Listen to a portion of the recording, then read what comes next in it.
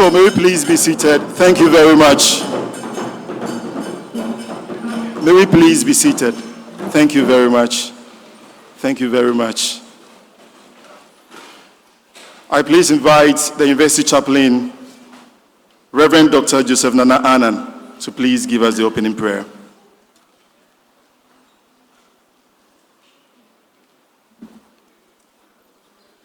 Good morning. Shall we please stand?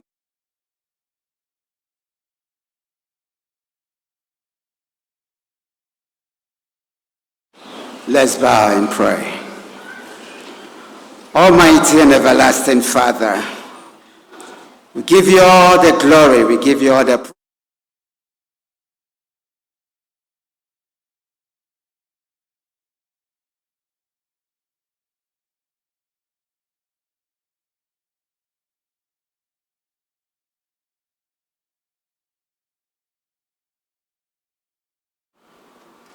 Great is your faithfulness, O God, which is renewed unto us this morning. We say thank you, Lord. Thank you for traveling mercy.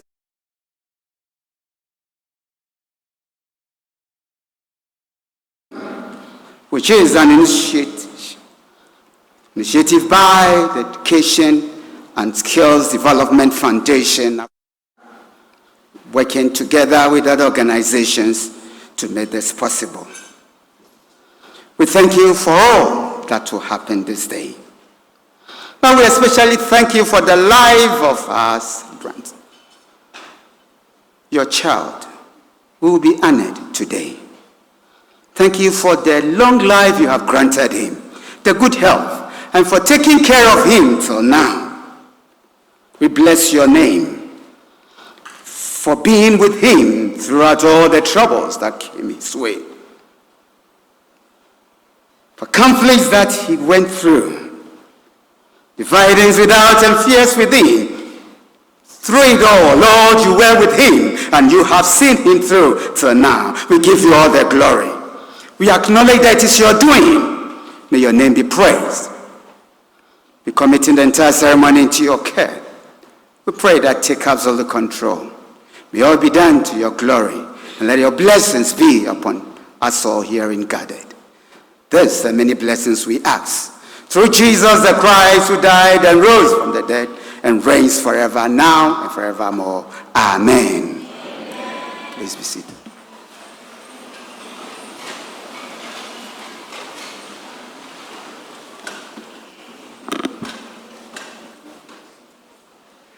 The omnipotent God has taken charge, but of course there will be a vessel that I would have to use to shepherd the program to its conclusion. The programs you have a name already, but it suffices that we introduce that personality so that the guests around will get to know that personality appropriately. Known in private life as Daniel Kobina Botigati, the elders and kingmakers of Efutu nominated and styled him as the 16th king on the Otuano Royal Black Stool as the Efutu Oma Odefe of the Efutu traditional area on 20th January 1996. He became a member of the Central Regional House of Chiefs after his coronation from 2004 to 2008. He served as the Central Regional Representative at the National House of Chiefs. Nenyi the Seventh is an esteemed traditional leader and a scholar who currently serves as the Chancellor of the University of Education, Winneba, and the Paramount Chief, that's Omar Defi, of the Ofutu traditional area. He has a robust academic background from institutions in Ghana, India, and Israel to his dual roles. Since his installment in 1996, Nenyi the Seventh has been a transformative force for the Ofutu state, fostering international sister city relationships and driving local infrastructure and healthcare development. Ladies and gentlemen, in April 2023, Nenyi the Seventh was inducted as the second Chancellor of the University of Education, Winneba. As the Chancellor, he advocates for innovative integrity and the advancement of technical and vocational education and training to ensure that UEW remains a premier destination for teacher education in Africa, whilst deepening the bond between the gown, that is the university, and the town, that is the Winneba community. It is on these notes that I invite you to put your hands together for the Omar Defi of the Ofutu traditional area, Nenyi the Seventh.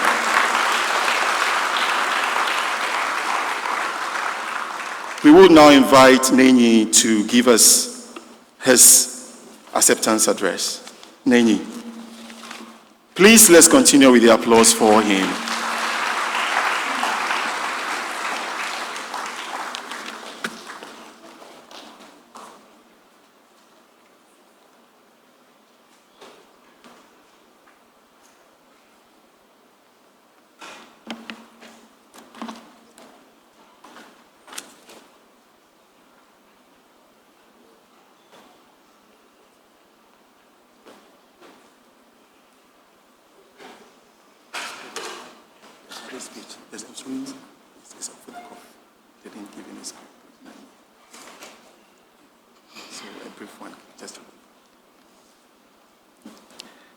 Good morning to you all.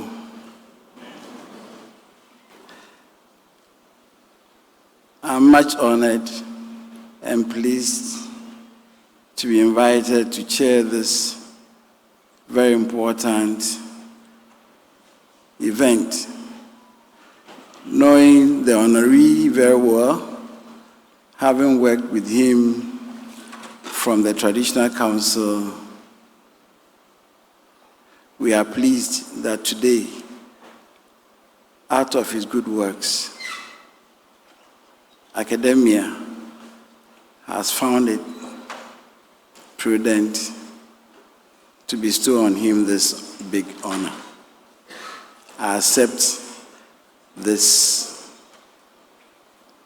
honor of chairing this event and pray that we all contribute to make it a very successful gathering. Thank you.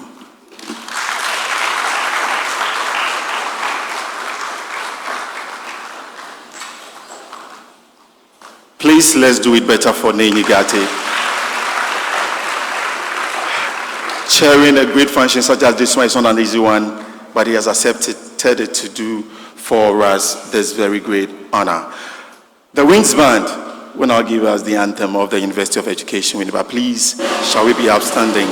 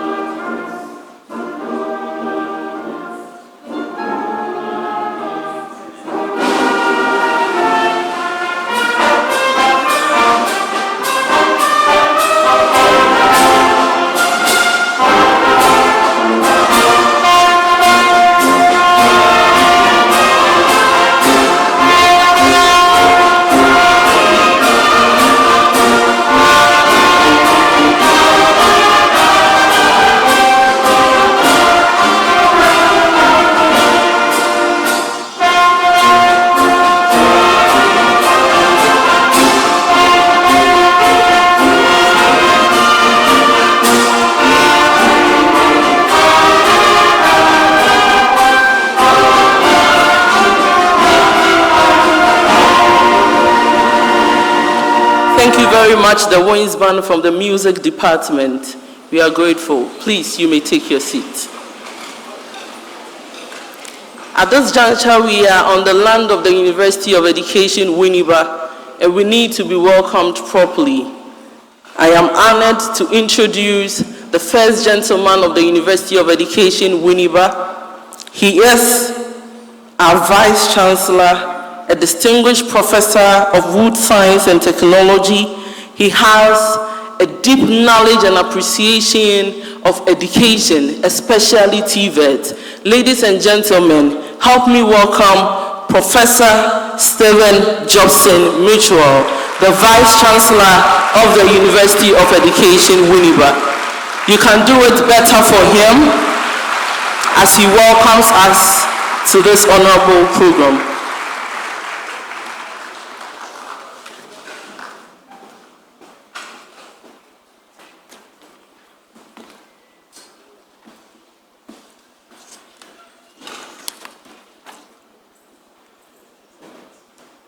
Neigati the 7th, Omahini of the Futu traditional area, also the Chancellor of the University of Education, Winneba, and the Chairman of this special occasion. Distinguished guest speaker, Professor Tego, members of Parliament present, government officials present. There are so many, and calling their names one by one would be a little bit problematic. I was trying to list them. I realized that I will not finish till the end of this program. So you are all welcome. Nanano, traditional leaders and religious leaders present, other government representatives at the national, regional, and local levels, members of the management team of the University of Education, Winneba, Vice-Chancellors and their representatives present, deans, directors, heads of departments, policymakers, industry leaders, and development partners present, the Director General of NACA, Professor Bakwin, formerly a dean of one of my faculties, colleagues from academia, staff of the university, friends of Professor Jophus Anamuah-Mensah. In some time past, I had always had it very difficult mentioning the Jophus. I didn't know whether it was Jophus or Jophus, but I was corrected. It is Jophus, a nice gentleman.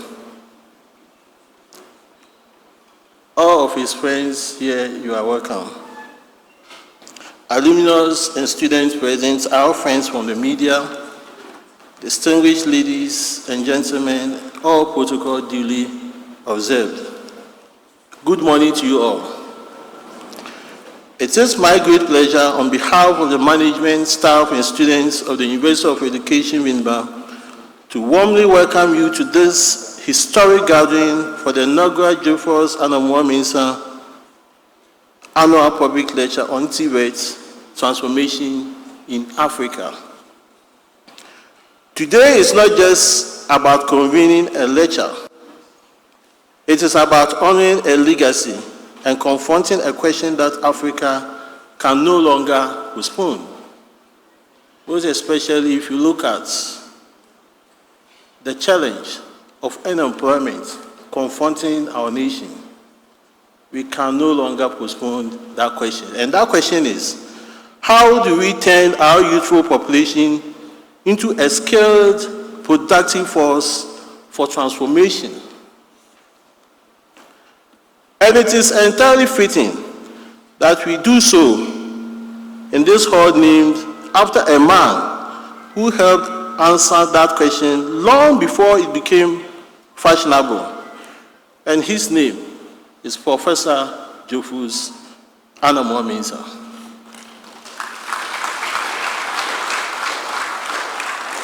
Ladies and gentlemen, universities are not accidents. They are built deliberately. by people with vision, courage, and persistence. Professor Jophus Anamuah-Mensah is one of those rare birdies. Please, let's clap for him.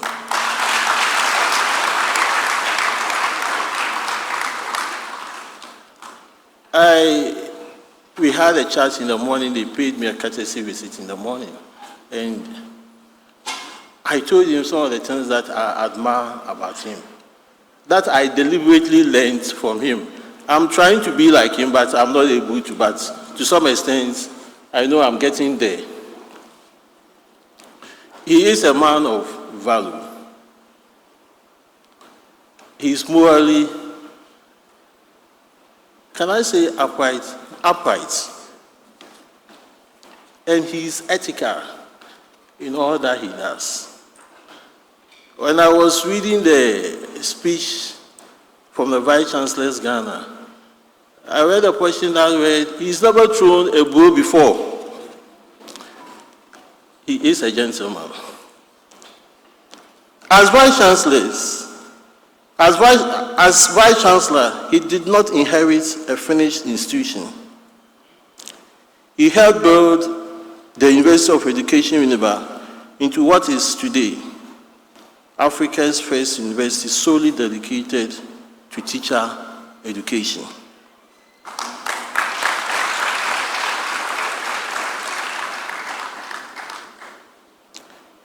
He expanded its reach, strengthened its academic credibility, and positioned it as a national and international reference point in education reform.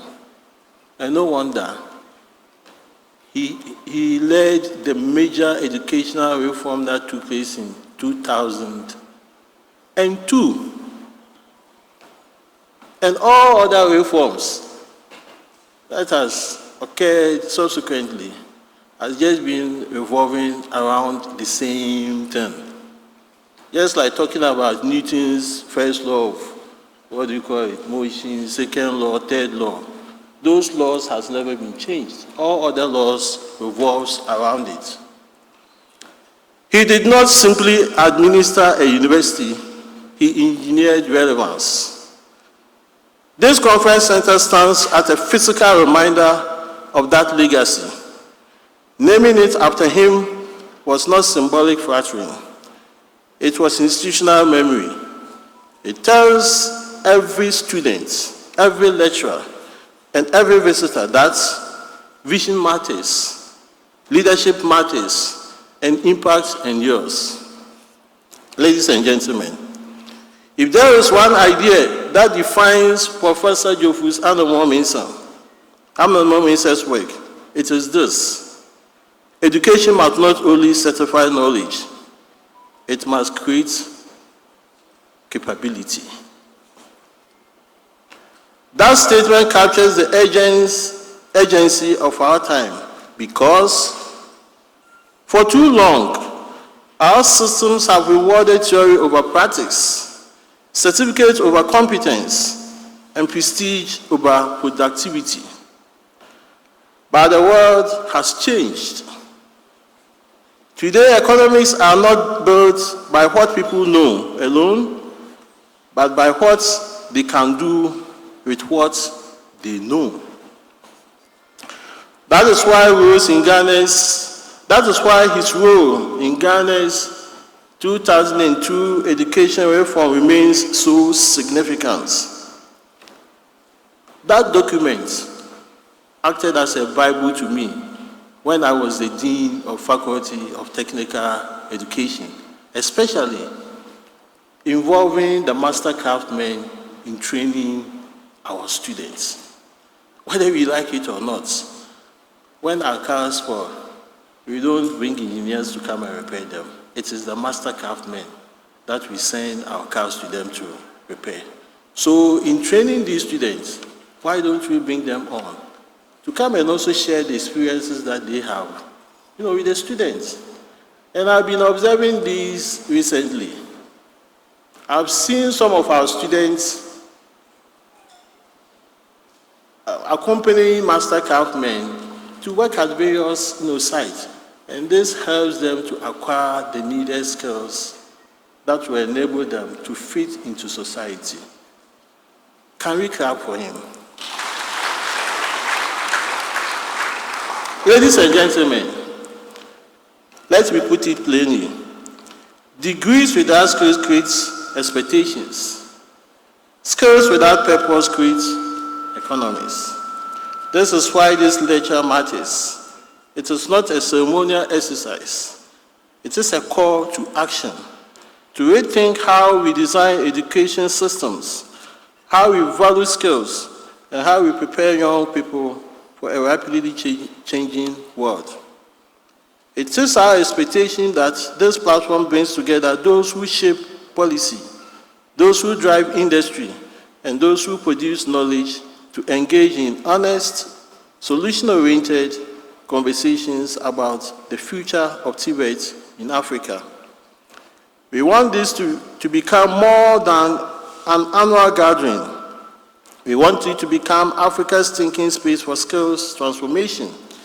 Ladies and gentlemen, as we sit in this hall, we fittingly named after a man who helped build this university and reshaped a nation's education system, we are reminded of a simple but powerful truth. The future will not be built by those who wait. It will be built by those who prepare. Let us therefore use this moment not just to reflect, but to act, to build systems that work, to invest in skills that matter, and to create opportunities that endure. On behalf of the University of Education, Winneba, I warmly welcome you once again to Winneba. You are most welcome. Thank you very much.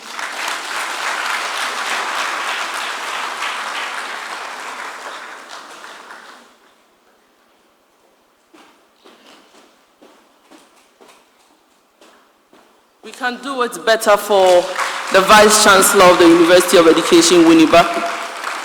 He has said it all. He has given us a reason to honor a great man indeed, and we are honored to be hosting such a program.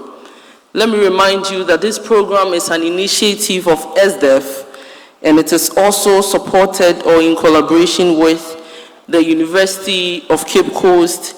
We also have the Ministry of Education, the University of Education, Winneba, the Accra Technical University, USTED, formerly USTED, is also a collaborator. We also have T-TEL, the Vice-Chancellors Ghana, UNESCO, and Prinkoff. Thank you very much for collaborating to help ESDEV honor such a great man. At this juncture, I'll be introducing a man I call Daddy, because he has been an inspiration to a lot of us. He was the founding professor for ACODEL, initially IDEL. He is the Chief Executive Officer of ESDEV Foundation Africa and an accomplished university professor. He has expertise in open, distance, and e-learning, developmental psychology, and distance education.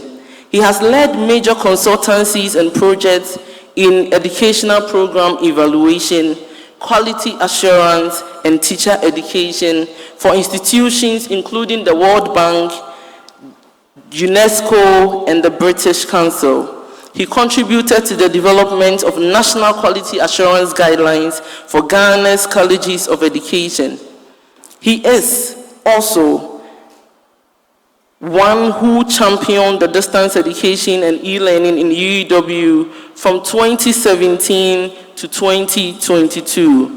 He holds a PhD from the University of Nottingham, UK. Ladies and gentlemen, help me welcome the CEO of ESDEV Foundation Africa, Professor Francis Owusu-Mensah,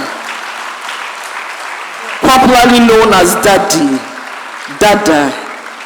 He has led the foundation, and we are happy that he continues his good service in ESDEV Foundation Africa. Oh, let's do it better for him.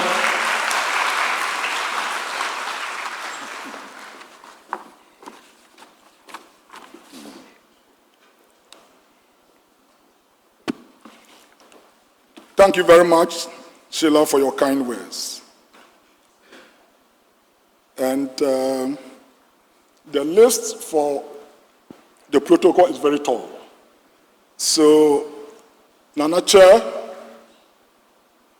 Chancellor of this university, and Omahine of Futu Traditional Area, Nenyugati the 7th.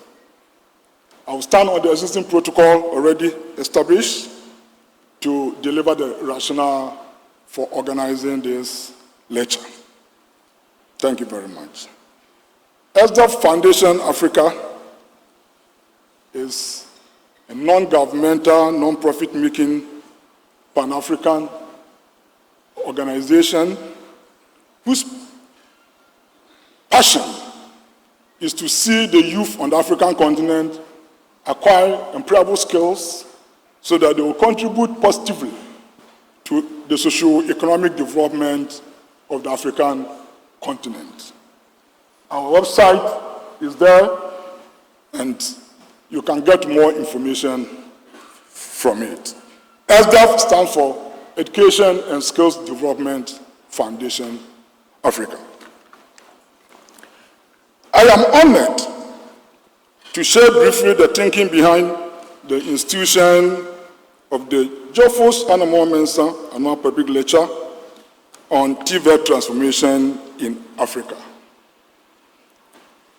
This lecture emerges from a growing conviction, one that many of us gathered here have reflected on over the years. That African development trajectory will increasingly be shaped by quality, relevance, and dignity of the skills we build among our youth today.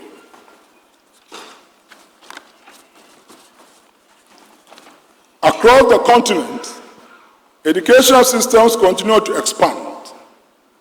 Yet, we are also confronted with the persistent questions about employability, productivity, and the alignment between learning and the realities of our economies.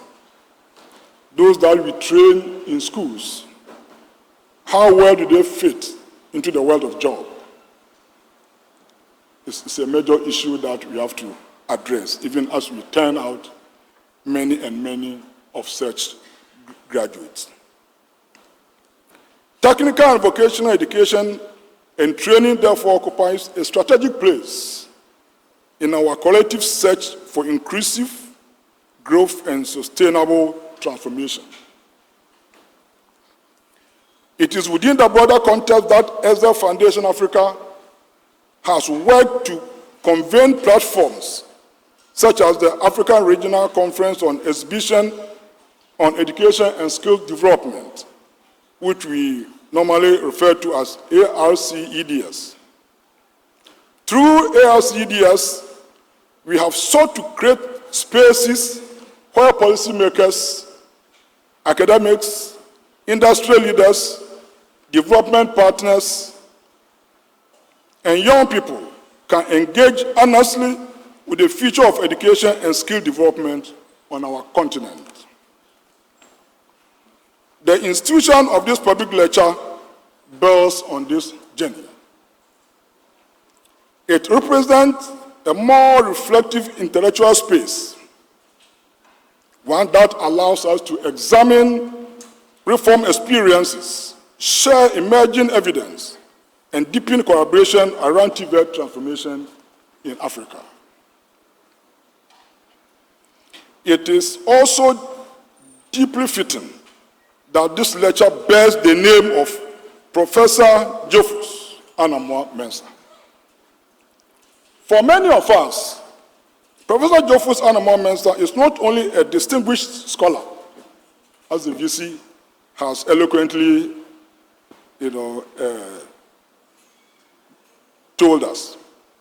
He's a reformer whose leadership helped reshape the architecture of Ghana's education system. His role in the 2022 educational reform, as mentioned by the Vice-Chancellor, contributed significantly to the mainstreaming of technical and vocational education and training, and strengthen national attention to early childhood education, the two pillars that continue to influence educational thinking today. Many of us here, I know a number of us here, especially those at the high table here, have also had the privilege of learning from him directly, engaging with his ideas, as the VC has pointed out, or drawing inspiration from his quiet but firm commitment to educational transformation. In fact, I count myself among those who have benefited from him, from his counsel, from his mentorship, and from his example. His contributions have extended far beyond Ghana. Through his work in teacher education, research leadership, open and distance learning, and adversary engagement across Africa, he has consistently advanced the view that meaningful reform must be intellectually grounded, contextually relevant, and socially responsive.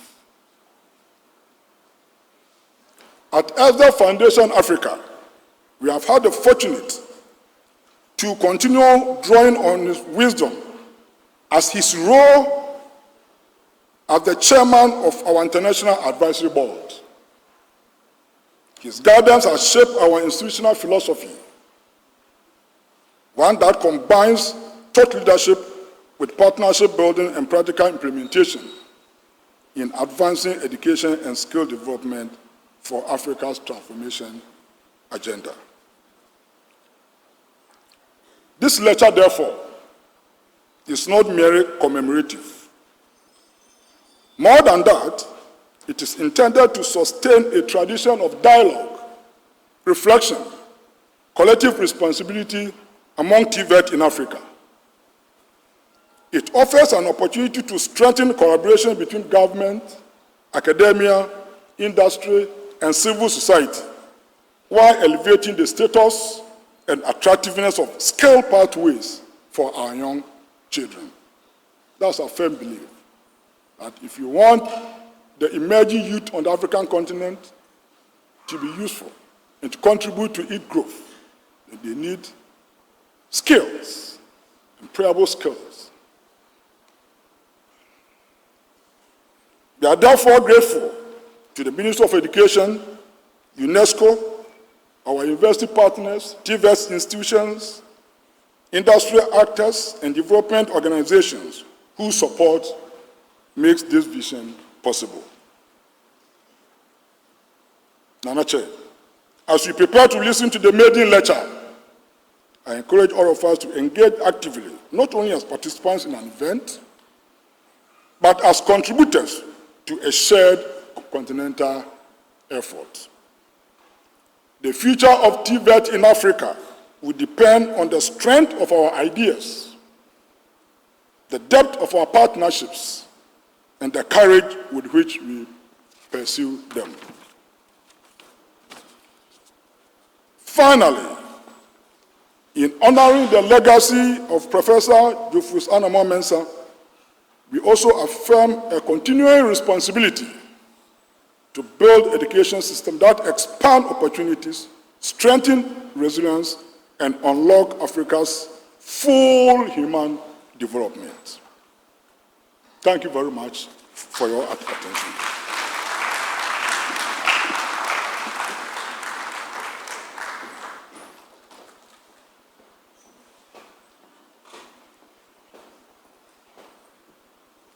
Thank you very much, Professor Jophus Anamuah-Mensah, CEO of ESDEV Ghana. Please, let's do it for him once again.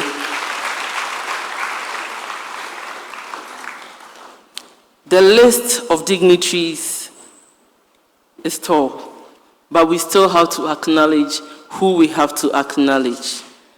At this juncture, I'll be acknowledging the dignitaries and invited guests in our midst in no particular order. Let us please appreciate the presence of the Chancellor and then the Chief of the Efutu Traditional Area. Please, you can give it up for him. Niigate. We also have present here the Vice-Chancellor of the University of Education, Winneba, Professor Stephen Jobson Mitchell. Please, let's give it up for him. I am not in the position to introduce the next person, but the next after Anori is our Registrar, Mrs. Ekua Abedi-Boafo. Please, let's give it up for her. We also have Professor Eric Anane, Director and Key Advisor, UCC and T-TEL. Please, let's give it up for him. Professor Anane is here. We also have Reverend Professor Edwin J.J. Momo, VC, EBKUST, Sierra Leone. The Vice-Chancellor is here. All the way from Sierra Leone. Prof. Momo, you are welcome. We also have Professor Aaron T. Asari. He's the Chairman of Chaplain UCC. Please, let's appreciate him. We also have Hadi Imoro Adam, the Secretary to the Vice-Chancellors Ghana. Please, let's welcome him. We also have in our midst Dr. Cephas Akoli, the Finance Officer of the University of Education, Winneba. Please, let's appreciate him. Thank you very much. We also have Dr. Christian Adey, NTC Registrar. Please, let's appreciate him. We also have James Baba Salifu from T-TEL. He's the Regional Education Advisor. Please, let's welcome him. We also have George Appiah, Regional Team Lead from T-TEL. If you are here, kindly give us a wave. Thank you very much. We also have Dr. Sam Ewuku, the Coordinator and Principal Advisor, Ministry of Education. Doc, if you are here, you are welcome. Representing the Minister of Education, he is also the Technical Advisor to the Ministry, a former Pro-Vice-Chancellor of the University of Cape Coast, in the person of Professor George K.T. Oduru. Let's appreciate him. The Vice Chairperson, Board of Directors of T-TEL, Reverend Sister Elizabeth Amwakon Ahe. Let's appreciate Reverend Sister.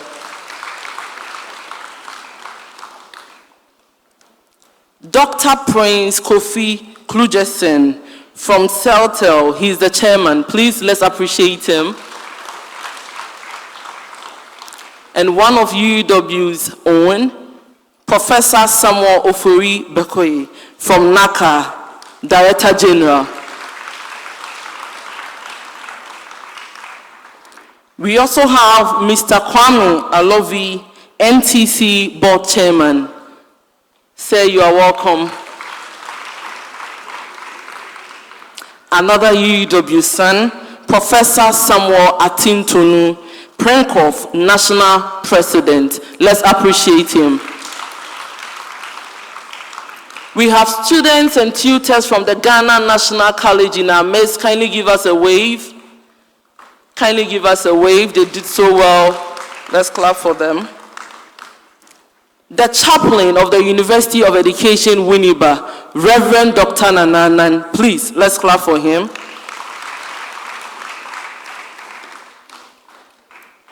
We have Dr. Aisha Gomda, Deputy Inspector of Schools, Nasia. Please, you are welcome, madam. iTech Global, Mr. Arthur Mensah. Please, you are welcome. Please give us a wave. Thank you very much. We have some deputy registrars in our mess.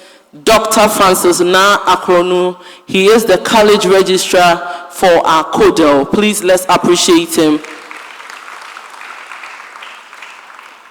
I've also seen the director of IRIS in our mess. Prof, you are welcome. Please, let's appreciate him. And all other professors, deputy registrars, and deputies who are in our mess, you are kindly welcome, especially our students who also made time to grace this occasion. At this juncture, we are going to take an interlude from the Department of Theatre Arts, one of the most vibrant departments in the University of Education, Winneba. Please, let's give it up for them as they entertain us.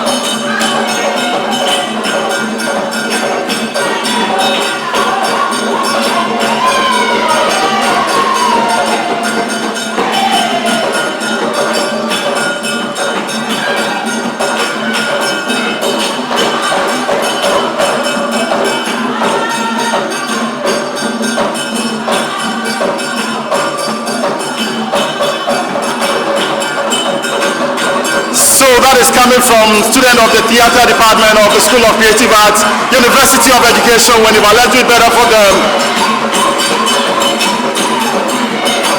Yo, yeah, you are done. Hey. Yeah, you are done. Thank you very much. A little correction. The name of the finance officer of the University of Education, Winneba, is Theophilus Senyo-Akoli. We got it wrong earlier, so just the correction is Theophilus Senyo-Akoli. A couple of introductions that I have here to do, after which my colleague will come and then introduce the video that is next thing for us to watch. Mr. and Professor Mrs. Anamuah-Mensah. Did I get it right? Yes. You are pleased to welcome. Prof is proud of you. We have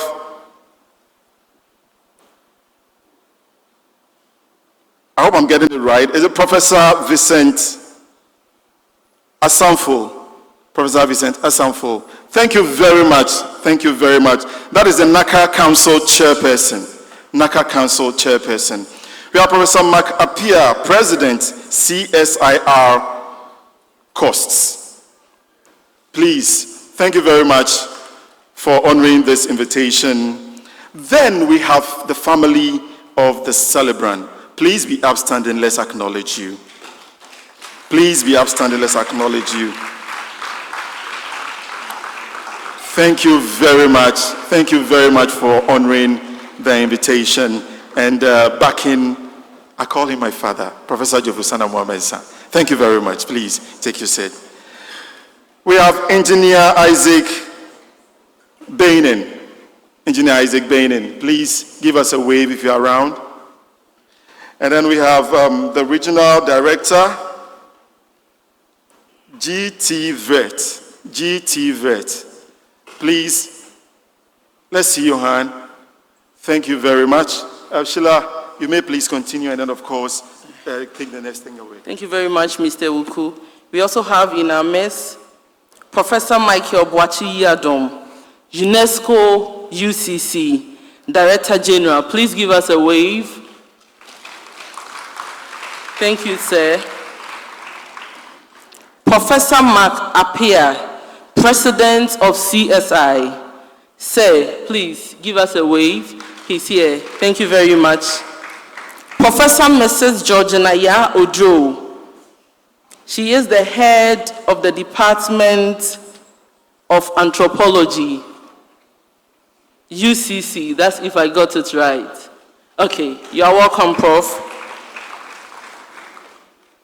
We also have the National President of GAST and Headmaster of Adisadel College, Samuel Kofi Agudogo. Thank you very much, sir. We also have Mr. Seth Boche, Deputy Director, Ghana TVET Service, Central Regional Directorate, and his team here. Please give us a wave, or continue waving. Thank you very much for coming.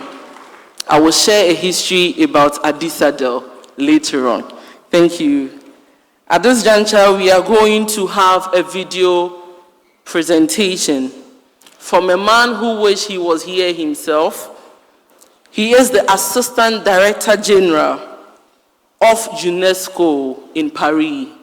Please, if you are ready, if I am ready, if the media team is ready, let's listen to Mr. Mohammed El-Fanawani. Please, let's clap for the video. Mensa Annual Public Lecture on TVET Transformation in Africa. An initiative that not only honors an extraordinary reformer, but also inspires us to look boldly toward the future of skills development across this continent. This moment reflects a shared ambition across Africa to place the skills people need to work, to adapt, and to thrive at the very heart of development. This ambition is fully aligned with the African Union Agenda 2063, the Continental Education Strategy for Africa, CESA, the African Continental TVET Strategy, as well as UNESCO's Operational Strategy for Priority Africa. The urgency is clear. Africa is the youngest region in the world, with around 70% of the population in sub-Saharan Africa under the age of 30. Every year, between 8 and 11 million young people enter the labor market, but only about 3 million formal jobs are created. The world of work is also changing rapidly. Around 40% of jobs in Africa are exposed to automation risks. Climate change is reshaping economies and livelihoods, and demand is growing for digital and AI-related skills, green skills, and other human abilities such as analytical thinking, creativity, collaboration, and resilience.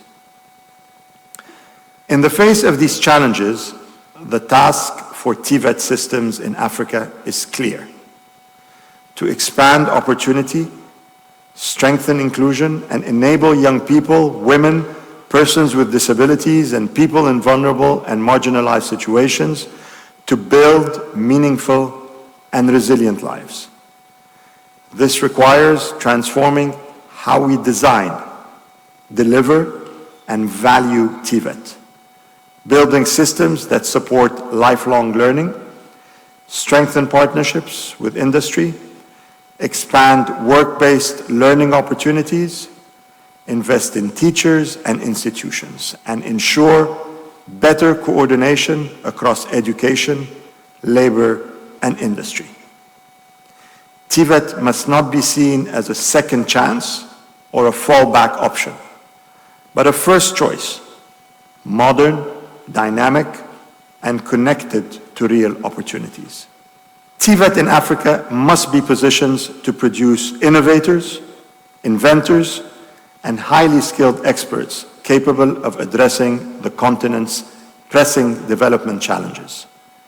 This means strengthening and modernizing TVET institutions, equipping them with cutting-edge tools, and embedding innovation and entrepreneurship in TVET systems. This is the vision promoted by UNESCO through the recommendation concerning TVET and our strategy for TVET. Systems that are inclusive, flexible, and aligned with labor markets, while also supporting lifelong learning and sustainable development. Most importantly, this is a vision that Africa has made its own. Through close collaboration with development partners and through flagship initiatives such as the Better Education for Africa's Rise project, the Capacity Development for Education program, the Global Skills Academy, and the Campus Africa initiative, UNESCO is supporting several countries across Africa to translate these ambitions into concrete action. Transformation does not happen alone. It happens through partnerships, through shared commitment, through collective action. It is about unlocking potential, expanding opportunity, and building more inclusive and resilient societies. This is the future Africa deserves, and this is the future we must build together. Thank you. This is indeed the future we must all build together. Thank you very much, Mr. Mohammed. A lot of us were looking at the gentleman that was signing. I don't know whether we were expecting to get detailed information from the signing, but he said it all. He is signing with a special skill. At this point, we have a representative of the Minister of Education in our midst.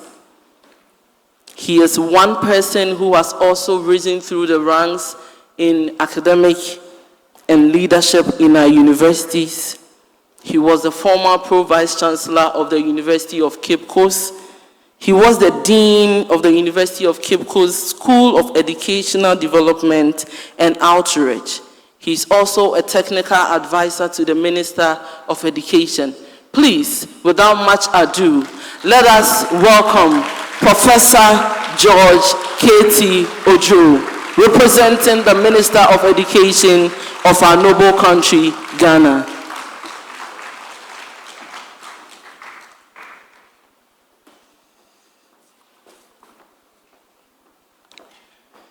Nana Chairman, Nenyi Gate the 7th. With your permission, I would want to associate myself with all protocols earlier acknowledged.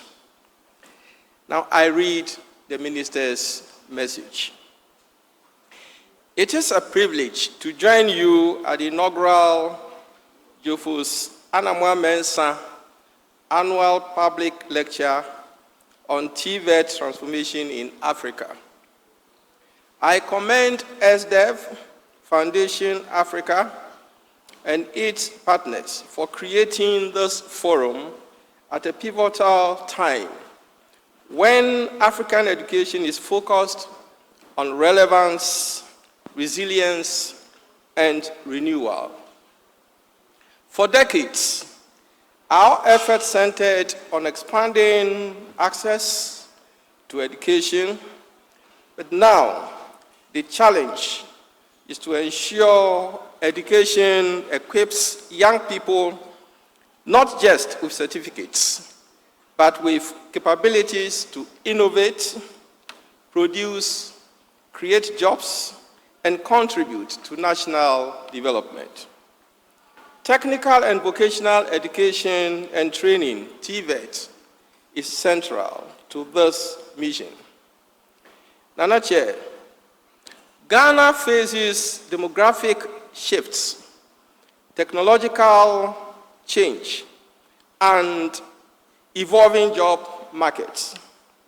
Young people seek dignity and opportunity, while industry needs graduates who are skilled and adaptable. These realities require us to reconsider how we structure education and build partnerships between government, academics, and industry.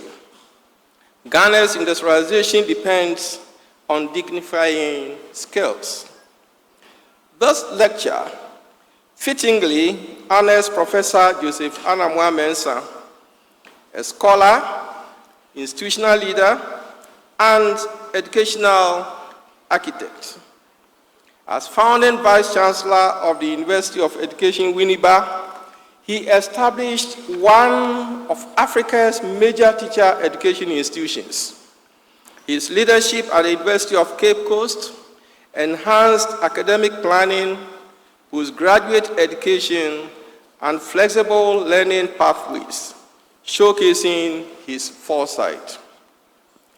Professor Anamuah-Mensah has guided Ghana's education at crucial moments, chairing the President's Committee on Education Review, which integrated early childhood education into basic education and elevated TVET as a strategic priority.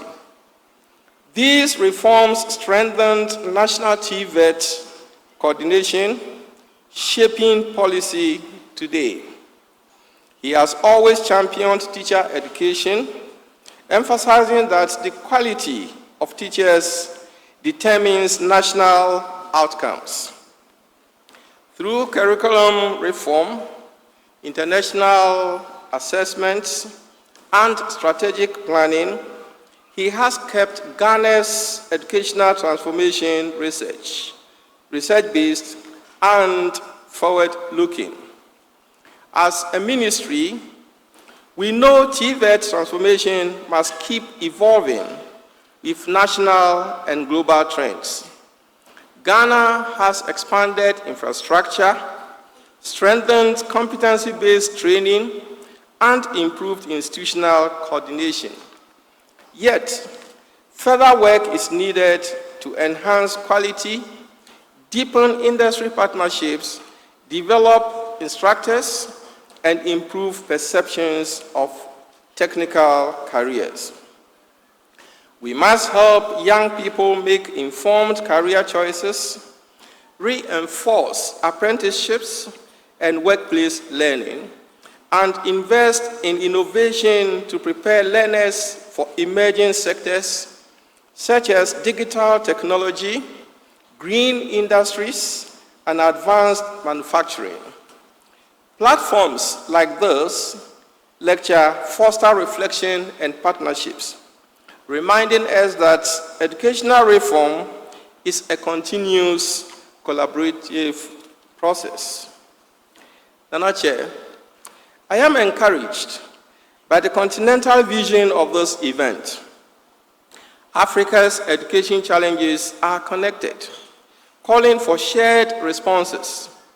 We have opportunities to learn from each other in skills forecasting, entrepreneurship, digital learning, and quality assurance.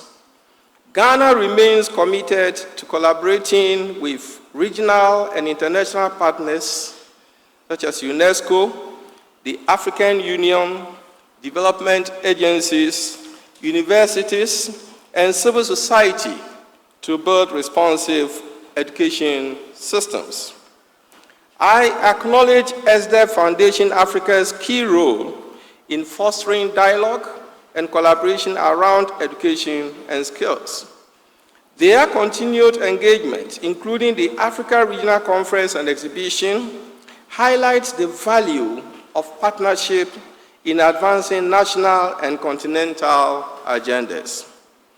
Ultimately, Nana Chair, TVET transformation is about people, the young person seeking opportunity, the instructor inspiring learners, the entrepreneur creating jobs, and the nation building a resilient economy. As we honor Professor Anamuah-Mensah's legacy, we are reminded that real reform demands patience, evidence, integrity, and collective commitment. In conclusion, I wish to call on all stakeholders to make this annual public lecture grow into a leading platform for advancing skills development in Africa. I thank you and wish you fruitful deliberations. Thank you.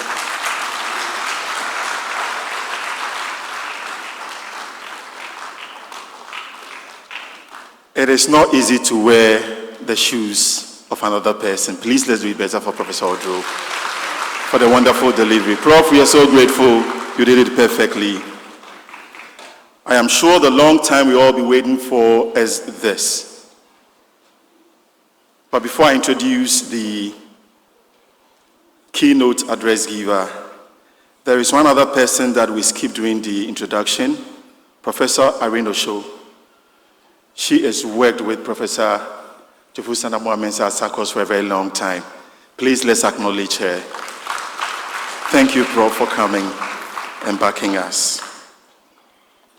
I am sure you all saw the poster and you know the keynote address giver already, but permit me to talk a little about him before he steps up the stage to make that wonderful delivery to us all today.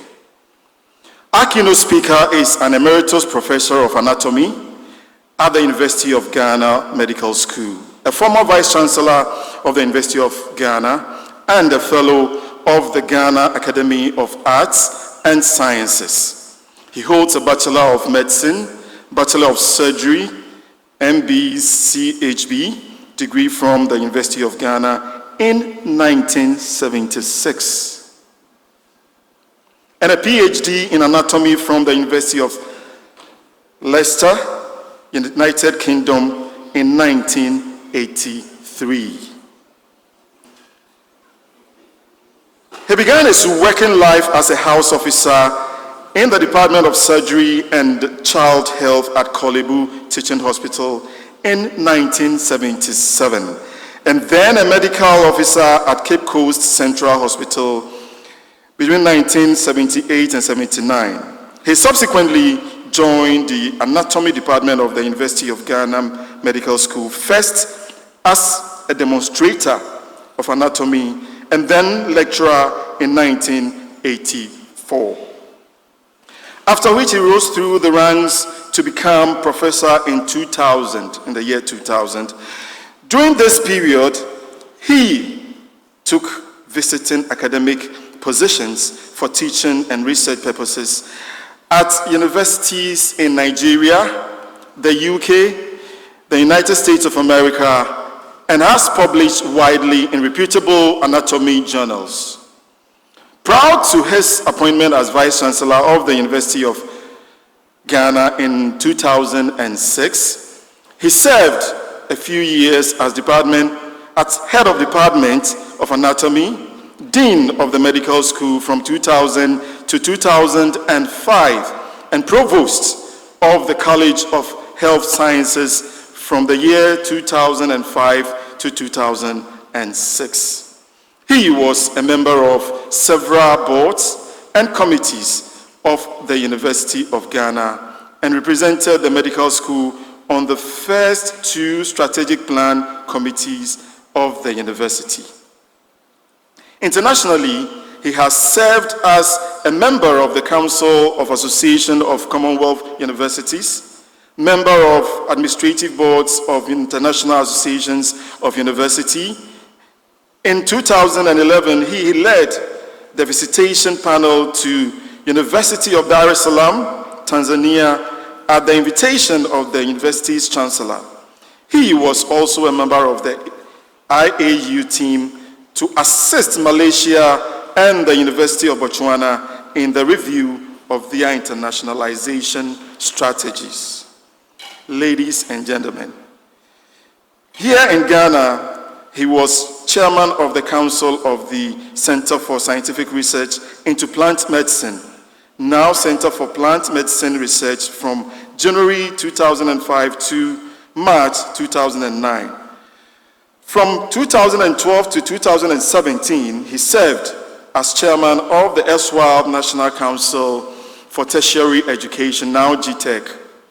He also chaired the committee that drafted the current tertiary education policy and was a member of the team that drafted the 2018 to 2030 education strategic plan.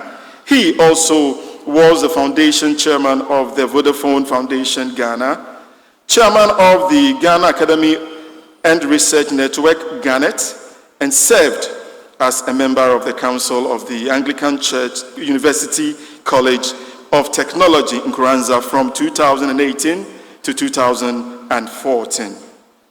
In 2008, he was awarded the State Honor of Officer of the Order of the Volta in recognition of services to higher education. The University of Ghana also honored him with a Doctor of Laws, LLD, degree for leadership and vision in the year 2013. Just last year, he received a Millennium Excellence Award for Mathematics and Science Excellence, especially in leadership and advocacy from the Millennium Excellence Foundation, whose patron is the Asantehene. Ladies and gentlemen, with a round of applause, and if you didn't mind a standing ovation, let us welcome the man who will be doing the very first keynote address for the Jophus Anamuah lectures. It sounds weak for me. Can we do better?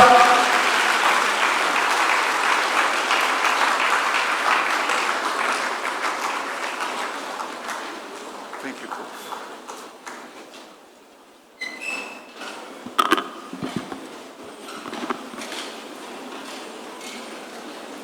Well, thank you very much for the kind words. Really very overwhelming for me.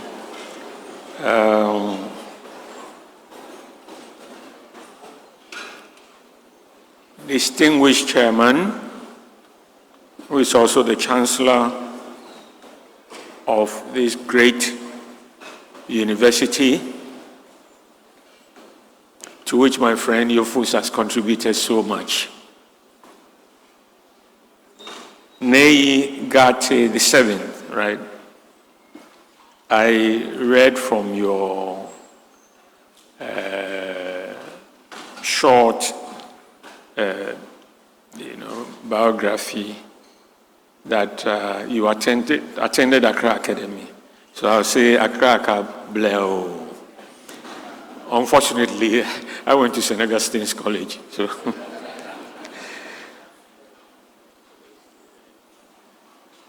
I will stand on the established protocol because, as you know, it's a very long thing, and what you want to do is really listen to the little that I have to say.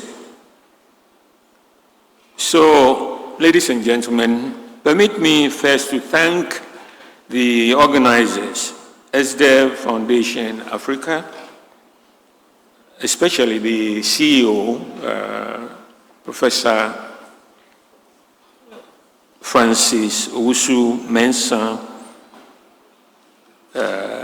who I just learned is also called Dad, for the invitation to deliver this inaugural of the Jophus Anamuah-Mensah Annual Public Lecture on TVET Transformation in Africa. I'm greatly honored by this, more so as the honoree, Professor Jophus Anamuah-Mensah is also a very good friend of mine. In the past 15 years, we have worked together on a number of educational projects, most significant of which is the current National Education Strategic Plan, 2018 to 2030. And I can assure you, he provided impeccable leadership for that work.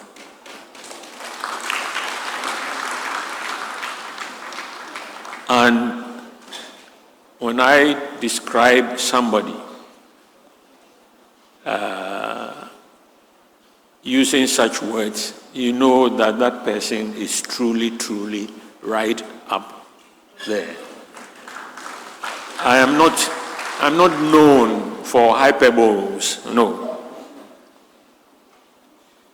So that team included me taking care of tertiary education largely, and Dr. George Afeti, who did most of the work on TVET. I've come to respect Jophus more and admire him also for his deep knowledge and expertise in educational matters. So I'm not surprised at all by this honor that is being bestowed on you, Jophus. Congratulations.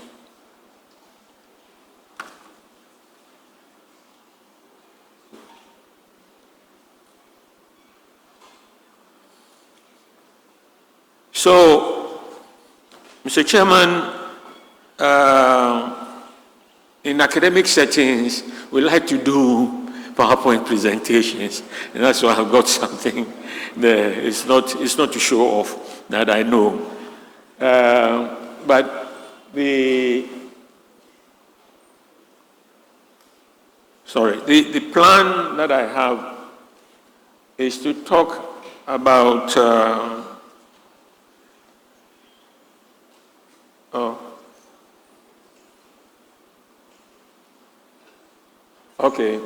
to talk about a few things. Although the list appears a little daunting, because there are some 10 items there. Do I point this way or that way? Okay, so with a brief introduction, then we look at the demand for skills in Africa, then how we have reframed TVET and other issues related to the general theme of the lecture. Then, of course, finally, we come to a conclusion.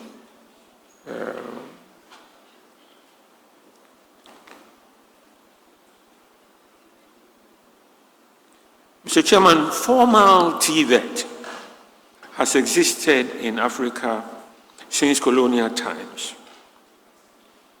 More than a century ago, colonial governments established what they call trade and technical schools to provide skills in subjects such as carpentry, concrete and metal work, survey, agriculture and forestry, and clerical work in both Anglophone and Francophone countries.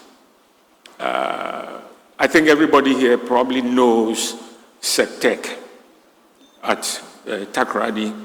SECTEC was the very first trade school to be established in this country, 1909, and in Accra, then it moved to Takoradi. Since then, it's grown into that beautiful secondary technical school which has produced many of our engineers in this country. Now, graduates from the programs were needed for projects implemented by the governments. The colonial models and curricula remained in place well into the early post-independence decades. Side by side with this formal or school-based TVET was the traditional apprenticeship model in the informal economy, where master craftsmen or craftspersons train young people to acquire employable skills in an unregulated, non-standardized manner. In recent years, however, there has been a continent-wide recognition that in TVET lies the answer to youth unemployment, and that unless new models and curricula are introduced to reflect and be relevant to local labor market needs, not much progress can be made by African countries.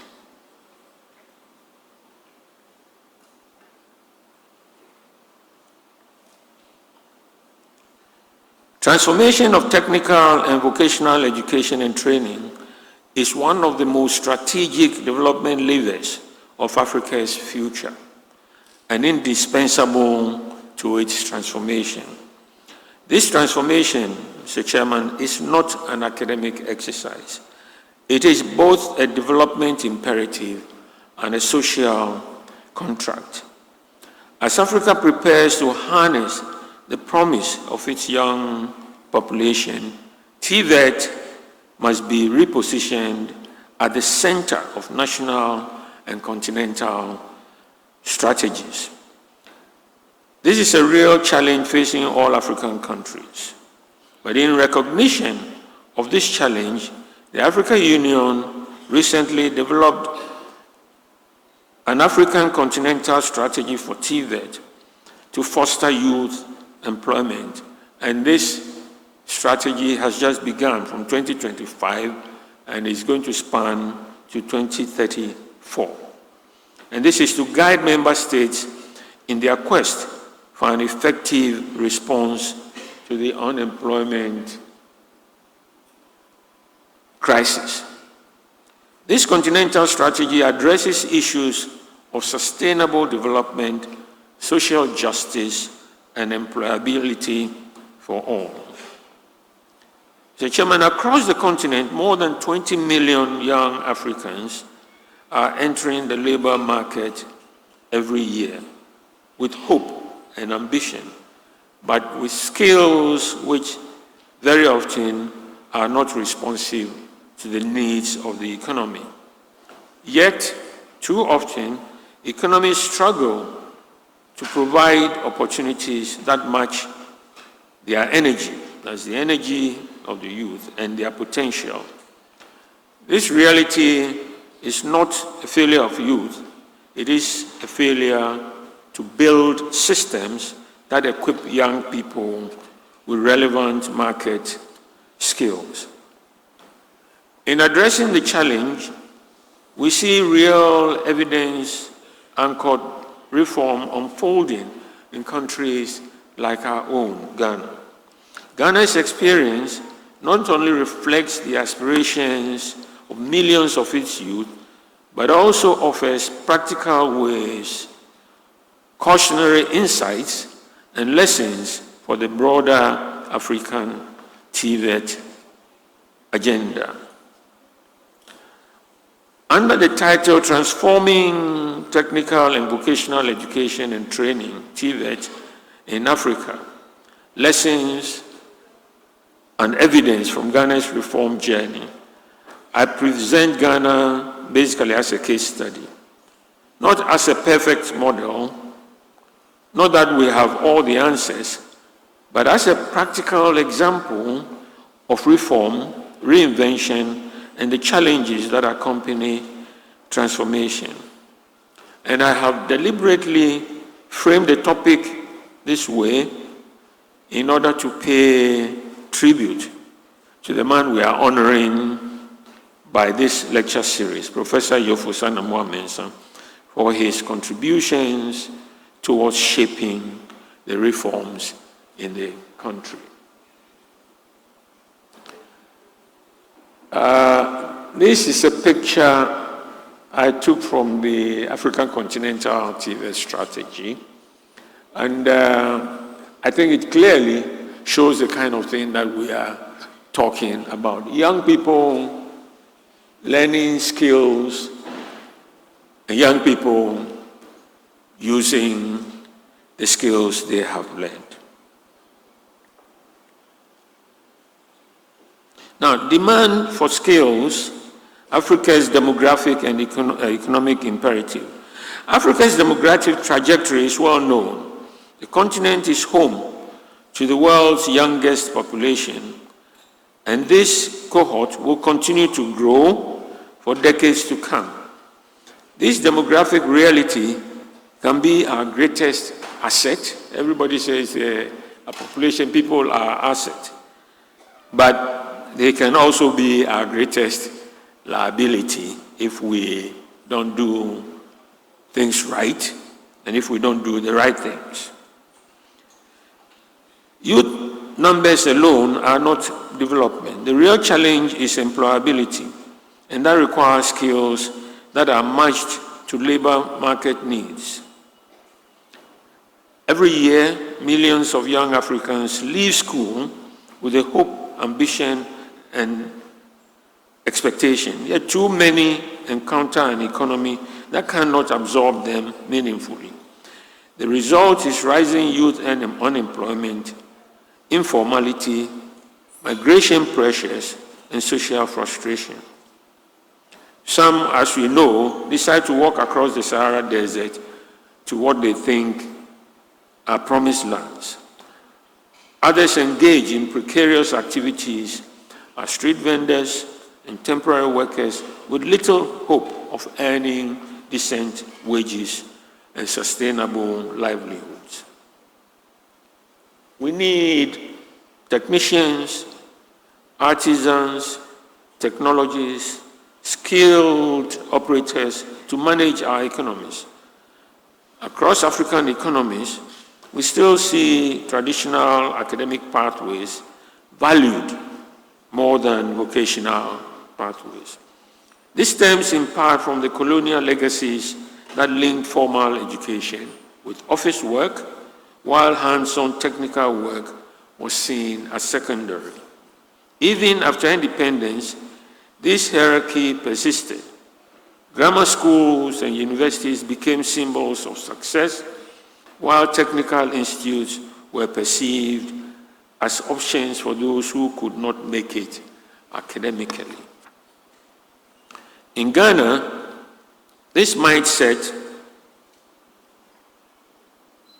led to certain things.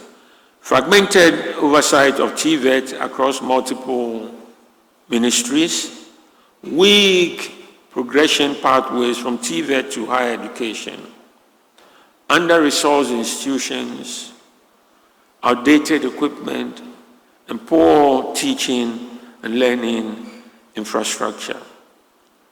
Limited industry engagement and investment in skills training. And finally, poor public perception of vocational careers. Of course, these challenges were not unique to Ghana. the mirrored experiences across much of Africa. What makes Ghana's case important, however, is the deliberate efforts to confront these structural weaknesses through systemic reform. Today, that perception is outdated and indeed is counterproductive, because the future of work, whether it is digital manufacturing, renewable energy, agribusiness, or construction, demands skills that translate into productivity and innovation. TVET is not a fallback option by any standards.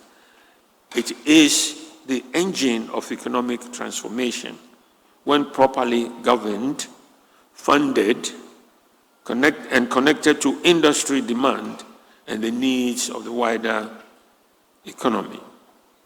It is here that TVET must assume a strategic role, not as a residual pathway, but as a driver of economic transformation. And so how is the reframing going on? To transform education systems, TVET must be repositioned from the periphery to the mainstream of development planning. The success of this depends on 4 pillars: governance and coordination, curriculum relevance and quality assurance, industry engagement and work-based learning, and public perception of learner pathways. So from this point, we'll explore how Ghana has approached these pillars.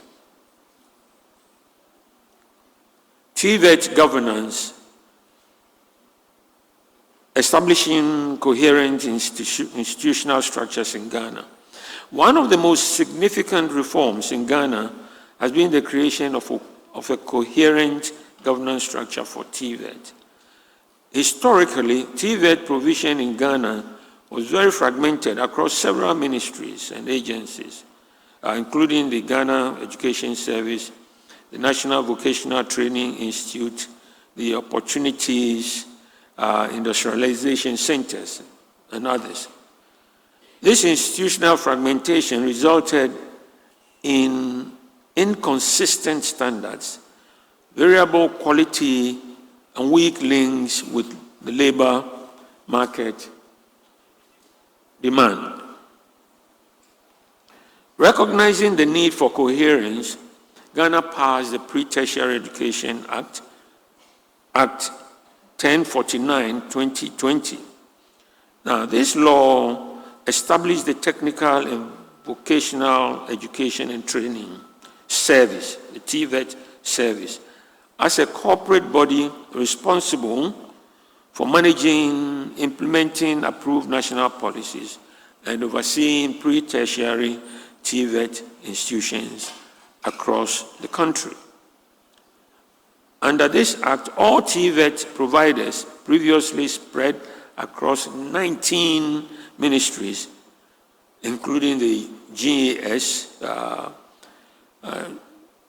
Technical and Vocational Education Division, and so on, were realigned under the TVET service within the Ministry of Education. And this realignment has 2 crucial effects: creates systemic coherence and improves cost effectiveness by reducing duplication and misalignment. It enhances policy implementation and accountability by consolidating TVET oversight. This move placed Ghana amongst the early African countries to recognize that TVET requires system-wide coordination, not isolated interventions. For Africa, the lesson is clear. TVET reform begins with governance reform, Governance is at the heart of TVET revitalization. Today, Ghana offers prospective students and parents a searchable directory of over 250 public TVET institutions across its 16 regions. This is a major leap in both governance clarity and public accessibility.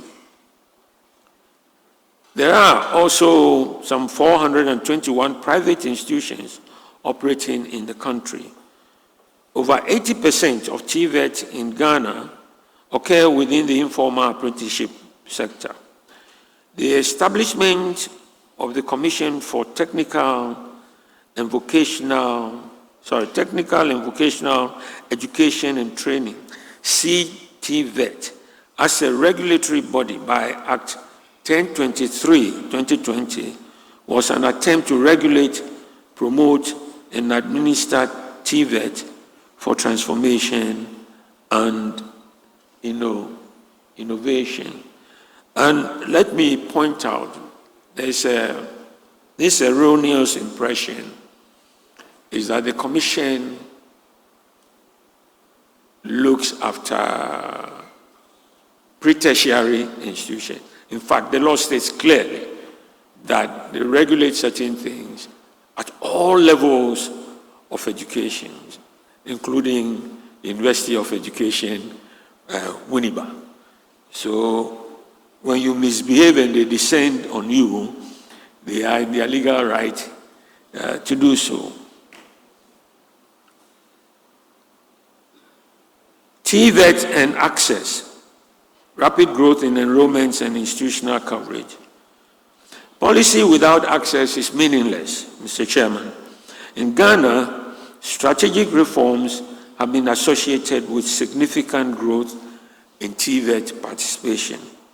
Before 2017, less than 20,000 new entrants enrolled annually in formal government TVET institutions. Today, new enrollments have surpassed 60,000 for the 2023-2024 academic year.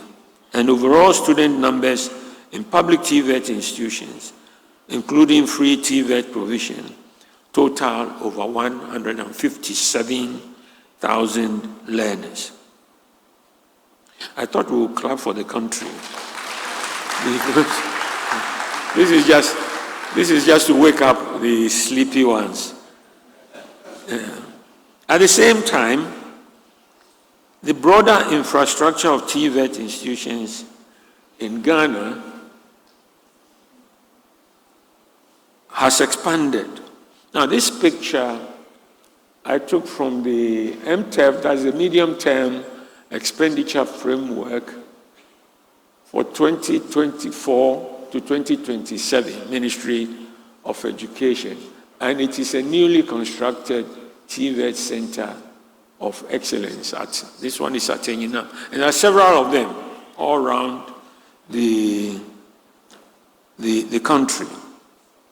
The 2024 National Annual Progress Report shows there are 790 TVET institutions nationwide, including 288 public and 421 private providers, all delivering programs across a wide range of sectors. This growth demonstrates that when barriers to access are reduced, including costs, institutional fragmentation, perception barriers, young people enroll in TVET pathways in significant numbers. The social demand for TVET education increases not only when barriers to access are removed, but also when the demand for TVET skills in the economy improves.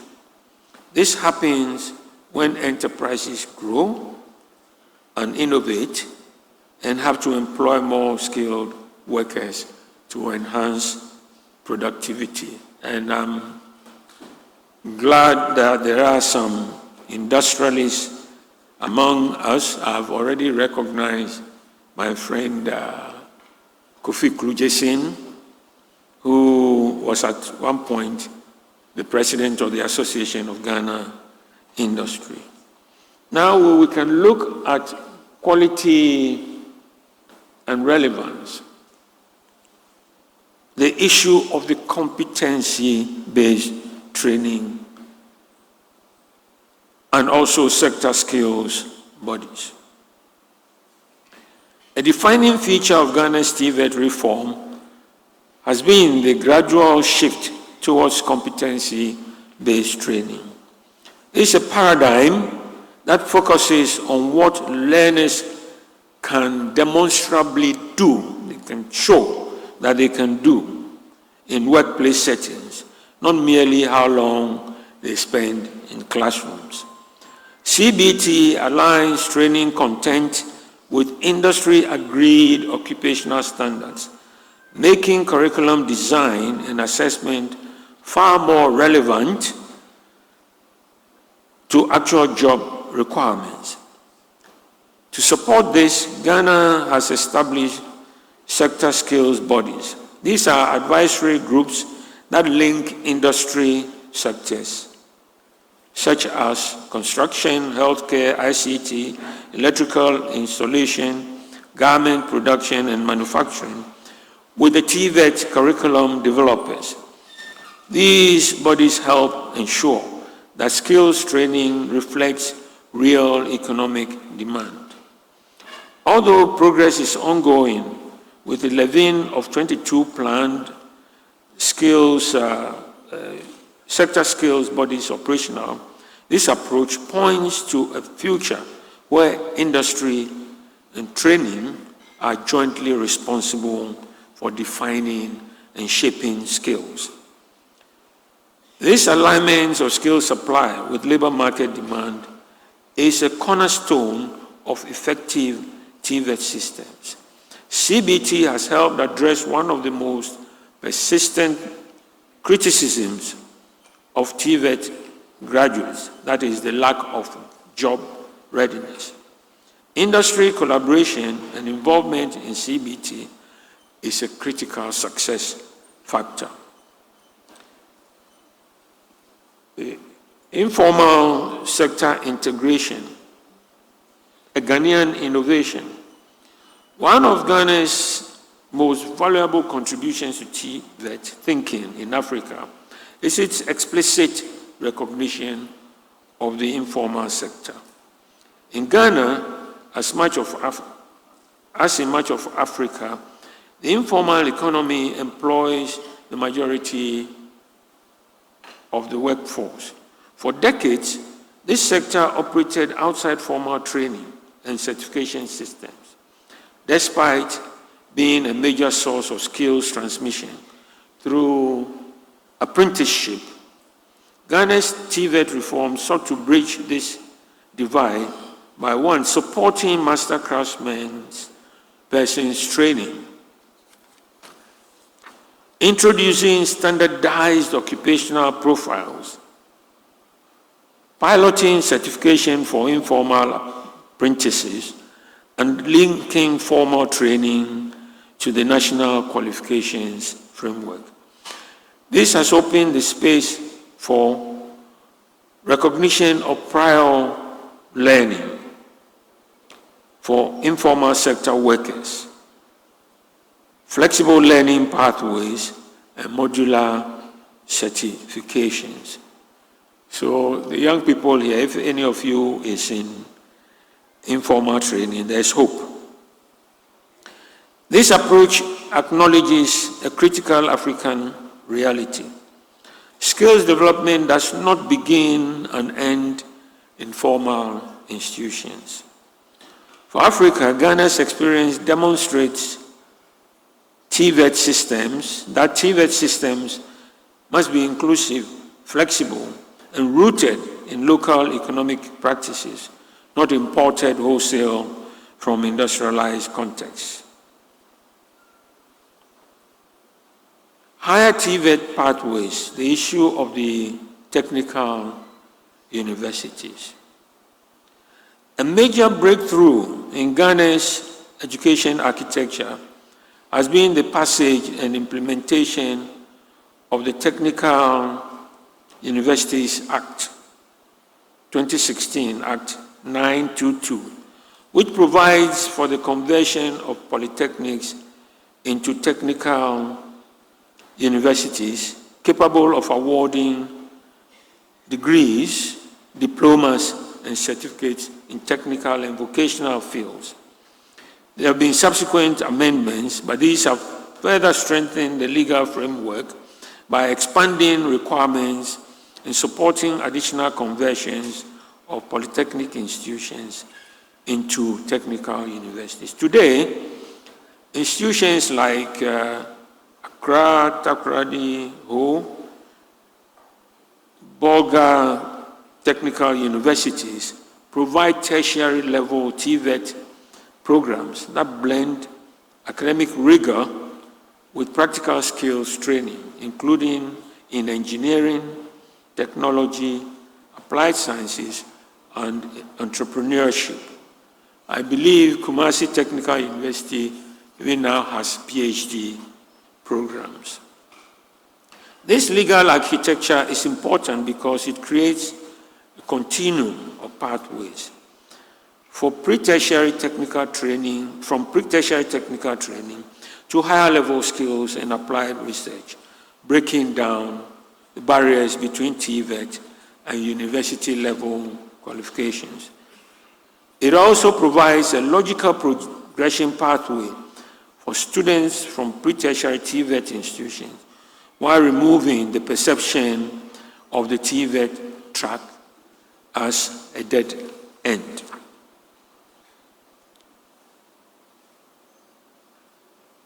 Employability and outcomes, evidence from tracer studies. Mr. Chairman, the purpose of TVET is not only access or credentials, it is employability, employment, and productivity. Recent tracer studies of TVET graduates in Ghana show that approximately 70% of TVET graduates find employment, including permanent jobs and self-employment roles. While this figure is encouraging, it also highlights the continued need for closer alignment with labor market dynamics, better guidance on career pathways, and stronger linkages with industry partners for internships and apprenticeships. But as with everything, it's not always all rosy.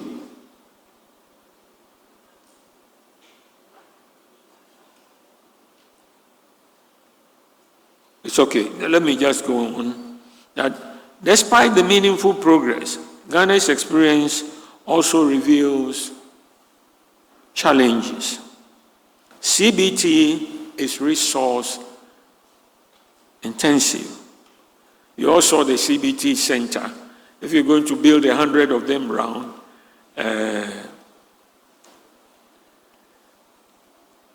we'll have to find the money from somewhere, maybe from the gold that we are collecting now.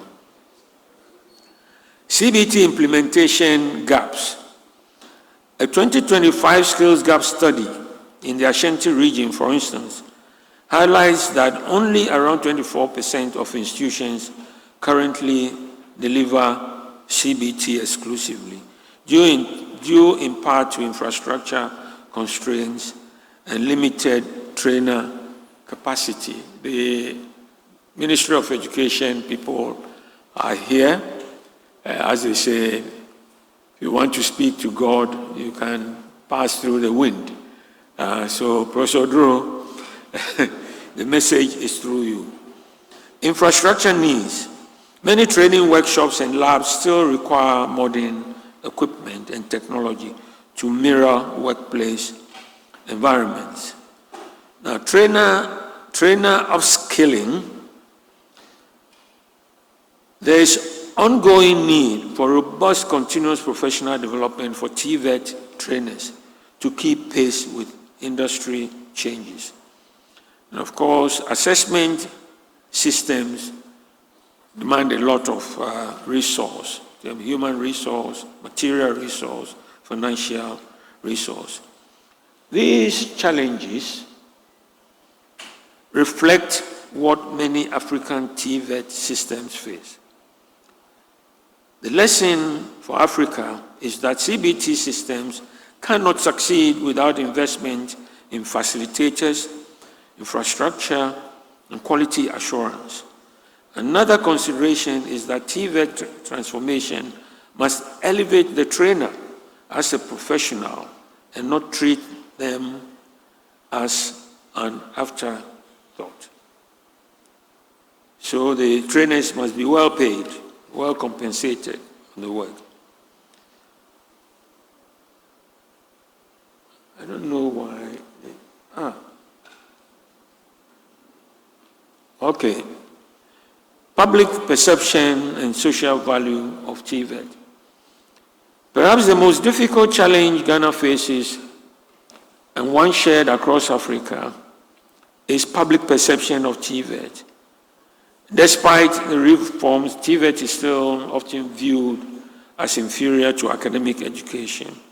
Parents push children towards universities, even when they are aware that the labor market returns are uncertain. Central to Ghana's reform has been a concerted My TVET campaign, championed by the Commission for TVET, initially started by the Council for TVET, COTVET. And this is aimed at changing societal perceptions about vocational pathways, encouraging learners, parents, communities to view TVET as a first choice, not a second option. This seems to be very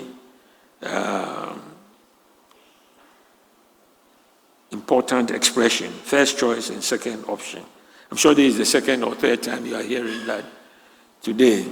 The establishment of the Commission to coordinate, harmonize, and supervise the provision of TVET in the country marked an important milestone in the TVET reform agenda. This shift from seeing TVET as a fallback to recognizing it as a valid, respected route to meaningful work is just as important as the legal reform. Ghana's ongoing reforms to integrate TVET into mainstream education, particularly at the secondary level, are steps in the right direction. Africa must collectively confront this cultural bias, for no country can industrialize while despising skilled work. Now, in the process, I have mentioned a number of things that other countries can do in Africa. So I'll present you basically with only a summary. I think they are self-explanatory, so I'll not bother to explain further.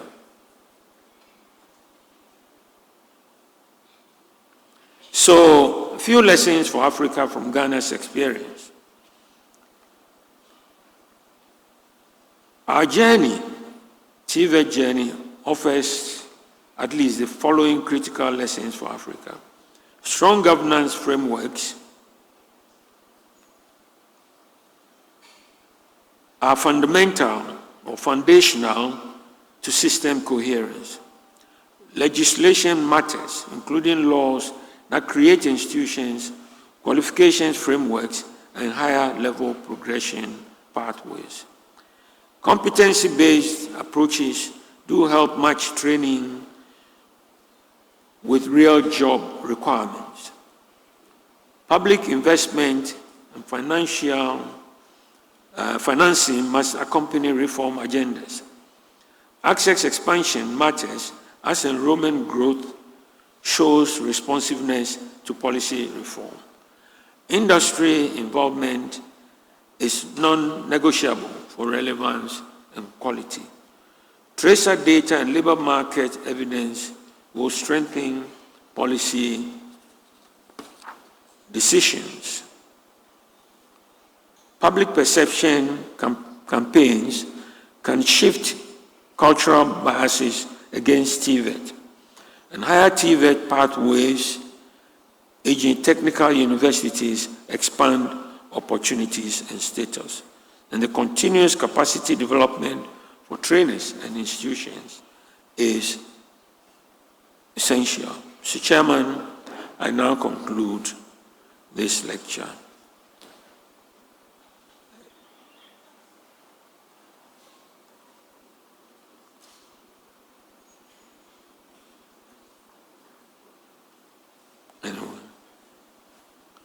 Mr. Chairman, distinguished guests, TVET transformation is not an experiment. It is a national and continental necessity. It is also a continuing process. Africa stands on the threshold of an industrial future that demands skilled hands, innovative minds, and practical problem solvers. Ghana's experience shows that legal reform, governance alignment, quality assurance, and public perception change can yield meaningful progress. It also shows that reform is possible, but it is also complex, contested sometimes, and continuous. For Africa, the challenge is to adapt these lessons with cultural and economic relevance scaled to our diverse contexts. For one thing, TVET must no longer remain peripheral.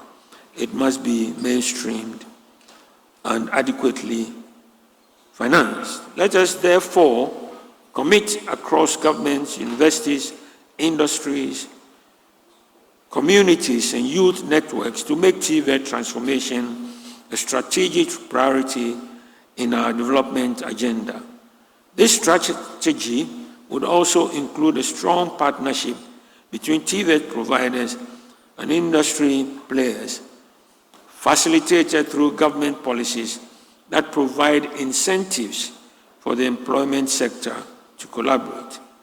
Let us equip our youth not just to compete, but also to lead in the world of tomorrow.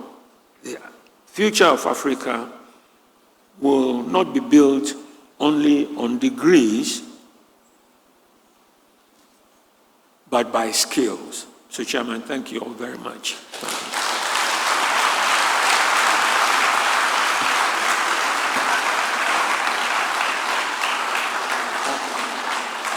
Which one is shorter? Please, let's do it better for Prof.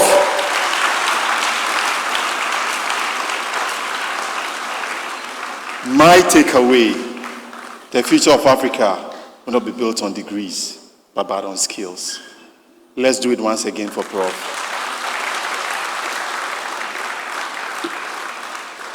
The Winds Band will give us something to soothe ourselves, after which my sister will take over, and then we will have some brief panel discussion, and then we move on from that point. Winds Band, take it away.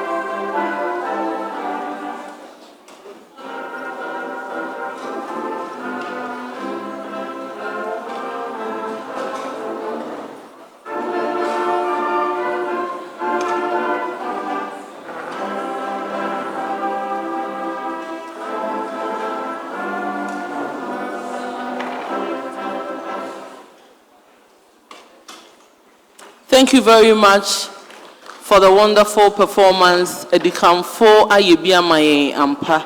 We are grateful to you, Prof. Emeritus, for the powerful public lecture you have delivered to us. We are continuing the program. At this point, we are going to have a panel discussion. And to lead the discussion is no other than a son, another son of UEW. He is also a mentee of Professor Anamuah-Mensah. In policy, he has served as key advisor on curriculum at T-TEL, contributing to the National Teacher Standards and the National Teacher Education Curriculum Framework. He is a professor at the Department of Social Studies. He led the development of the new senior high school curriculum and was part of the core team that produced Ghana's Education Strategic Plan 2018 to 2030. He engages regularly with GTEC, the National Teaching Council, and the broader agency of the Ministry of Education on teacher education. Ladies and gentlemen, please, the panel lead is a member of ISET and USET and has partnered with UNICEF, the World Bank, and FCDO on education reform across Ghana. Help me welcome Professor Eric Ananga. We can do it better for him as he leads the discussion on integrating policy, academia, and industry perspective.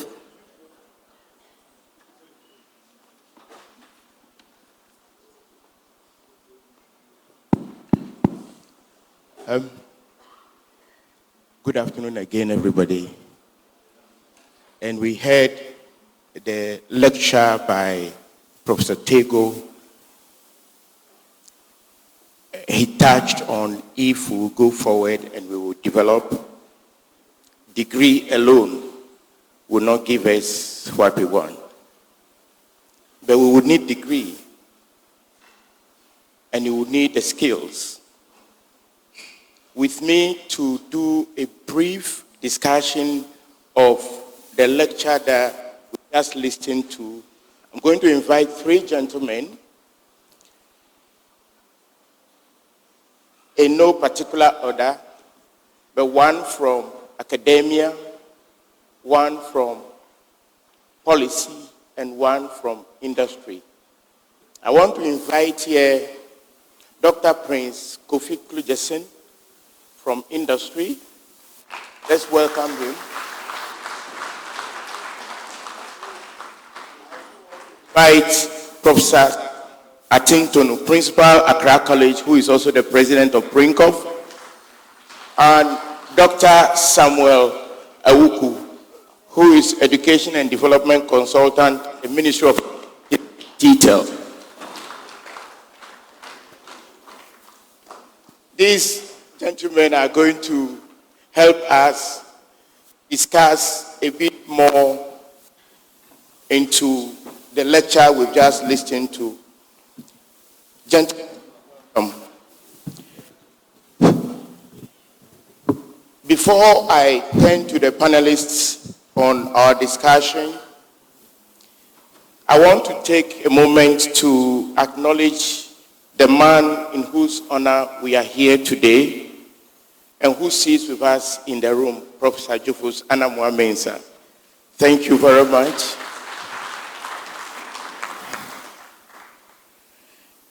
Prof, your presence here means a lot to us. And what we are going to discuss on this panel, because we don't have much time, I have two questions for each of the panelists. And this is how we want to go around it. At the first round, each of the panelists will respond to a question that is particularly targeted towards their area. So Prof. Atingtonu will respond to questions on academia related to the lecture we've listened to. Dr. Klujasen will respond to questions on industry, and Dr. Awuku will respond to questions on policy and practice. So to start, let me start with academia. Professor Tinton, you have the mic close to you. The lecture that we listened to traced education reform journey built on evidence. When Prof. Tego was presenting, we heard a lot. Now, the question is, from where you sit in academia, how central was Prof. Anamuah's contributions to that journey? And what was distinctive about the ideas he brought to TVET and teacher education? Right. First of all, thank you. And then let me also acknowledge that I'm one of the products of Prof. Anamuah-Mensah. Very interestingly, by 1999, I left this college, the University College of Education, but then came back as a TA, and we were teaching. And at some point, we said the association, and I remember he probably has forgotten. We said we are not properly paid, and we went to him, and he asked, young man, we don't have teaching assistant association in this university. Better go for further studies. I think I remember that. And I'm happy today. And for having listened to the lecture this afternoon, I should think that Prof. Anamuah-Mensah intellectual curiosity or his activities actually reposition TVET. If you listen to what happened, his work centered on curriculum, and he did that very well. For me, I will speak from the colleges of education as well, that if you look at what we have listened here this afternoon, you notice that teacher preparation has been very central, because he believes that whatever TVET can do, curriculum can be there. But if the teacher preparation is not aligned very well, then we're not going to achieve the results. Today, among the 49 colleges of education, we have about 9 of them now doing TVET, which was not the case because it used to be a general program for teachers. So I think he deserves to be acknowledged for that. Now, as you think that, if you ask me precisely what are the concrete things we have done, we have been preparing teachers. What we have not had is what does it mean to measure in terms of standards.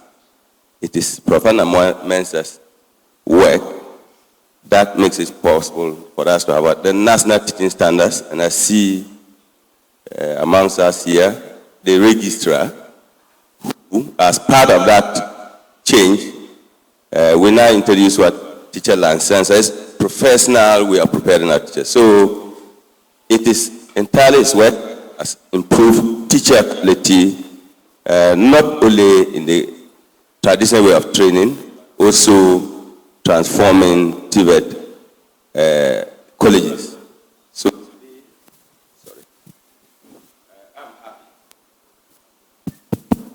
I'm happy that the teachers who prepare in the colleges of education are no longer general teachers, but we have some who specialize precisely. We take Accra, Education, Commanders, John Bosco, T College. They're all doing serious TVET. Education. And indeed, let me also add that work is Prof.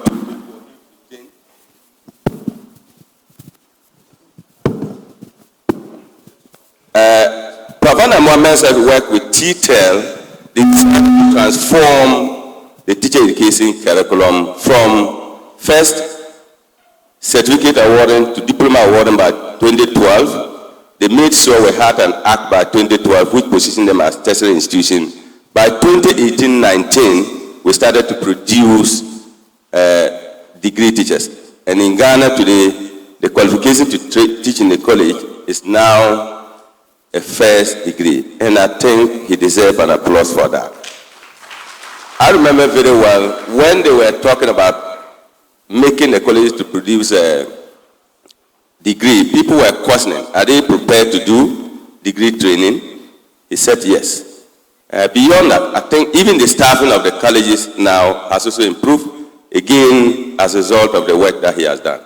So for me, he has done very well, and we are happy to be here today to witness this honor that they are celebrating you. Thank you.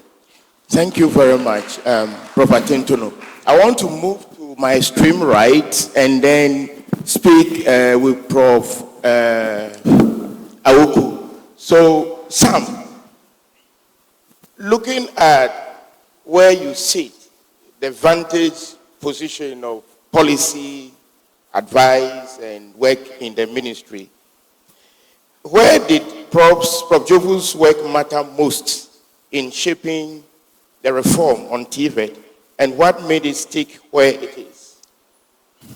Thank you very much, Eric. You call me Prof since we are in the university as a Vice-Chancellor to confer on me a professorial rank before I leave here. I'm still doctoring. I have not crossed that boundary yet because I decided to leave the four walls of the university and go into development. I've been doing that for the past 16 years. So they've taken the professorship from me. Who am I to start engaging with what Professor Tego has presented and what the work that calling Papa today I know is Jophus has actually done. Policy drives everything, but policy not done properly can be the beginning of many wrong things happening. I will also add that our continent, Africa, can simply be described as a forest full of policies. But when you walk through the forest, you hardly or barely see the fruits or intentions those policies were expected to manifest. Singling out Professor Jophus' contribution to the TVET area and why it worked the way it should work, I would say very simply that Prof. Jophus has a lab, a TVET lab.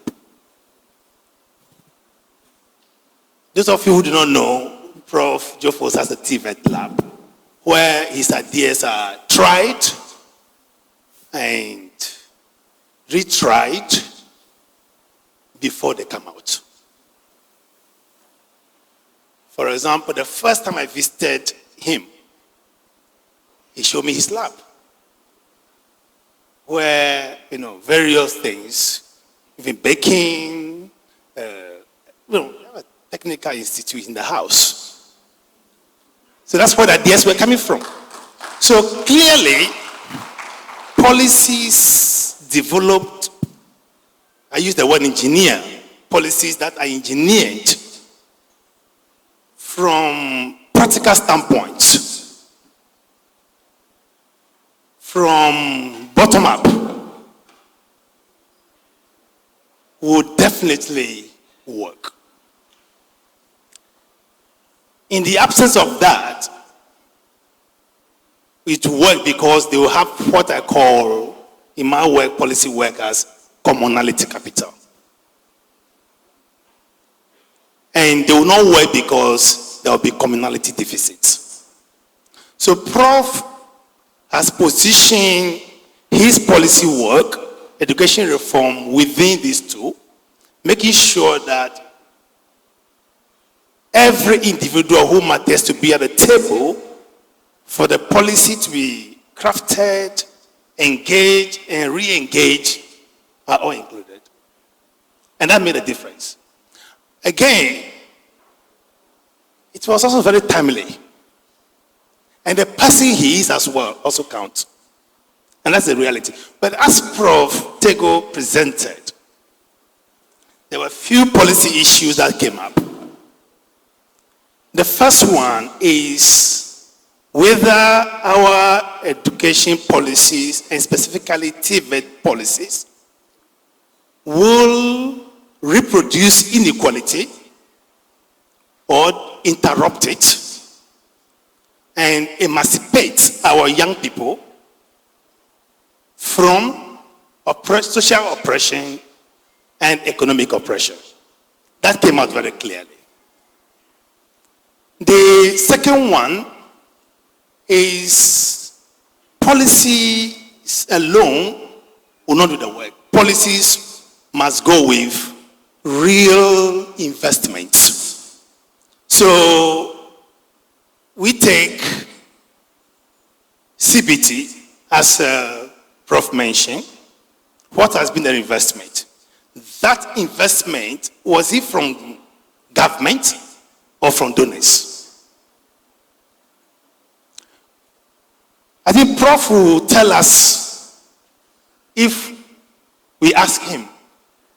He will say that whatever policy we do, we should be thinking of financing it ourselves. If anybody else comes to help us, fine. Over-reliance on donors to help us implement our policies is a disaster. I think I'll have another opportunity and I can add more to it. Thank you. Very good. Thank you very much. Yes. So policy alone will not help us. And also you touch on the fact that we are in a kind of ecosystem of several policies in Africa. Now, Dr. Clegeson, from where you sit, we want you to tell us something about the relevance of TVET in preparing young people, whether they are really or genuinely being prepared through TVET for the world of work. And also if you can touch a bit on how Prof. Jophus' work engage with this question in practice. Thank you. Thank you very much. I think most of my brothers who are sitting in front here, I've engaged them many years ago, before even the word TVET came to pass, in trying to give a better foundational thing to this country in terms of what Professor Tego talked about, CBT and other issues. You see, what we are forgetting to realize, like Dr. Oku said, it has nothing to do with money or funding to transform people's blessings in this sector. This university is a great university if you look at the foundation from Kwame Nkrumah till today and what has happened, till today. And you realize that we are always doing policy, no money, what have you. But in the region that I am, only yesterday, I spent the whole afternoon at TVET headquarters engaging them. Professor Drono, I'm on a project engaging many, we engage Brinkoff all over the country. Only to realize one thing yesterday. When we left there, I saw a huge building in front of me. They call it the STEM Academy. So I decided to also stop by there to find out what goes on there. Only to find out another shock waves of my life. Why am I saying so? What Professor Tego touched on is the foundational issue we need to address and address now. Degrees are very, very important. So important, but in the TVET area, they're not very important. What is important is certification. You need to be certified in Cisco, or this major team, Microsoft, or whatever it is, like Ashesi and others are doing. I've been engaged in this university for some time now. When you go to Agona Swedru here, there are a lot of brilliant teams there, they call them Sakawa boys. Just Agona Swedru here. Those are people whom universities like Stanford, MIT, use to transform Silicon Valley. I grew up in California. California was a gold rush, country many years ago. Today we have Galamsey boys going around. Are they really Galamsey or is Noko fuel that they want? Talking about Professor Tego's presentation again, and the vision of the Vice-Chancellor who is a technologist in this school, I believe that what we can do must be foundational. If you put up a huge building called the STEM Academy at East Legon, a prime location, and no laboratories in that STEM Academy, not even one in that academy. I don't know, I'm not a professor, but I don't know where we are going with that kind of vision.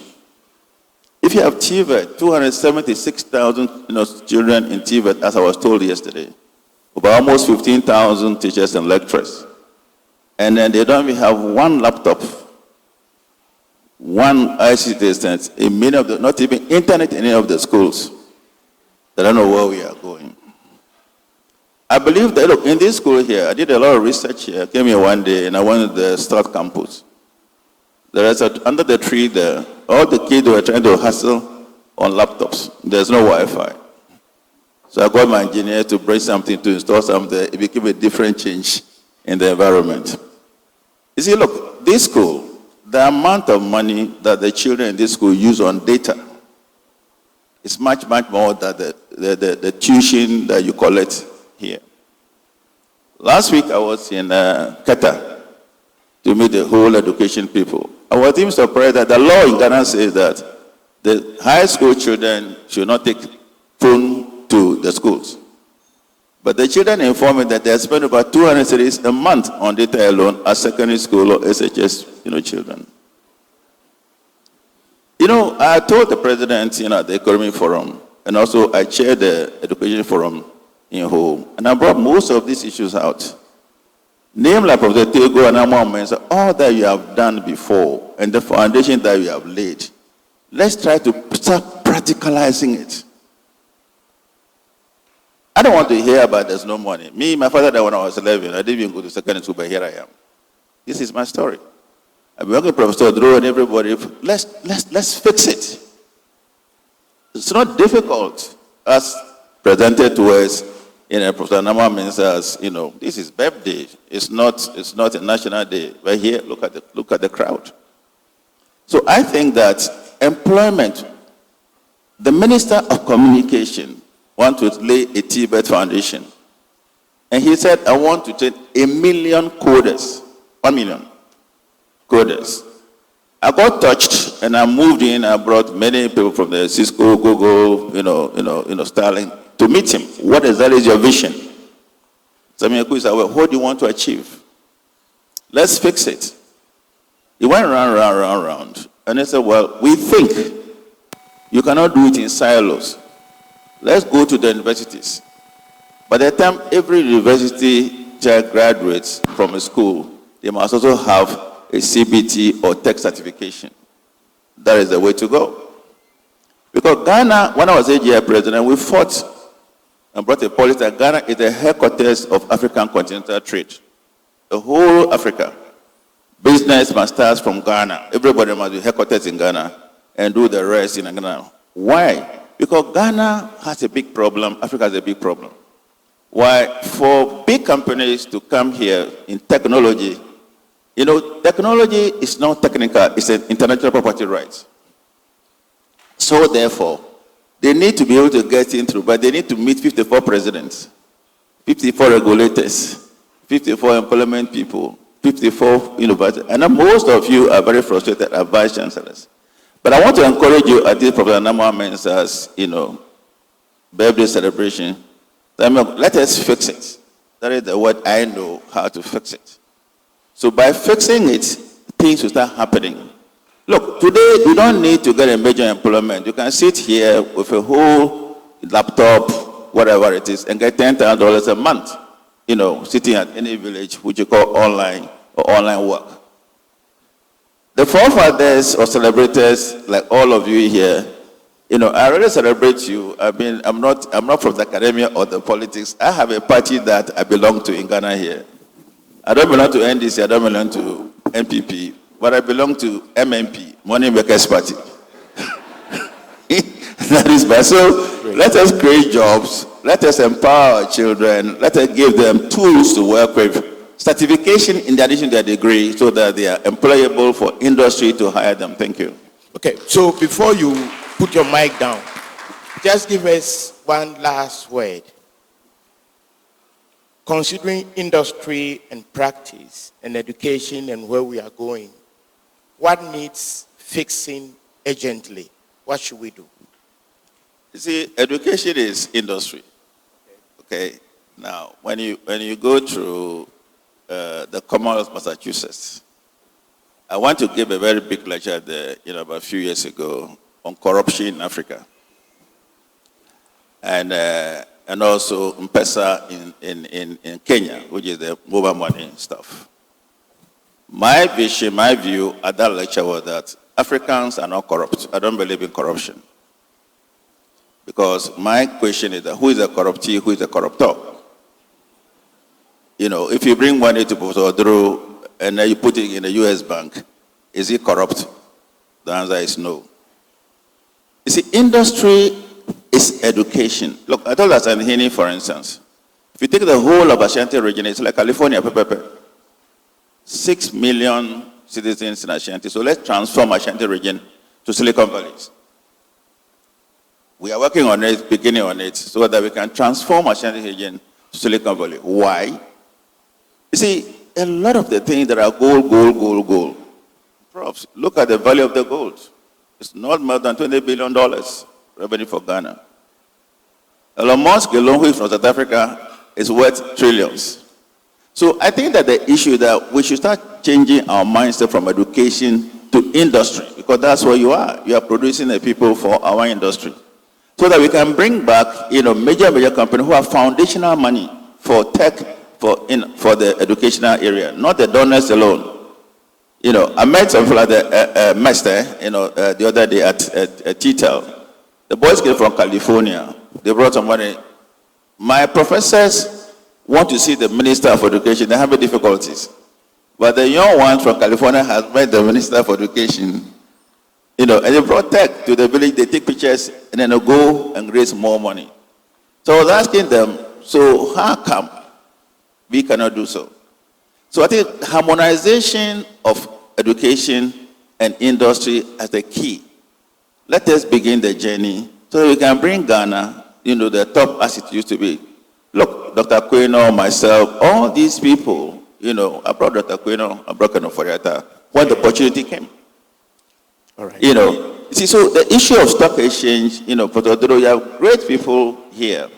And my message today that let us, for the next 24 months of this government, start the transformation process, creating more avenues, more jobs. Look, when I was one of the professors I met just the last time, I brought a major meeting with all your professors here on virtual. So I ask a question here. Do you professors also go to big IT conferences to make a speech? And then are you certificated? Are you reported in the media? The answer is no. KNUST, if you look at KNUST, look, KNUST is great. We look at, Oforichrome, Ejisu and Konongo. It's a huge transformational area. The professors are trying, but the policy makers, as you said, I think we should suspend the policy and see what we can do. Look, I told the universities, at the Education Forum, look, Legon is paying $250 school fees. Okay. But the accommodation is $800. $800 for hostel fees, but the school fees is $250, 2,500 cedis. All right. So harmonization of these issues, let us put a committee together and fix it so that the professors, they start suffering and go back to the base of Professor Tego, CBT, Tech, TVET, is what we need in Ghana here right now, so that we can bring the boys from the Galamsey area so that they can get certification and send them overseas. Thank you. Right, thank you very much. So, in 1 minute, Dr. Uku and Prof. Atintono. First, Dr. Uku, tell us in 1 minute, tight 1 minute, if you have any policy advice or something about intent and implementation with regards to what Prof. Anamuah has done, what do you think we should insist on in 1 minute? In fact, you can do it 30 seconds. And Prof. Atintono, which part of Prof. Jophus' vision or work in TVET or teacher preparation do you think academia has still not taken seriously, and what needs to change? 1 minute. Start. Thank you very much. I think Prof. Jophus Anamuah-Mensah came from academia. For me, ours is research, and this research must be evidence-based. Where we are, if we listen to the presentation this morning, there are still gaps.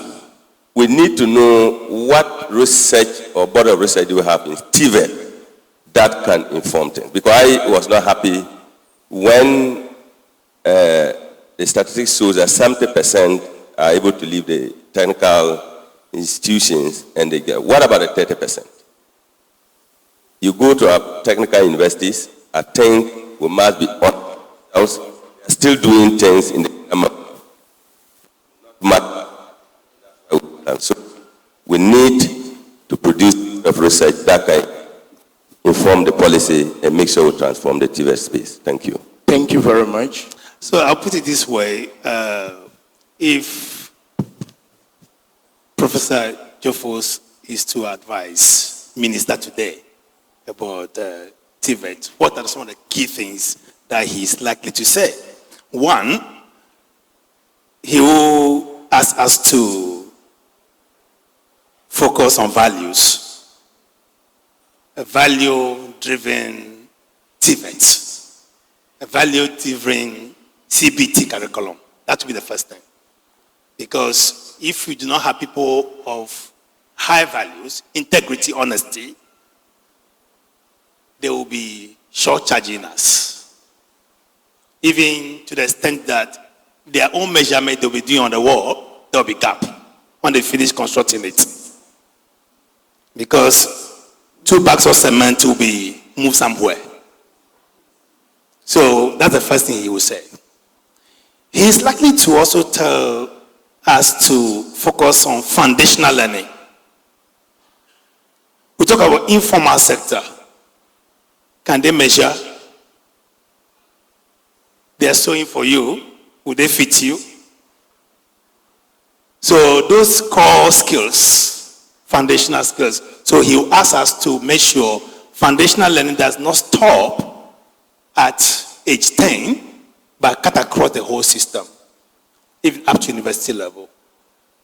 The third thing that Prof is likely to tell us to do is to make sure our government are devoting a lot of money for TVET. Regulatory systems must work. Governance systems must be allowed to function effectively. The systems must work for TVET to work. I have 30 seconds more, so I'll continue. He will tell us that we should not do policies for doing policy's sake. Policies must be done with intentionality. And the final thing that Prof will tell us that next time we want to adopt anything like a CBT, let's check our smoothness level.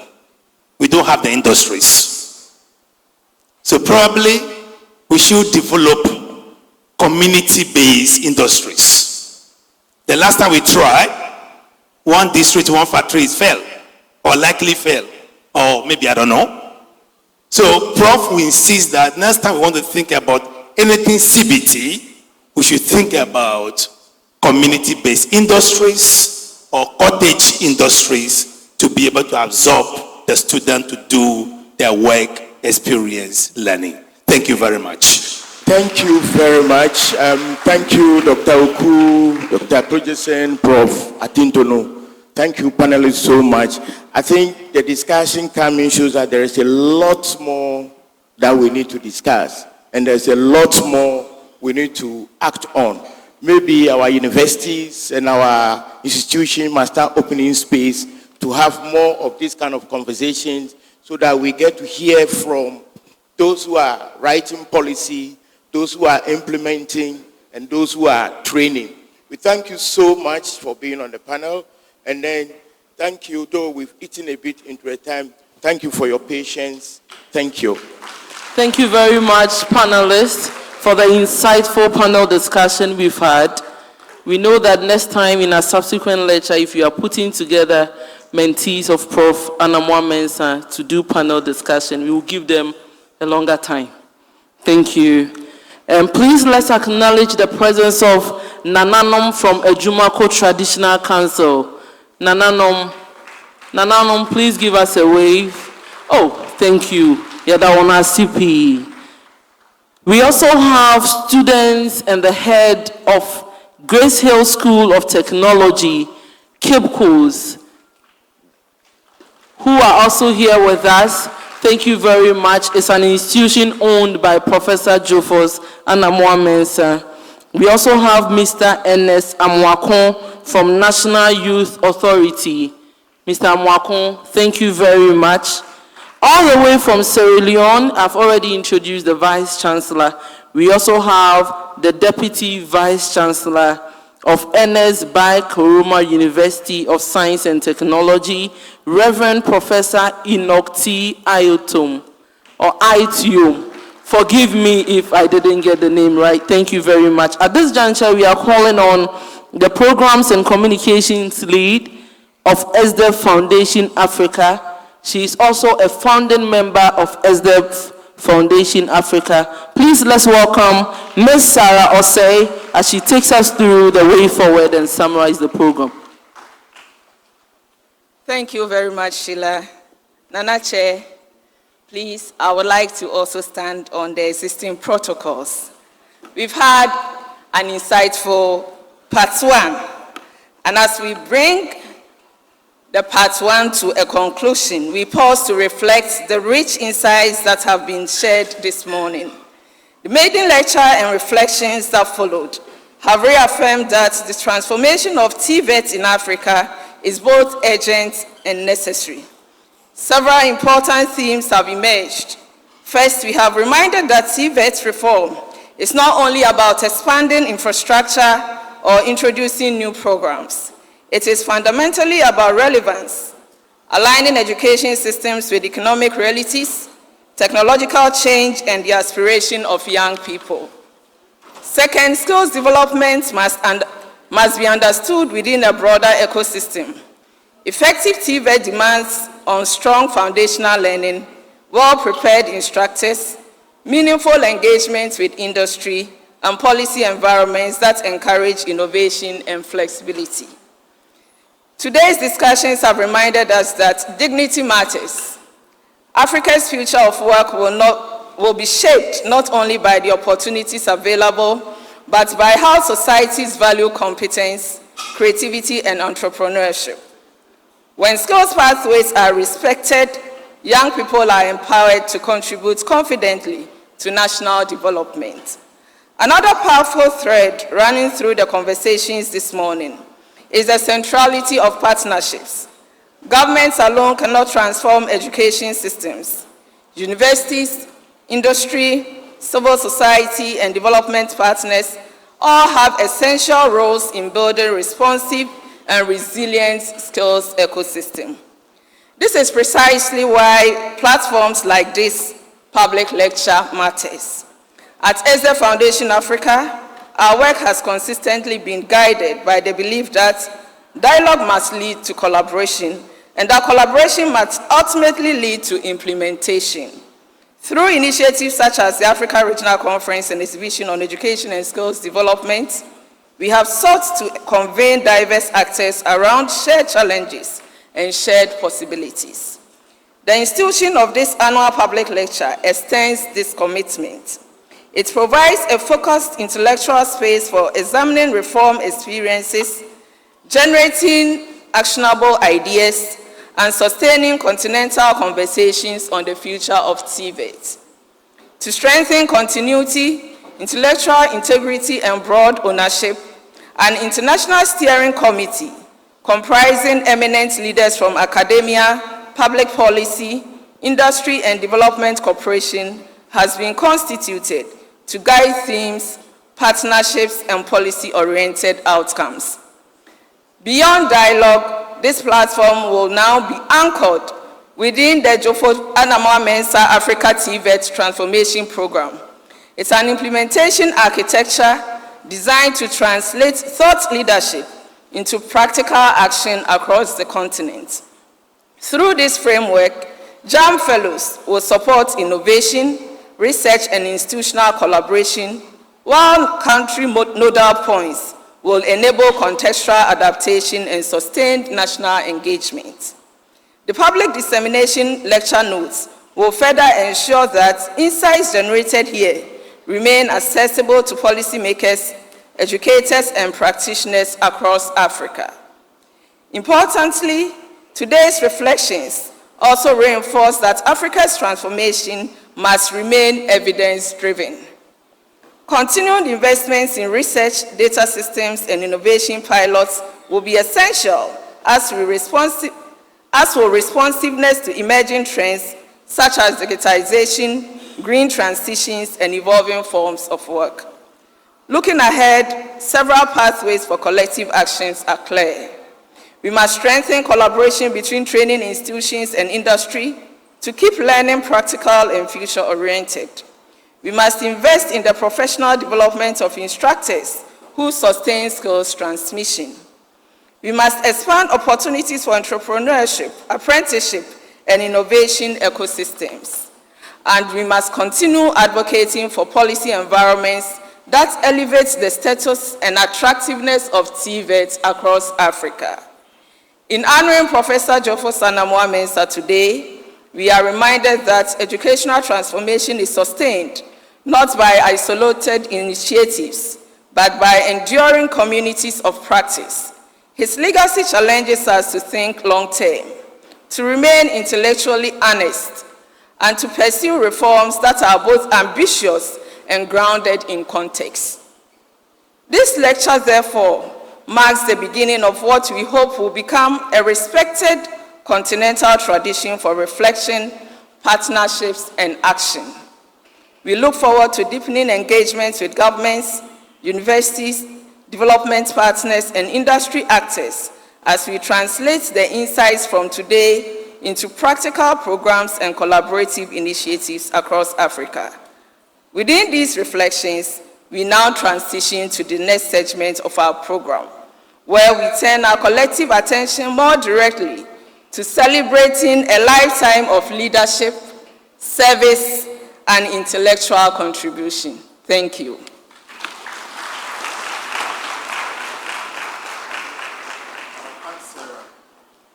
Please come, and Sarah, please come, let's start the celebration. Ladies and gentlemen, let's put our hands together for Madam Sarah Osei for this wonderful delivery. Celebration has already started, and Dr. Klugerson, he said he belongs to the money-making party, not any other, MMP. And in fact, I'm going to register and be a card-bearing member of your party. Before he stepped out of this very discussion, he has resolved, and that notice has been given to the Vice-Chancellor of the University of Education already, that he will like to celebrate Professor Jophus Anamuah-Mensah by installing a digital internet K-Link Wi-Fi at the Jophus Anamuah-Mensah Conference Center, right here in the University of Education, Winneba. And you know why? It is in support of foundational CBT technology for digital transformation for TVET education in Ghana. Please let's do it better for Dr. Klugerson. So that is moving us straight into the celebration, ma'am. Thank you very much. It's moving us straight to the part 2, as was mentioned. And the very first item we have on the part 2 is reflections on the life, leadership, and legacy of Professor Jophus Anamuah-Mensah. We've been taught how to pronounce the name correctly, so let us all take it Jophus Anamuah-Mensah and not Jophus. Thank you very much, as Professor Tego taught us right here. First on the list is from the University of Education, Winneba, and I invite the registrar, Mrs. Abedi Boafo, to read for us that very reflections of our own, who took us from the University College of Education into University of Education, Winneba. Please let's put our hands together for the Registrar of the University of Education, Winneba. Nana Chair, please permit me to stand on existing protocols to present a reflection on the life and legacy of Professor Jophus Anamuah-Mensah. In fact, for UUW, we would require a separate ceremony to talk about the life and legacy of Professor Anamuah-Mensah. However, we would attempt to summarize for the sake of the time available. Ladies and gentlemen, I invite us to take a brief but important pause for reflection. Institutions such as University of Education, Winneba, do not just evolve by chance. They are shaped by individuals whose vision leave a lasting impact. It is in that spirit that we reflect on the work and legacy of Professor Jophus Anamuah-Mensah. Professor Jophus Anamuah-Mensah's tenure as Vice-Chancellor marked a turning point in the university's evolution from a modest university college into a bold, purpose-driven institution with a clearly defined national and continental mandate. What distinguishes his leadership is not merely institutional growth, but institutional clarity. At a time when many universities sought to diversify into everything, Prof sharpened UUW's identity as Africa's premier teacher education university. He understood that relevance in higher education is not achieved by imitation, but by focus. Under his stewardship, the solid foundation for UUW was laid, and most of the strides that the university has made is as a result of the seed that was sown. Today, as a university, we stand here to honor the life and the legacy of a hero, of a man who has a pleasant personality, very hardworking. He championed TVET transformation in Africa. He was a mentor. He had a nurturing of the staff of the UUW at heart. He was very passionate about gender issues, and he intentionally made efforts to develop the staff of UUW. In reflecting on this legacy, one is left with a simple but enduring insight. Strong institutions are not accidental. They are the result of deliberate vision, disciplined leadership, and commitment to purpose. Professor Jophus Anamuah-Mensah, UUW celebrates and acknowledges your selfless sacrifices. Thank you.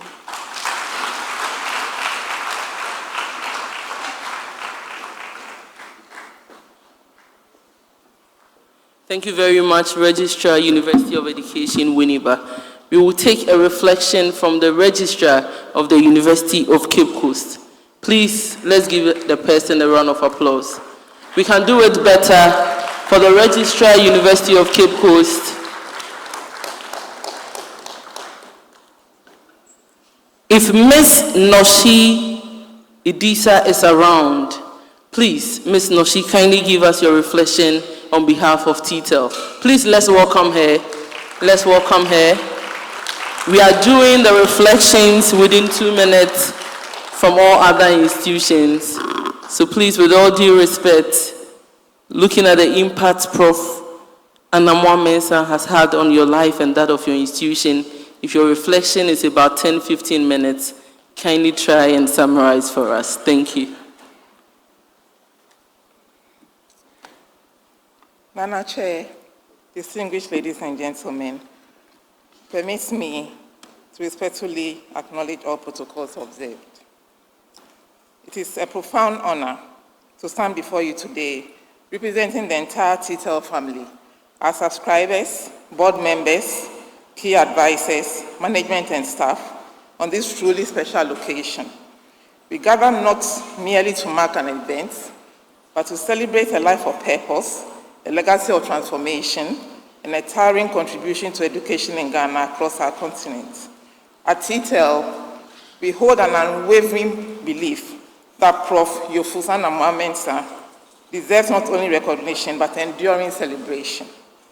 This annual lecture is a fitting tribute to a man whose life's work has fundamentally shaped how we think about education, leadership, and national development.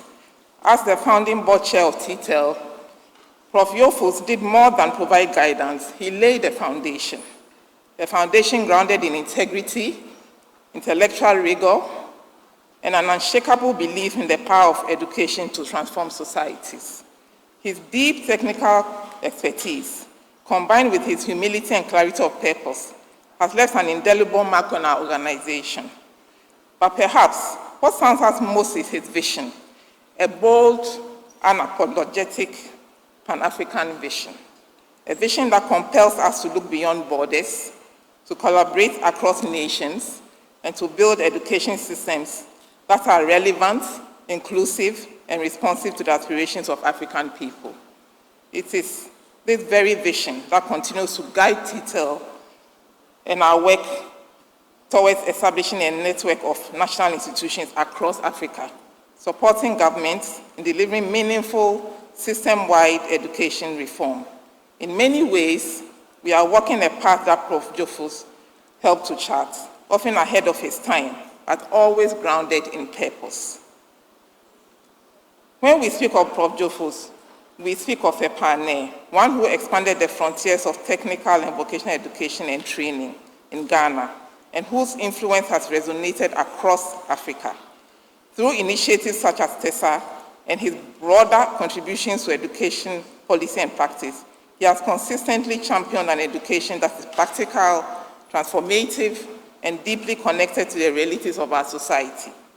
His work reminds us that TVET is not a second option. It is a strategic imperative for national development, youth empowerment, and economic transformation. Prof. Jophus, on behalf of the entire T-TEL family, we express our deepest admiration and heartfelt gratitude. Your life's work continues to inspire us, not only in what we do, but in how we choose to do it, with integrity, with courage, and with an unwavering commitment to impact. You are a mentor, a visionary, and indeed a hero to us. As we celebrate you today, we also celebrate the countless lives you have touched, the institutions you have strengthened, and the future you have shaped for us. We wish you a very happy birthday. May the Almighty continue to bless you with strength, wisdom, and good health, so that your life continues to guide generations to come. Thank you. Thank you very much. We are still celebrating Professor Jophus. Happy 79th birthday, sir. At this juncture, we'll call on Dr. Hansen Obri-Yeboah, Accra Technical University, to give us the reflection. Doc, 2 minutes. Thank you. Thank you very much. I know Prof taught us summary, so I'll do my very best. On existing protocol, Nana Chair, distinguished guests, esteemed colleagues, ladies and gentlemen, it's both an honor and privilege to stand in front of you on behalf of my Vice-Chancellor to pay a glory tribute to an exceptional scholar, a visionary leader, and a true son of Africa. We in Accra Technical University, we deeply appreciate your lifelong dedication to advancing technical and higher education. Prof, your work aligns with our mission to produce graduates who are not only skilled, but also transformative agents in our society. Today, we do not merely honor your past achievements, but we continue to celebrate a continuing legacy that you've left and you are leaving. The challenge that we boldly think, act, and responsibly do things meaningful to African transformation agenda. Prof, your work stands very tall as a beacon of hope and inspiration. Your legacy will continue to guide generations to come. On behalf of my Vice-Chancellor, management, students, staff of Accra Tenka University, we say a very big thank you. For your immense contribution to African transformation, we honor you. We are proud of you. Thank you very much.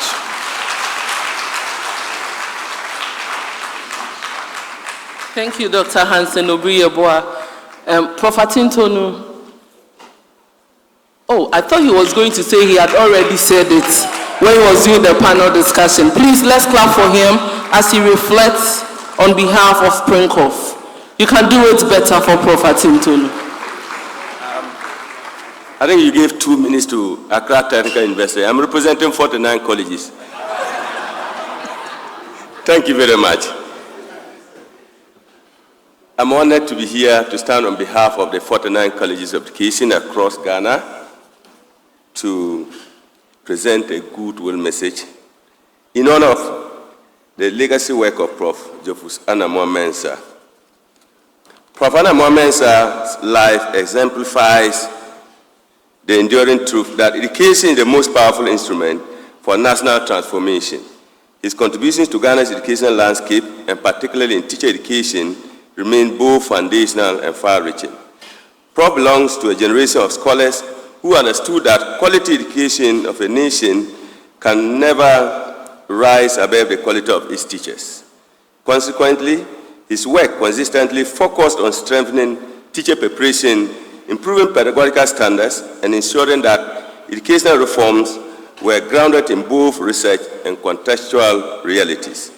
His leadership roles, especially within the University of Education, Winneba, and the broader educational policy space, were marked by clarity of vision and intellectual rigor.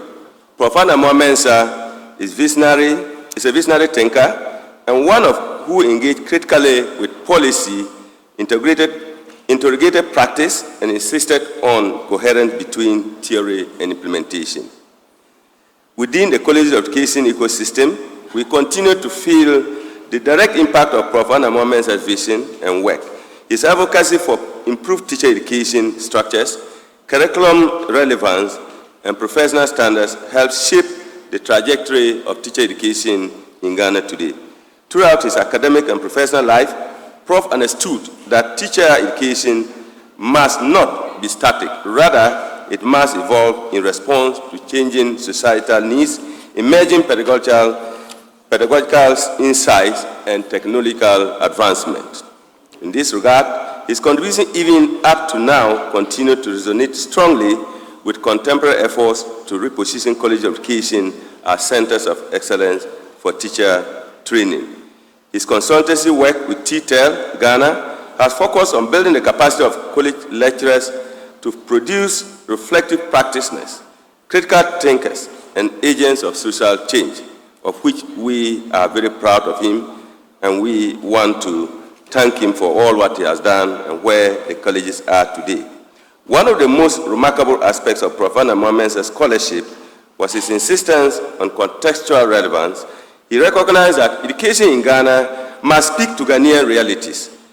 Our indigenous languages, our cultures, our socio-economic conditions, and our values as Ghanaians are things he insists on.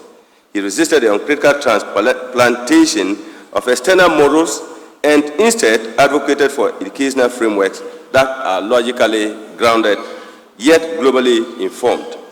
This intellectual posture remains instructive for us today, particularly as we navigate questions of curriculum reform, language policy, and inclusive education. For those of us working in teacher education, his legacy challenges us to rethink how we prepare teachers for multilingual, multicultural classrooms, and of course, the TVET education, which we have just listened here. Lessons for the present and the future. As we honor his legacy, we must also ask what it demands of us. First, it calls for commitment to excellence.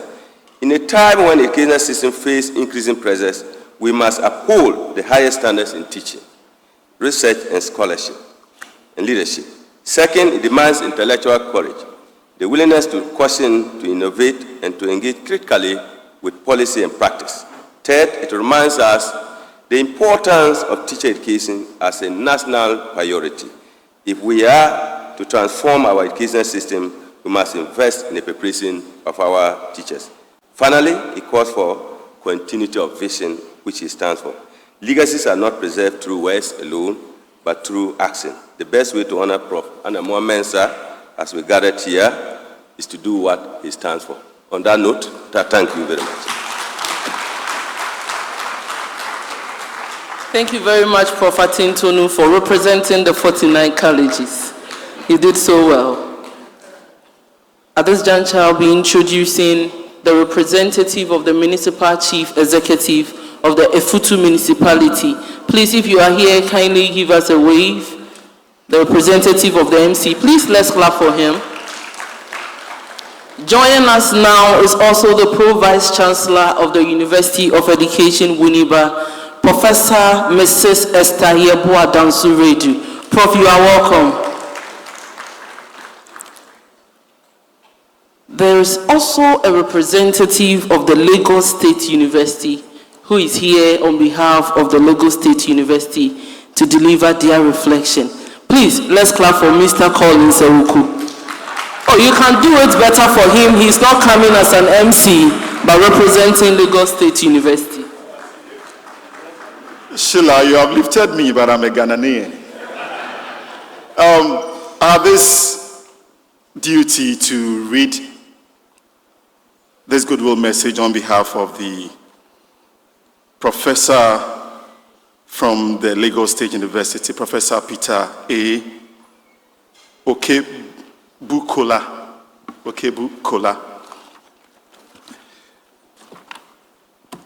Goodwill message.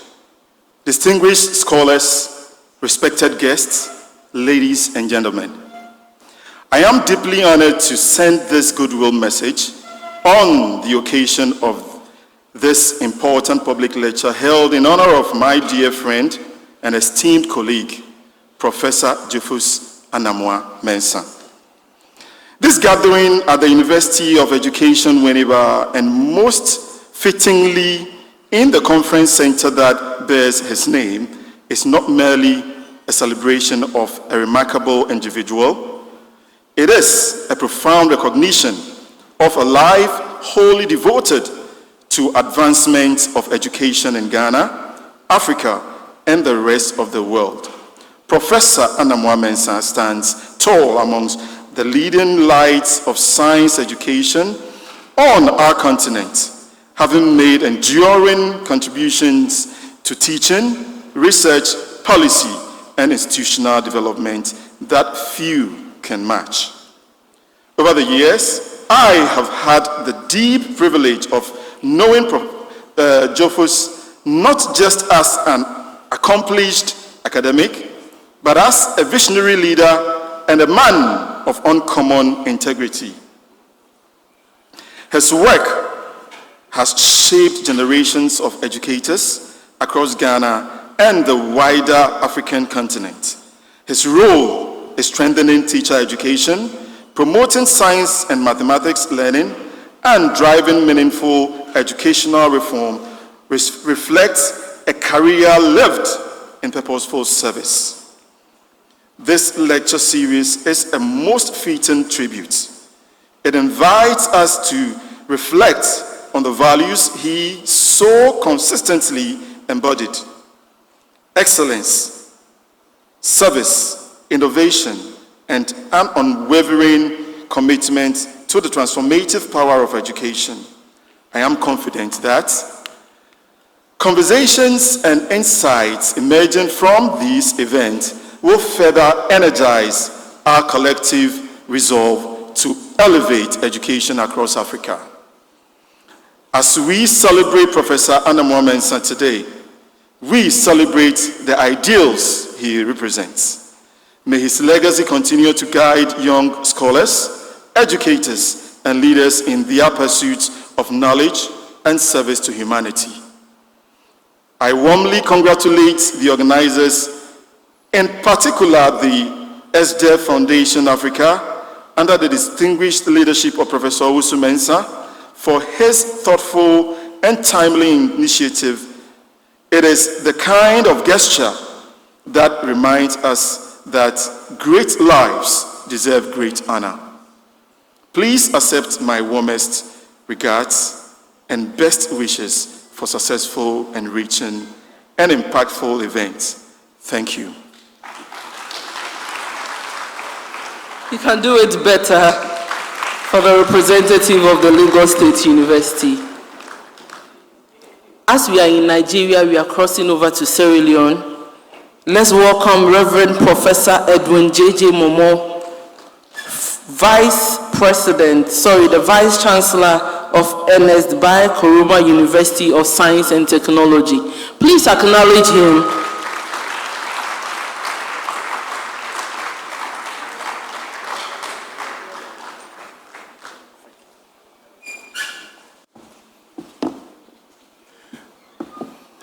Nana Chair, as I say in Rome, do as the Romans do, and I will kindly ask that you permit me to stand on the existing protocols as I deliver my goodwill message.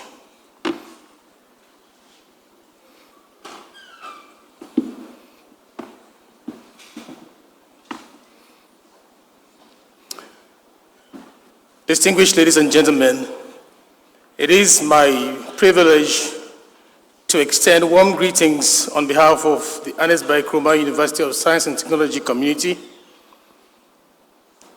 the Conference of Vice-Chancellors and Principals of Sierra Leone, and the Ministry of Technical Higher Education, led by Honorable Dr. Hajat Ramatulai Wuri, the Minister.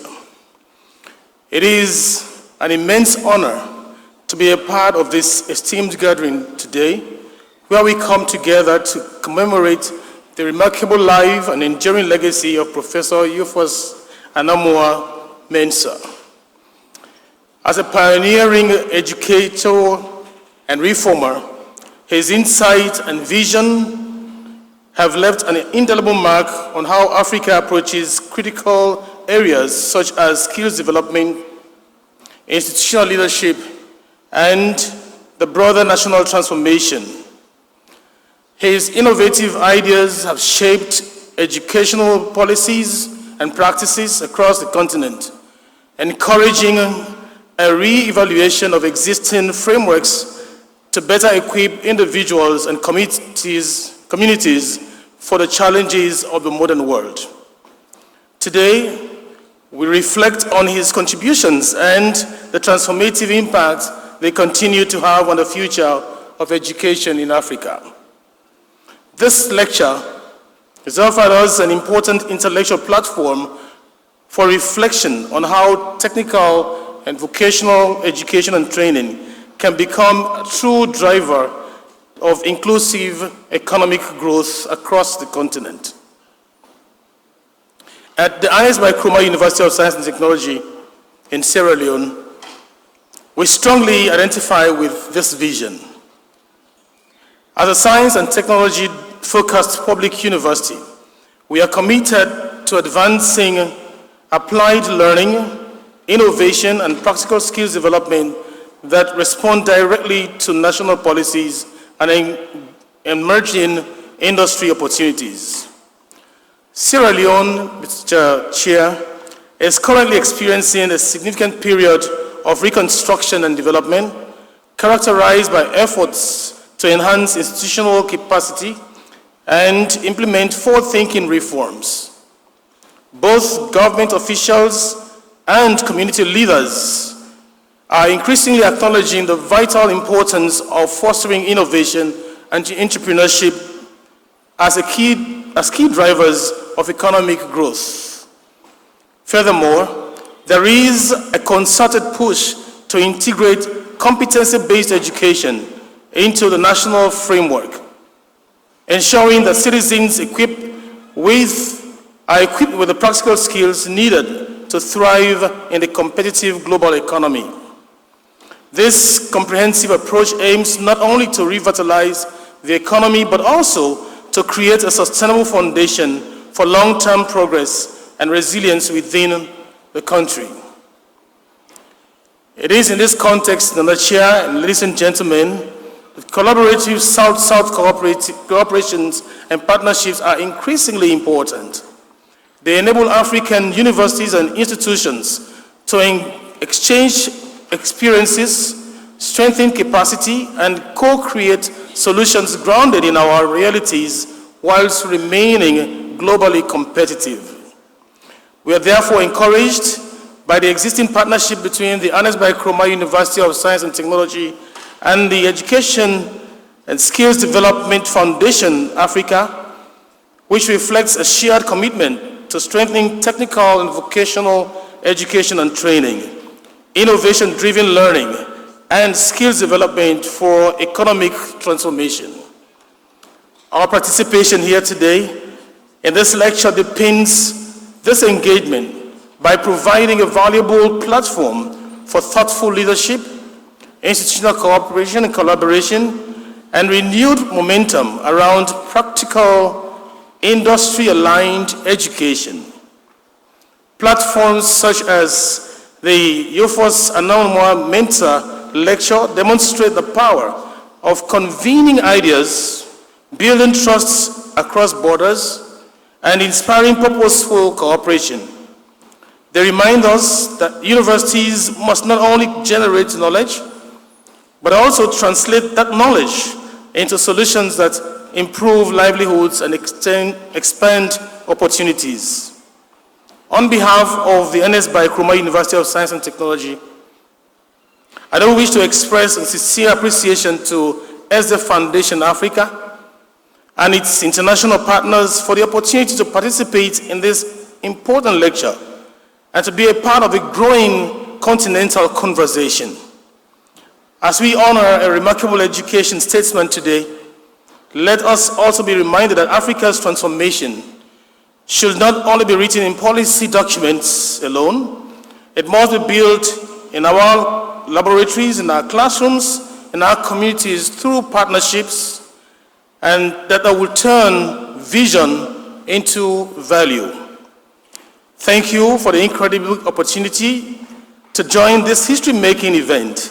Your attention now sets the stage for the transformative experiences that we have ahead of us. Thank you very much.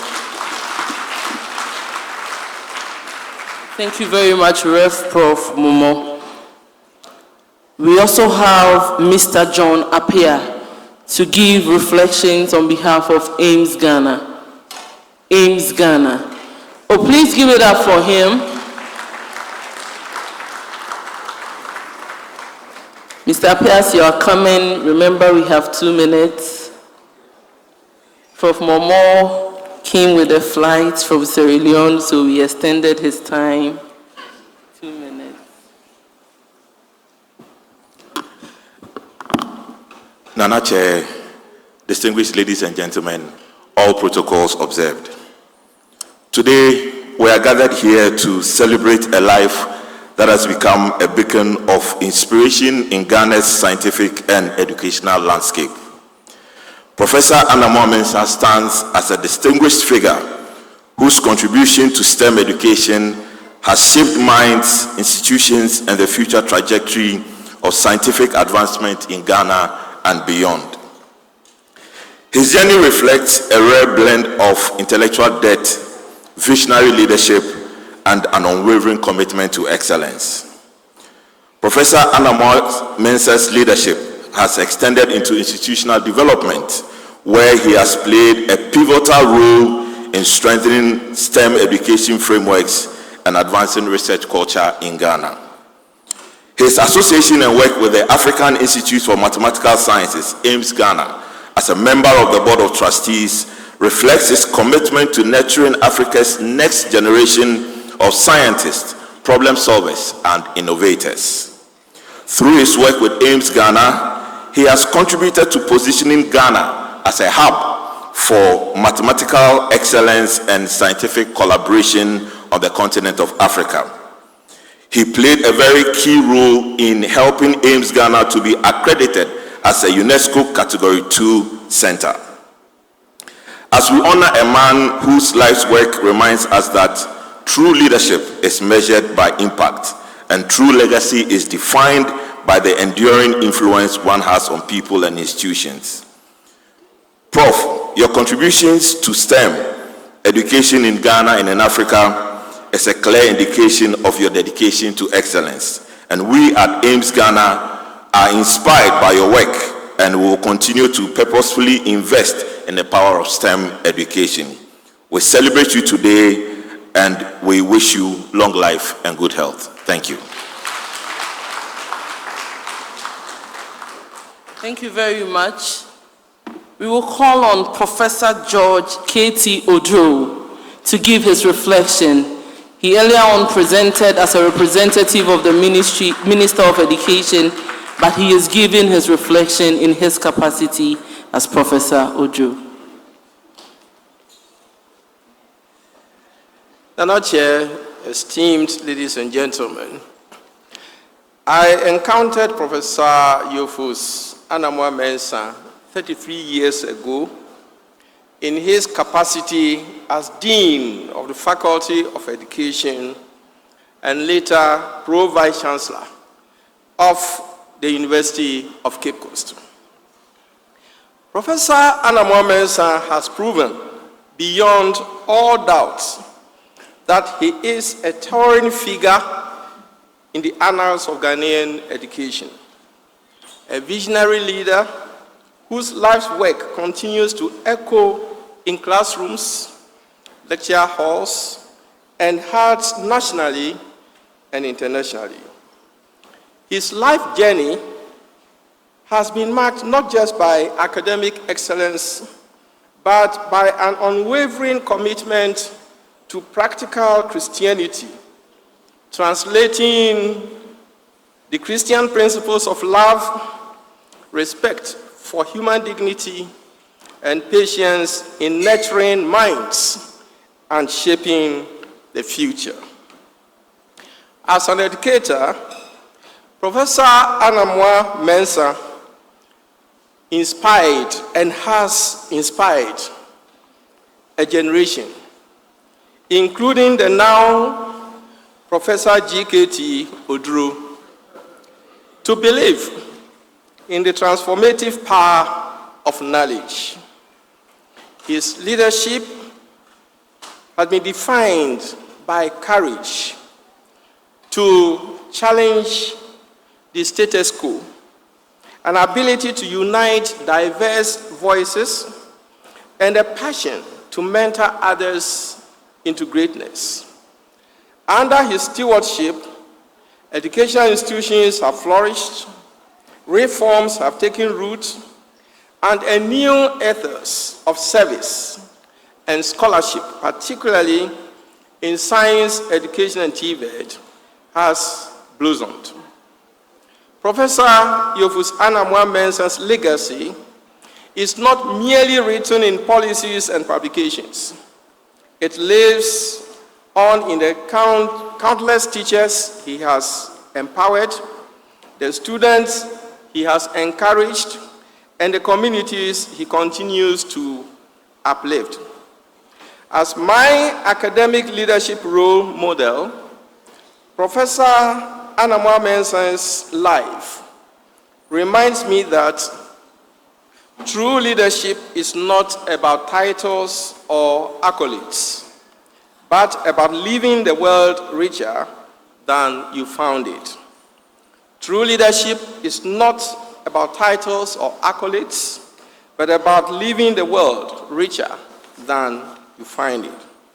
For me, the story of Professor Jophus Anamuah-Mensah is a testament to the enduring impact of purpose-driven leadership, a beacon for all who dare to dream and serve. May God continue to bless you. Uncle Ato Kwamena. Thank you. Thank you, Prof. Odro.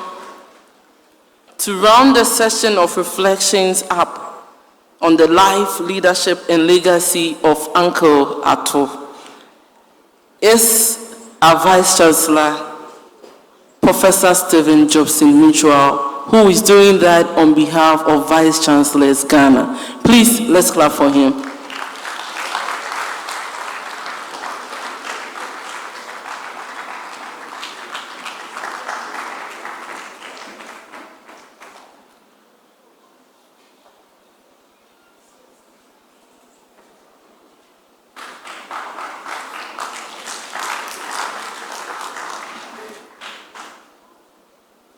Thank you very much.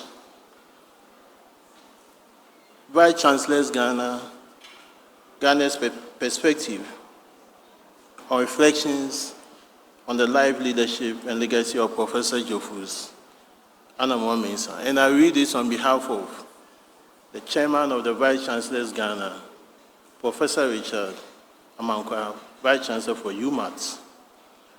When one is to write about the life, leadership, and legacy of Emeritus Professor Jophus Anamuah-Mensah, one will need to search through the dictionary and the encyclopedia to find words that are higher than the word excellence, to be able to effectively describe his life, his leadership, and his legacy. Emeritus Professor Jophus Anamuah-Mensah became the chairman of the Vice-Chancellors Ghana several times in his working life and was one of the key pillars who transformed the committee of Vice-Chancellors and Principals into the modern-day Vice-Chancellors Ghana that we are all part now. Together with his colleagues, at the time, he worked hard to project VCG and made it visible, powerful force to reckon with in matters of higher education and shaping higher education policies, not only in Ghana, but in the entire world. As a torchbearer in shaping national and international education policy, he was able to empower Vice-Chancellors Ghana with his own visibility and unique achievements, and made VCG the final reference point for ideas in higher education in Ghana. If you are riding behind such a man, you don't need to work so hard because he's made it for you. As we celebrate his life and legacy, we must also look at the dynamics of his person and learn from the traits that make him such a great man of great service to humanity. He always smiles in the face of difficulty and painful challenges. When people are furious and angry, he gives a smile. I'm not sure he has ever issued a blow in his life. He has an exceptional enthusiasm for hard work and works tirelessly when assigned with a duty. He has been in the forefront of transformation of educational curriculum in Ghana for years. This assignment of daunting proportions required hard work, wide research on best practices in the world. He produced excellent results that has shaped the direction of educational systems in Ghana today. A key aspect of his identity is his principle. He is a gentleman, but also highly principled. People who violate his principles may have a different story to tell about him. We cannot celebrate Emeritus Professor Jophus Anamuah-Mensah without using two key words that defines his life. The two words are determination and perseverance. These two words were the key drivers of his life and his person. But if there is anything we can learn from the life and legacy of Professor Jophus Emeritus Anamuah-Mensah, it is his life of humility and service to humanity.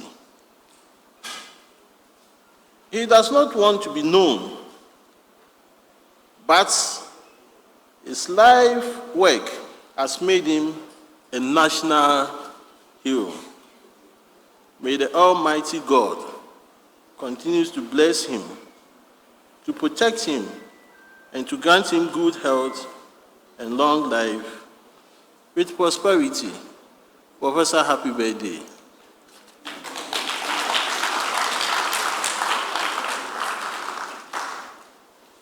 Thank you very much. Before we sing the happy birthday song, we will watch a short video. Team ESDEV, please let it play. Professor Anamuah-Mensah, the Learning Generation Initiative would like to congratulate you on the annual lecture today. We also want to thank you for being such a wonderful champion of teachers within Ghana and across the African continent. You should be so proud of your remarkable legacy.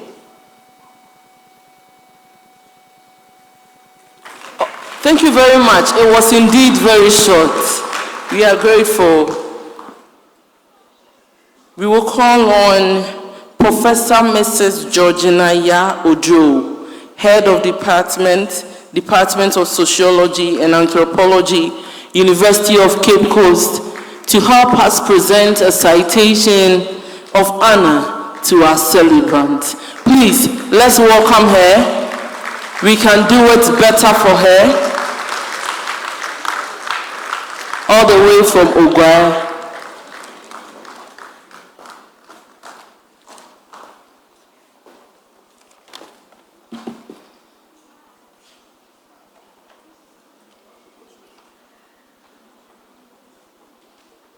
Nanache, ladies and gentlemen,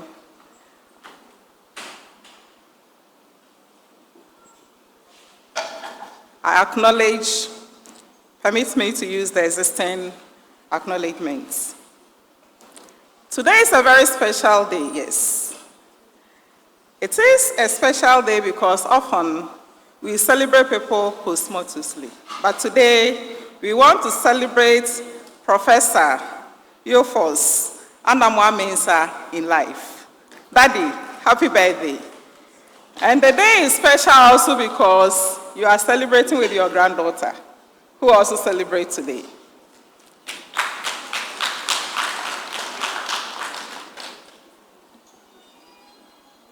Yes. Some men are remembered for the position they held, and some are remembered because their own lives impacted on generations. Professor Jophus Anamuah-Mensah will not only be remembered for all these, but also what he built and what he believed. As Pro-Vice-Chancellor of the University of Cape Coast, and most profoundly, as a founding Vice-Chancellor of the University of Education, Winneba, he did not merely occupy leadership. He exercised it with vision, with integrity, and with unshakable conviction that education is the most powerful instrument a nation possesses for shaping its own destiny. He built a university from its foundation. He advised the government at their most consequential moments. He championed teacher education, not as a policy priority, but as a moral one, insisting always that the equality of those who stand before learners determines the quality of everything that follows. Nanache, Professor Jophus Anamuah-Mensah championed TVET with the same force, believing that the future of work for young people will be shaped by TVET. At a time when technical and vocational education was too often treated as a second option or choice, Professor Anamuah-Mensah argued consistently, compellingly, and correctly that skilled work is dignified work, that practical knowledge builds nations, and that Africa's transformation will not come from rhetoric alone, but from the hands, the minds, and the capabilities of its people. Yet to know Professor Jophus Anamuah-Mensah only through his public achievements is to know only parts of the man. His service to Ghana was rooted in a life of faith. Yes, he is a very good Christian.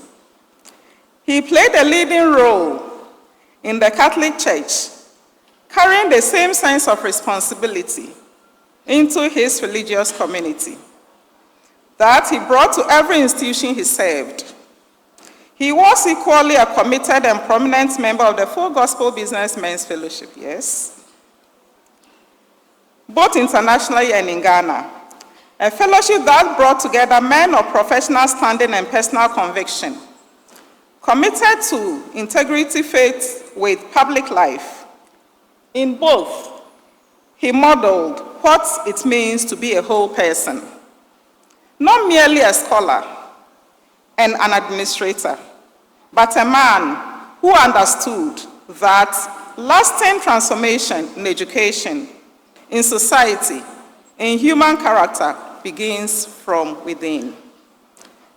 That this lecture, Daddy, is in your name is not just a ceremony.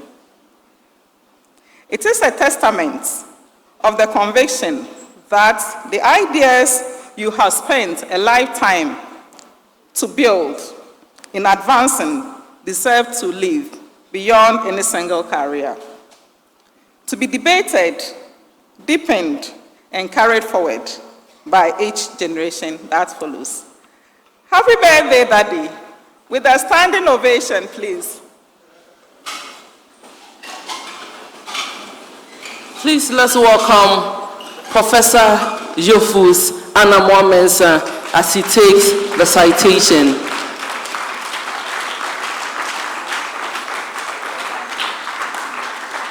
Our celebrant, our birthday man, our gentleman, the man who has never thrown a blow, Uncle Atokwamena.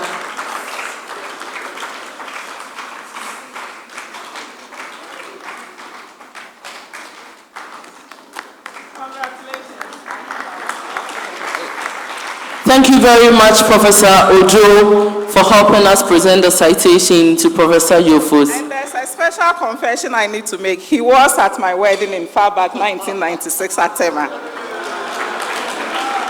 The love is deep. Thank you very much. Prof. Jophus, please don't go. We have two more surprises for you. We will call on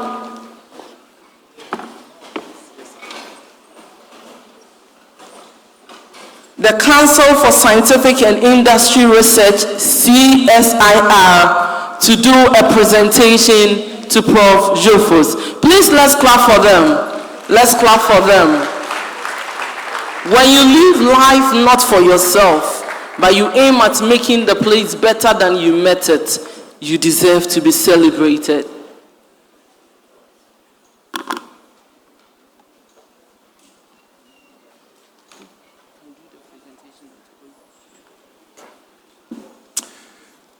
Distinguished Chair, honest guests, ladies and gentlemen, it is a privilege for me to perform this simple yet very symbolic gesture on behalf of CSR College of Science and Technology.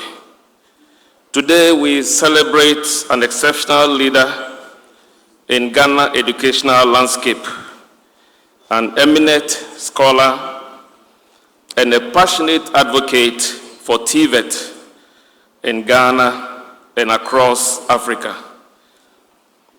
Through decades of dedicated service, Prof. Anamuah-Mensah has helped shape education and reform and champion skill development for national transformation and youth empowerment. We are especially proud of this distinguished service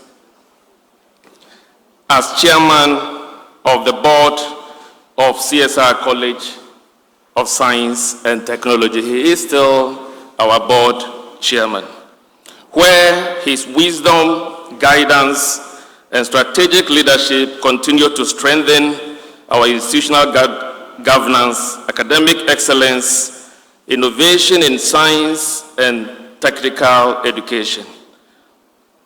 Professor, these flowers we have here represent our deep gratitude, admiration, and respect for your outstanding contribution to education and to society. On behalf of CCST and the board that you chair, it is my pleasure and honor to present this as our respect. We thank you very much, Prof, for your remarkable service to education and to humanity. Thank you very much. Thank you very much, Professor Makapia, for doing the presentation on behalf of CSIR. I also have Madam Sarah Osei from ESDEV to do a presentation on behalf of USTED to Professor Jophus. Prof, on behalf of Professor Frederick Kwekusafo, Vice-Chancellor of University of Skills Training and Entrepreneurial Development, we present this to you on your birthday, and his prayer is that you continue to live to enjoy many birthdays. He wished to be here, but he has equally assigned work to do. So, Prof, happy birthday on behalf of Professor Kwekusafo.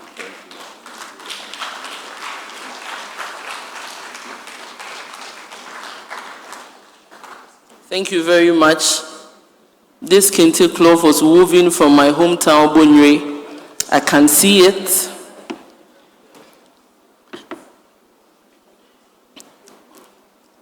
At this juncture, we will watch a short legacy video on Professor Jophus Anamuah-Mensah as he takes his seat to give his remarks on the celebration and the lecture.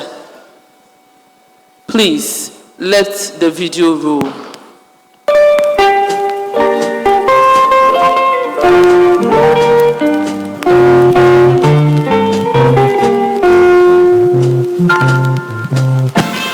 He was born in Cape Coast in the central region of Ghana to a fisherman and a fishmonger mother. From a relatively poor background in a deprived area, his education started at the Catholic Jubilee School. I was born to parents who had not been to school before, but they were fishermen and fishmonger. And I started my primary school at Catholic Jubilee School in Cape Coast. I moved to St. Augustine's Party School, which is at Beketu, also in Cape Coast. And when I completed, I went to Ghana National College. Jophus had his secondary education at the Ghana National College and then went on to the University of Cape Coast, where he obtained his first and second degrees in chemistry. I was in chemistry, so I did my first degree in zoology, chemistry, and education. At this time, his parents probably did not know that their son was to become a progressive leader, an accomplished academic, an analyst, a writer, a legendary vice-chancellor, and a child of God. For the first degree, some of us were selected to do the honors. So after first degree, I went to secondary college to teach, and then we were recalled to come and do the honors. And we were the first batch of people who actually did honors degree at the University of Cape Coast. And the honors was in chemistry. By dint of hard work, Jophus obtained a UNESCO scholarship to pursue master's and doctorate degrees abroad. I got a UNESCO scholarship to study outside, and I chose to go to University of British Columbia, for my studies, which is in the western part of Canada. In 1972, Jophus met Miss Beatrice Kujo, who would later become Mrs. Beatrice Anamuah-Mensah in a shop at Accra. I met her in one of the shops immediately I saw that, there's a beautiful lady I would like to marry.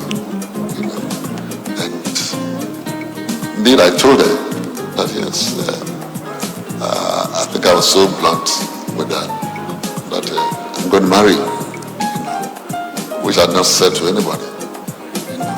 And she didn't believe me, so she gave me some tough time for a bit.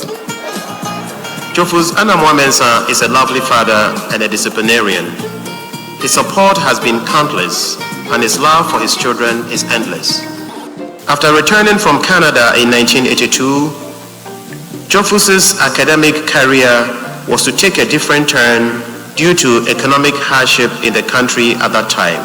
When I returned from Canada, and everything was disoriented, so you got to struggle for so many things. I had a mentor, I had somebody who talked to me, and that person was the Vice-Chancellor of the university, Professor Dixon. Yes, late Professor Dixon, and he talked to me as a son, and I'm grateful to him for that. Later on, when I came back to academic life, started doing research and so on. Following his mentor's advice, Jophus concentrated on his academic work and became a senior lecturer at his alma mater, the University of Cape Coast. I became the head of department, first the acting head of department, and then I was confirmed as the head of department of science education, and then I became the vice dean of education, and then contested the election to become the dean of education faculty, and then I became the pro Vice-Chancellor of the university. In 1998, Professor Jophus Anamuah-Mensah became the principal of the University College of Education, Winneba.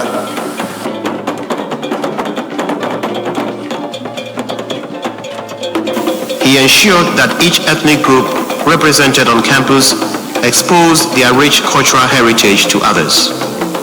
It was a healthy period of cross-fertilization of values and love for one another.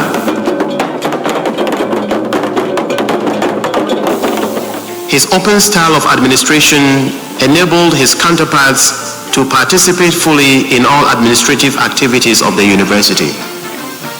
In the year 2004, Professor Jophus Anamuah-Mensah steered the University College of Education, Winneba, to attain autonomous status and assume the name University of Education, Winneba, to which he was appointed the first Vice-Chancellor. Jophus believed in his staff and in his managers.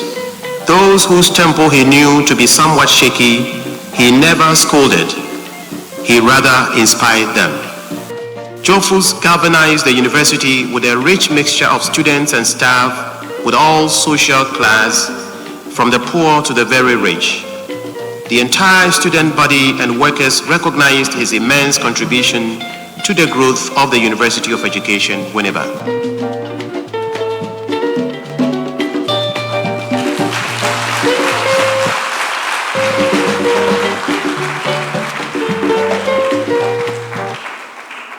A truly legacy video. Let's put it together for the multimedia team that put this thing together.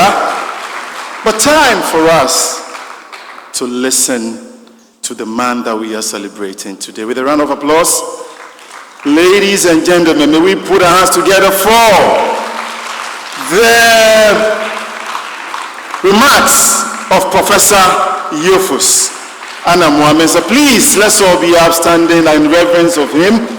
We are celebrating him, and he is the reason we are all here up to this time.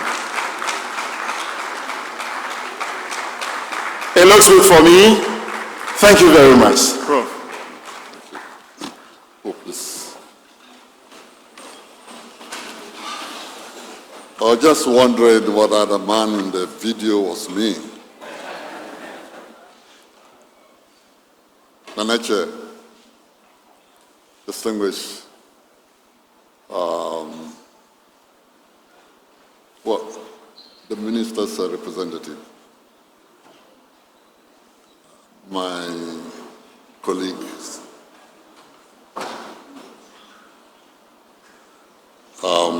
colleagues in education and industry, all other protocols observed.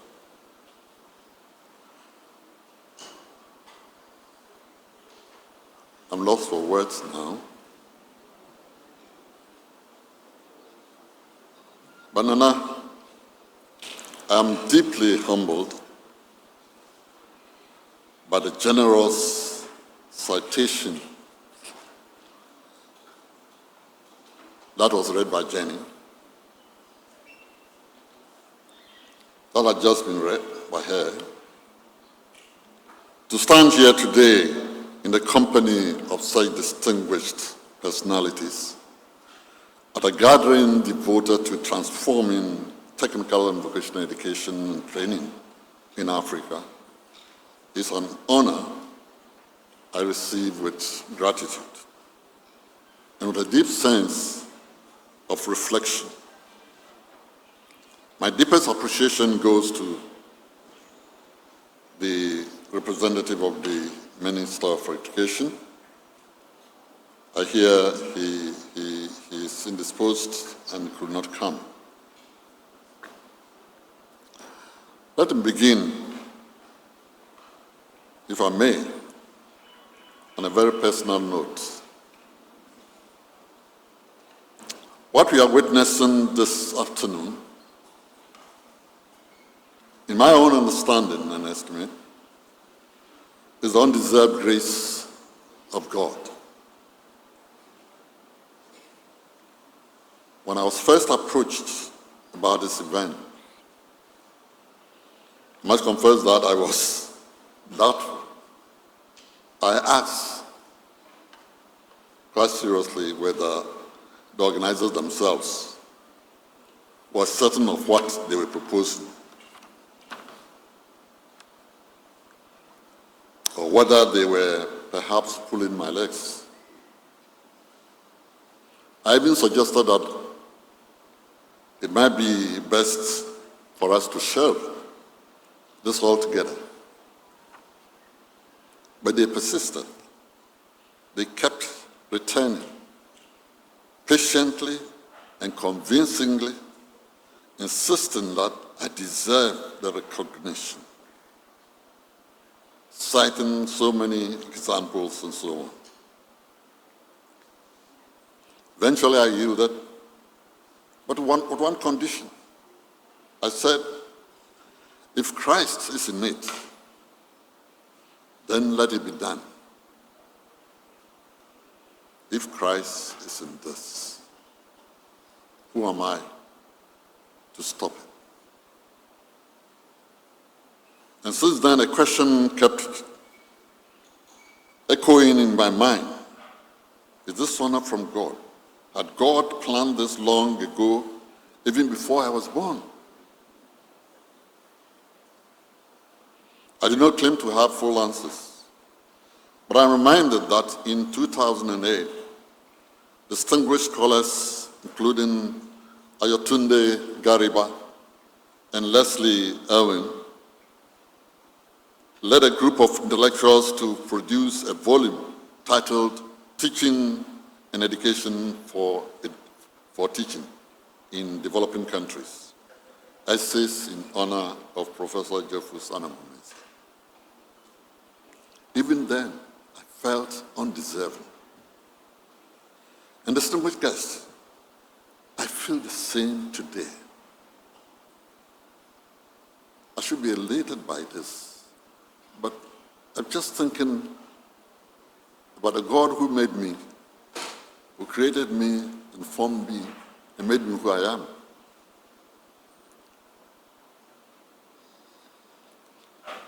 Looking at what I've done and what I've not done, I can only conclude that God in His mercy continues to pour out His free and abundant grace upon me.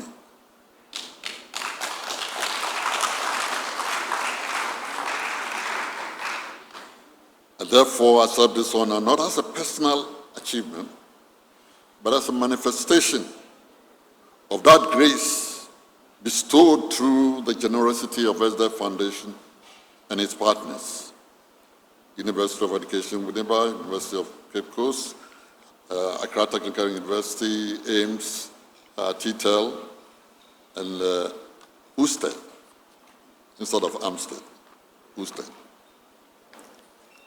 and Prinkoff. I was reminded that for more than 4 decades, my life has been interwoven with the story of Ghana's education system, its hopes, its struggles, its reforms, and indeed its unfinished business. My journey has taken me from chalkboards to cabinet rooms, from rural classrooms to international conferences, from policy documents to children's books. And through all these experiences, one idea remained constant. Education must serve national development and human dignity, not merely certification. It must open the minds of the youth to the realities confronting their communities and equip the youth with skills and passion to address them. This conviction has guided my work at institutions such as UW, University of Cape Coast, and especially University of Cape Coast, where I started with Science and Technology in Action in Ghana project, and in various national and international engagement. It is also this conviction that draws me so strongly to the theme of this gathering, TVET transformation in Africa. A very essential ingredient for our upward bound, making sure that we are developing. Ladies and gentlemen, we must be honest with ourselves. For far too long, across our continent, we have structured our education systems in ways that send a silent but powerful message to our young people that diminishes the value of practical hands-on skills. We have unintentionally created a hierarchy where academic pathways are superior and celebrated. The technical pathways and practical skills are of less value, and that success lies in certificates rather than in competence. But reality has a way of catching up with us and correcting our assumptions.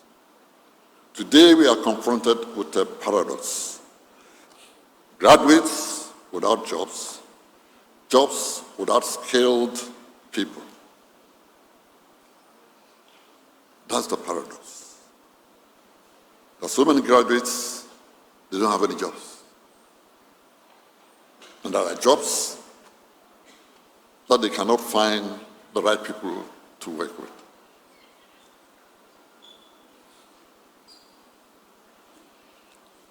This is why I wish to state that TVET must no longer be an afterthought, something we talk about only when university graduates cannot find jobs.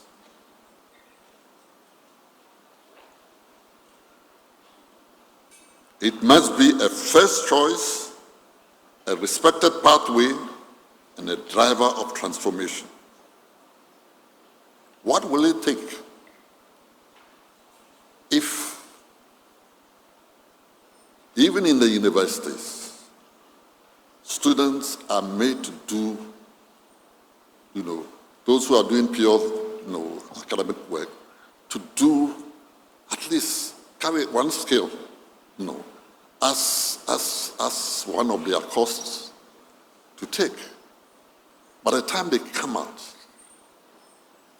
I believe if they cannot find a job, they create a job for their own. Is this possible? This is something we need to think about.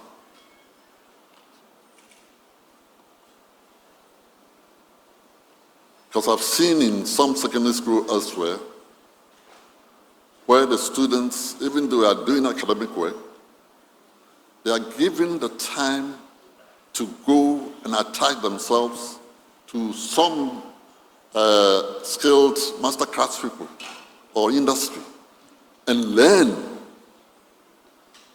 and they write reports on that. These are things that can be done.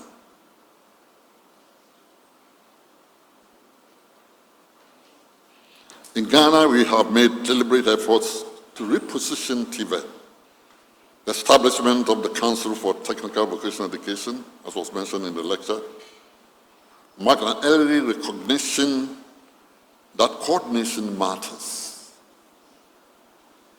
Subsequent reforms, including Pre-Tertiary Education Act 2020, which established the Ghana TVET service, have helped bring coherence to what was once a fragmented system.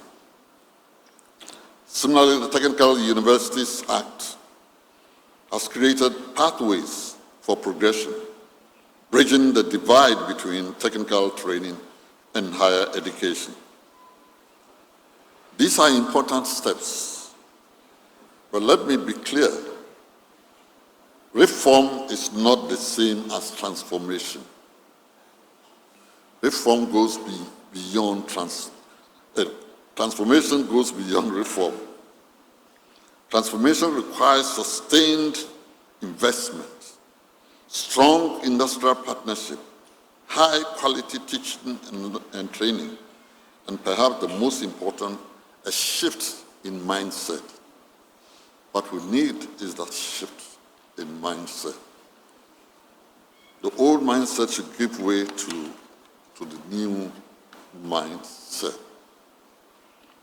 of ensuring that TVET is the first choice. There is a thought I would like to share, one that I believe speaks directly to the work we are engaged in. In every nation's history, there are moments when progress depends not on loud speeches or dramatic gestures, but on patient thinkers, people who understand the systems, who see far beyond electoral cycles, and who believe deeply that the future is shaped in classrooms long before it is shaped in Parliament.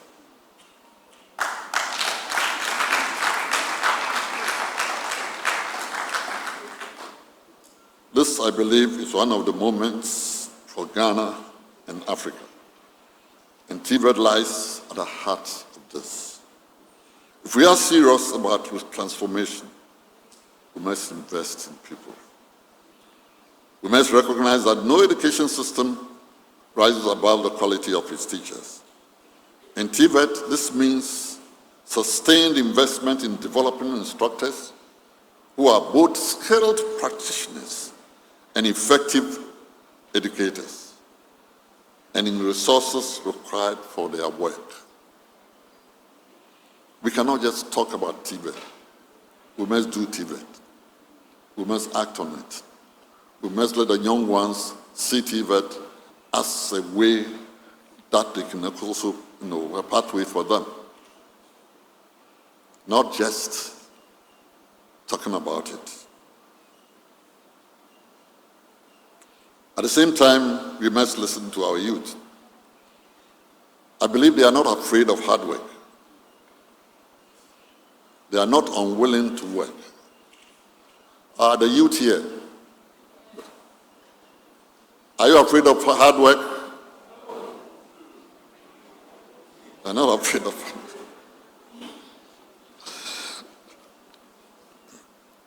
What they seek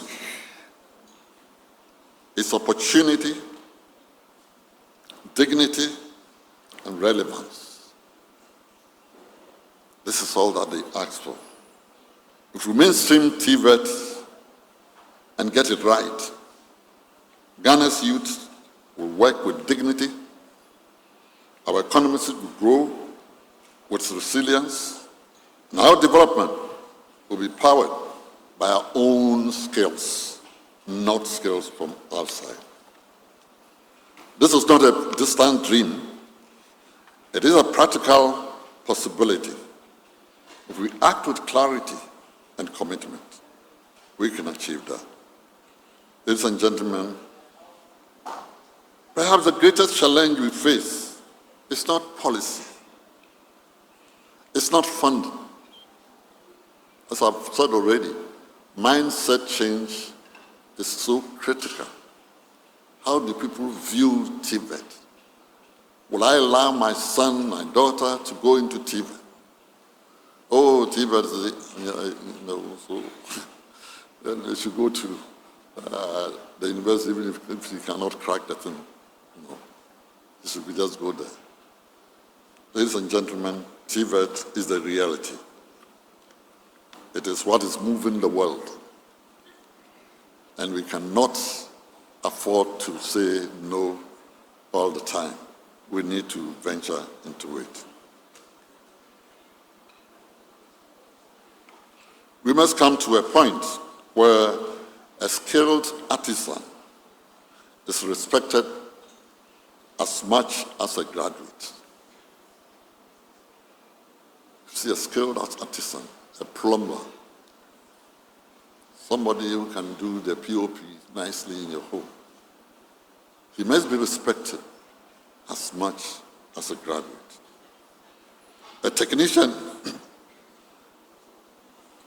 should be valued as much as a manager. And excellence needs to be recognized in every field of endeavor. Until then, our reforms will remain incomplete.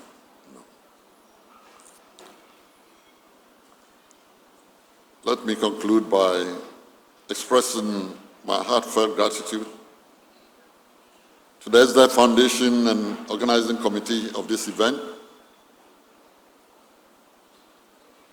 the UEW, the Vice-Chancellor and management team for hosting this first event, UCC, ATU, USTED, T-TEL, AIM, Springcove, for your support, my colleagues and collaborators over the years who have inspired me, the many teachers, trainers, and students who have shaped my journey, my family, especially my late wife and my dear children who have been my backbone.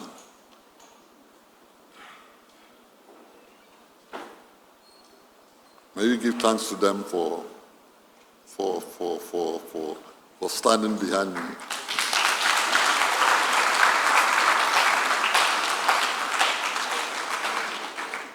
And to Grace Hill School of Technology, that gave me the opportunity to think deeply about TVET space. When you are not in it, you don't see it. When you go inside it, then you see what is happening. How do we, ensure that we can steer it in a way that will make will turn out to be useful for the youth of this country? Because always policy delays. There could be a policy, but there will be no nothing to show that it's going to be implemented. I remember when this is about early childhood,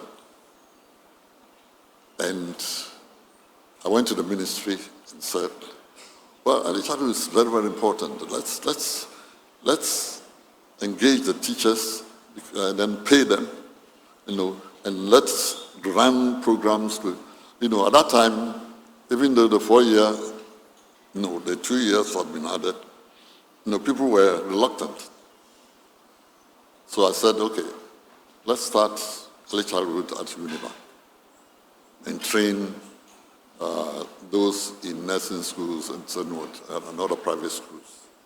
So we started that, until they started coming out, and then the ministry started thinking about it. Hey, we need to do something. So it's important for us, if there's something that I believe we're doing, we think that is the right way. If there's a way of, getting resources to start it, let us do that. Because for decision makers, it will take time for them to really say that, oh yes, let's go in, and because they are thinking about money, where the money is going to come from. And I believe that, we take the initiative and get things going, and then send the reports to the policymakers. And I believe that they will see that, yes, there's something in it. They want to see results. They want to see the product, so that then they can support it.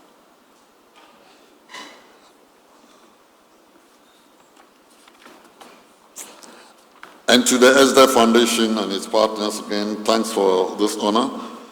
I receive it with humility, but I also receive it with a renewed sense of responsibility, because the work before us remains unfinished. I also extend my sincere gratitude to everyone who has come here to celebrate this birthday. Nana Chair, permit me to end here where I began. If indeed this moment is part of a divine plan, if it is an expression of grace, then it must be a call to continue working, a call to continue serving, and a call to ensure that education, especially TVET, fulfills its purpose. The future of Africa will not be built by certificates alone. It will be built by skills, competencies, integrity, innovation, resilience, and purpose. Let us all join hands from the training institutions, industry, policymakers, and parents, a community, in shifting TVET from the periphery to the mainstream. Long live ESDEV Foundation, Africa. Long live UEW, and long live Ghana. Thank you very much.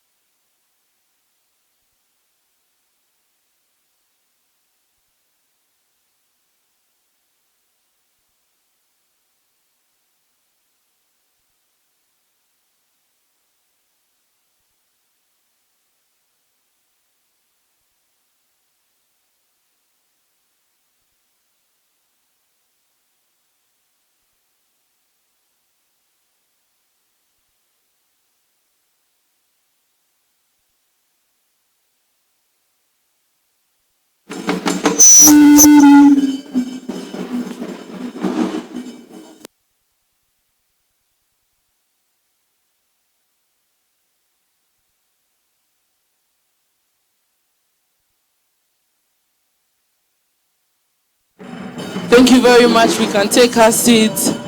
It is a moment for our celebrants.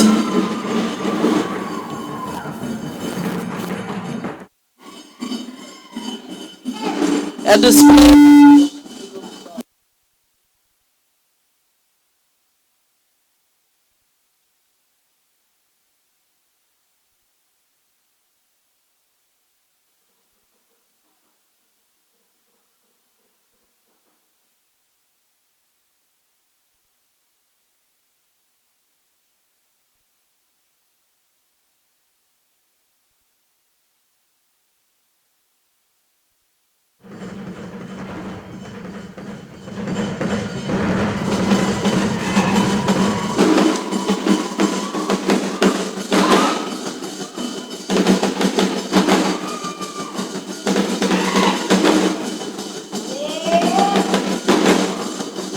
We celebrate a brave man, a warrior in TVET, one that is known across Africa and the world, the birthday man, Uncle Atokwamena, Professor Jophus Anamuah-Mensah.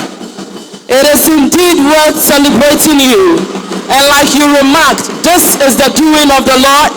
It is written before you were born that a day like this will come. We have searched everywhere and we haven't found none like you.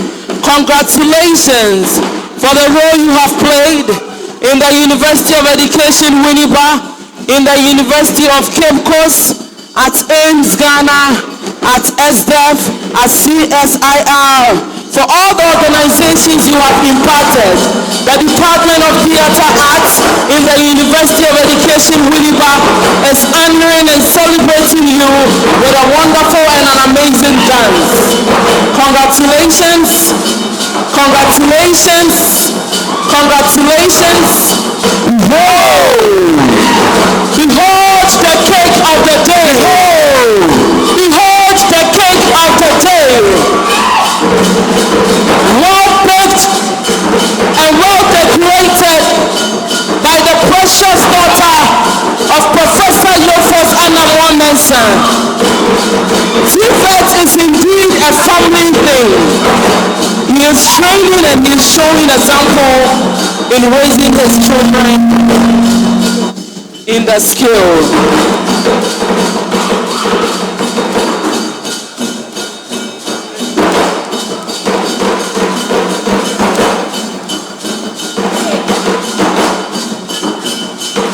To help us cut this amazing cake, we will call on Mrs. Ekwa Ballet Mengelo and Mr. Ekwa Anamuah-Mensah. Mrs. Ekwa Mengelo and Mr. Ekwa Anamuah-Mensah. Please let's welcome them as they come together with Professor Jophus Anamuah-Mensah. I'm sure we can start giving them a round of applause. A round of applause for you. Please, let's celebrate the celebrants. Let's appreciate them. No. Thank you very much. Thank you very much.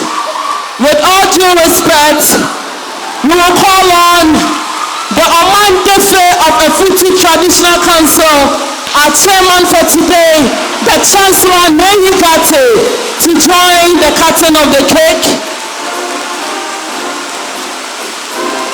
Oh, oh, oh, let's sing together now. Happy birthday. Happy birthday. You will also call Professor Stephen Happy birthday. to stand in for Vice-Chancellors Ghana. Happy birthday. The CEO of ESDEV Foundation, Professor Anamuah-Mensah, please join. The representative of the Minister of Education, Professor George K.T. Ojo, please join. It is amazing. God has been good. It is beautiful to behold. Happy birthday. Happy birthday to you. Happy birthday to you. And the beautiful. Happy birthday to you. Happy birthday. Happy birthday. Happy birthday to you.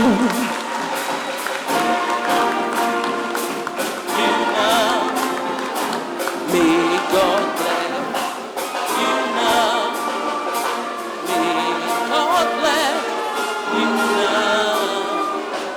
May God bless you now. I think it will be ideal for the celebrant to taste the cake. All right. On that note, thank you very much for helping Prof cut the cake. Thank you. Thank you. Thank you. Please, let's show appreciation. Let's show appreciation.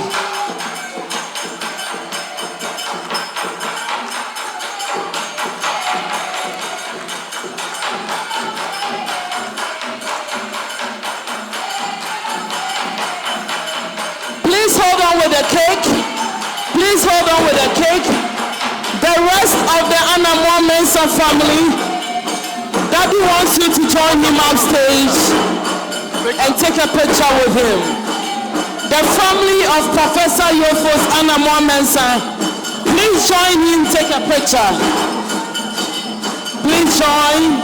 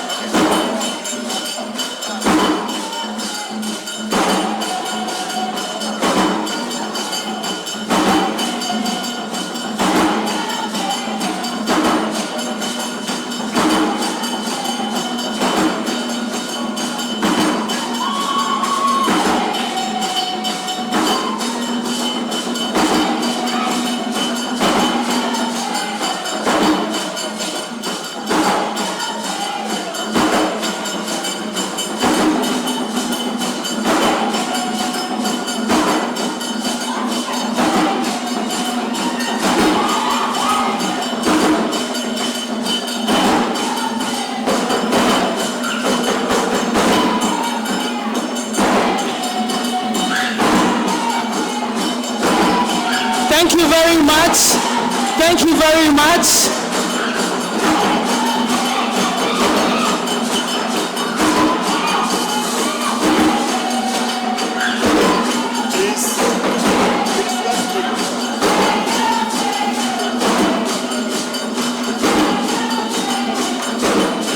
Thank you very much.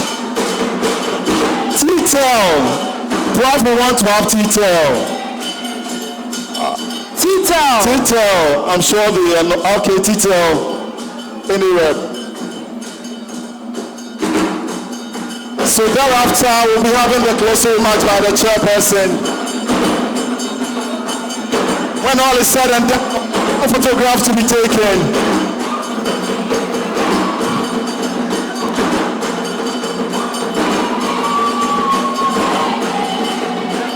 We will do photographs after we take the chairman's closing remarks.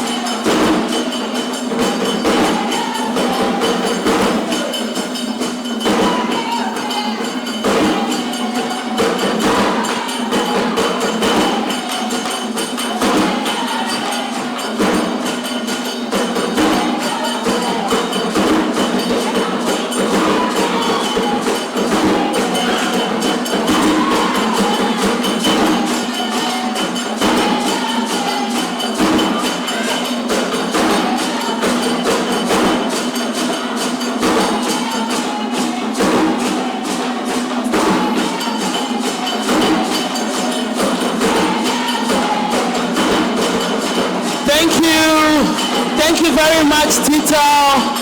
Thank you, Professor Jophus. You will ask.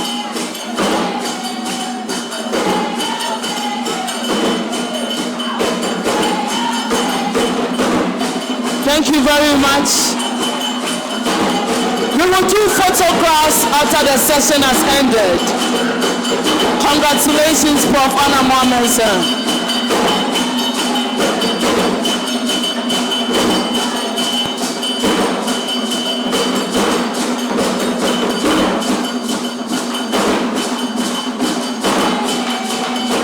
Thank you very much, Department of Theatre Arts Performers. We are grateful to you for the interlude. Thank you. Thank you very much. The closing remarks by the chairperson, please. Thank you, MC. Distinguished participants in this special event, we are grateful that we've been able to go through this program successfully. We want to thank God for the wisdom bestowed on our celebrant, that today we celebrate him. The concepts that he's put forward that have stood the test of time have made it necessary for us to give him this honor. Years back, most of us, above 60, were brought forth with the skills of traditional birth attendants. Today, that practice is virtually ended, and we have skilled, trained midwives who deliver babies in health institutions. We have identified that if we should bring down unemployment, generate jobs, then we need skilled manpower.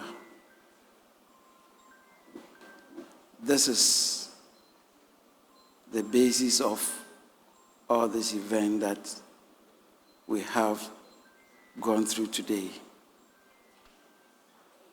I don't want to say anything that will dilute whatever discourse that has gone on today in this forum. But essentially,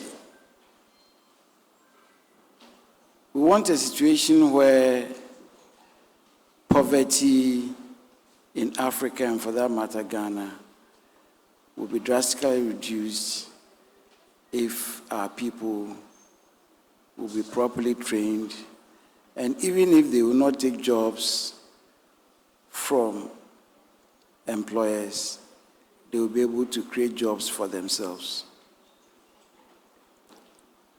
Fortunately, here in Winneba, the Vocational Training Center has been elevated to a technical institute.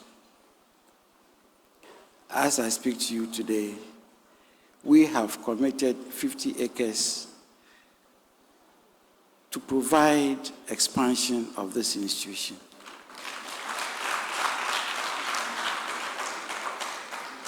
I'm told it cuts across board in this country. New dormitories, classrooms, and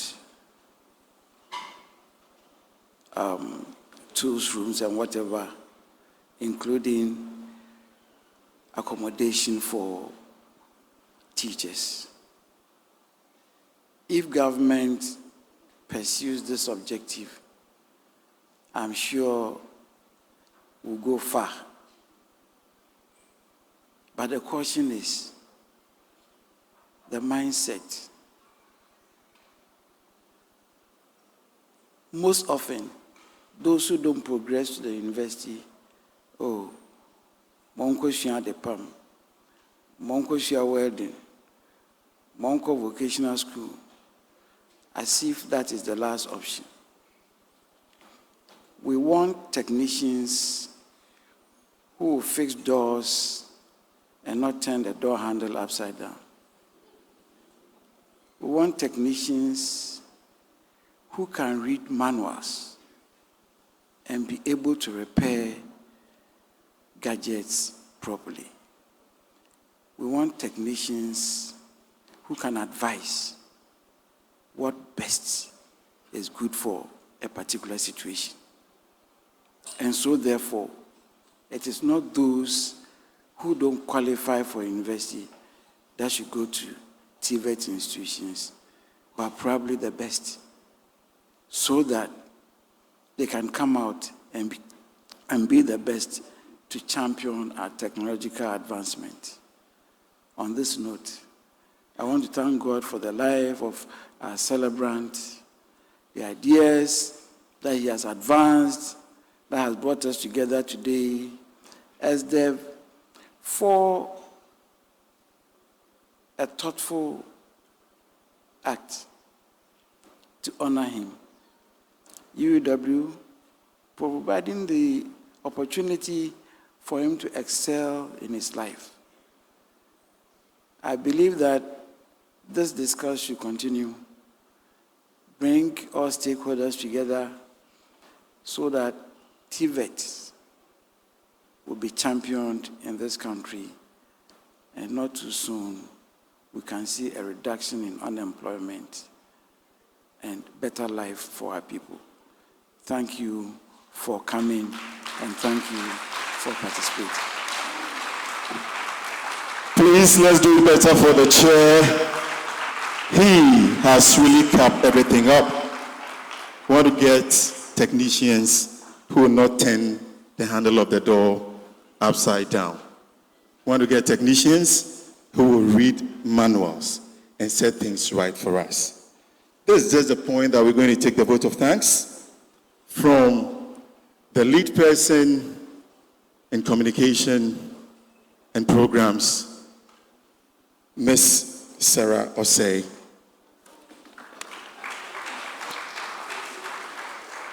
Thank you, Mr. Awuku. Before I give my thanks, I would like to acknowledge the presence of Professor Osman Tahiru Damba, Secretary General of the Ghana Commission for UNESCO. Prof, thank you. Today is indeed a great day. We can only say that we've come this far by grace. And we thank God for grace. We thank God for the life of Prof. We thank God for our lives in joining to celebrate and also reflect that we have a duty, a call to make technical vocational education and training a reality, not a second choice, but the ultimate choice. On behalf of ESDEV Foundation Africa and all collaborating partners, it is my honor to express our heartfelt appreciation to everyone who has contributed to the success of this maiden Jophus Anamuah-Mensah annual public lecture on TVET transformation in Africa. We are deeply grateful to University of Education Winneba for hosting this historic maiden edition. As an institution so closely connected to Prof. Jophus' visionary leadership, UEW has not only provided a venue, but also given this gathering a profound sense of meaning and continuity. Our sincere appreciation goes to the Ministry of Education and its agencies for their support and leadership, and to UNESCO and other development partners whose commitment to advancing education and skills development continues to inspire collective action. We warmly acknowledge our collaborating institutions, the University of Cape Coast, the University of Skills Training and Entrepreneurial Development, Accra Technical University, Vice-Chancellors Ghana, T-TEL, AIMS Ghana, Prinkoff, and the many universities, colleges, and organizations represented here for contributing time, intellectual leadership, resources, and goodwill towards making this lecture a reality. Special recognition must go to the two planning committees whose dedication sustained this process over the weeks. We are particularly grateful to the local organizing committee under the leadership of Mr. Kamasa, Director of Publications and Communication at the University of Education Winneba, and to the main planning committee comprising representatives of our collaborating institutions. Your commitment, flexibility, and shared sense of purpose have truly demonstrated the power of partnership. We also wish to acknowledge the staff of ESDEV Foundation Africa, who worked tirelessly as a secretariat for this lecture. often behind the scenes, coordinating communication, logistics, and program development to ensure that today's event has been both meaningful and memorable. To our distinguished speaker, Professor Emeritus CMB Tego, moderators, performers, and all contributors to the intellectual richness of this program, we express our profound gratitude.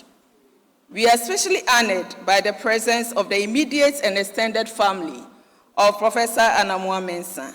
Your support and encouragement have sustained his journey of service over the decades, and today we celebrate the legacy together. We also recognize former Vice-Chancellors and senior administrators, representatives of civil society organizations, development partners, students and alumni who have joined us from near and far. A special mention goes to Ghana National College. Nananom. Oh, don't be hungry. Nananom. Good. Whose profound tradition of nurturing excellence forms part of the foundation of Professor Anamuah-Mensah's remarkable journey. And I'm proud to say that I have benefited from two Nananoms, the late Nana Francis Alote and then Professor Jophus Anamuah-Mensah.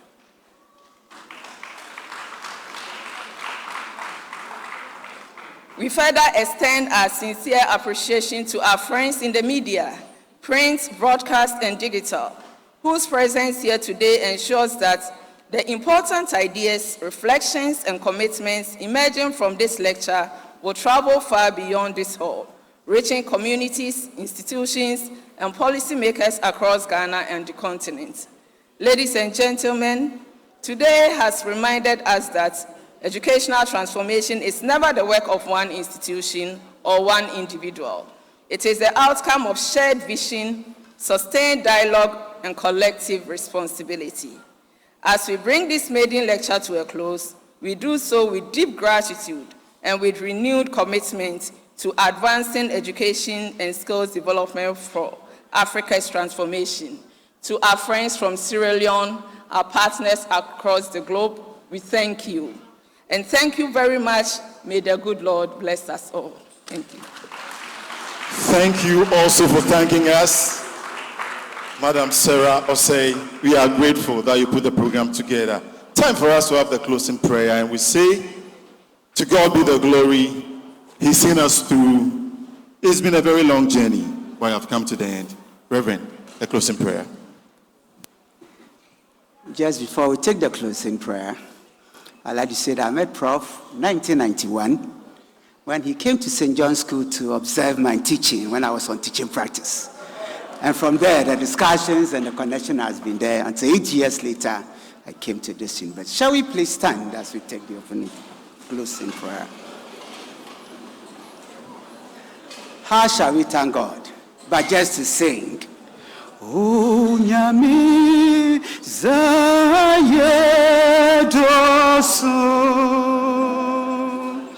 Wadon Tina Yetasi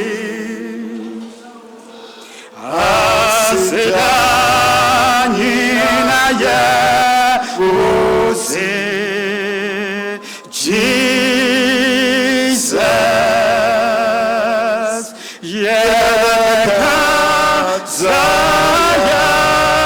Chiraman, Jesus, Yebabozin, Orada, Yakochemi, Yeraban, Kesi. Just say a word or two to God for the life of our Prof. Anamuah-Mensah, whom we're celebrating today. Say something good on his behalf to God, that God will bless him and continue to take care of him in the years ahead of him.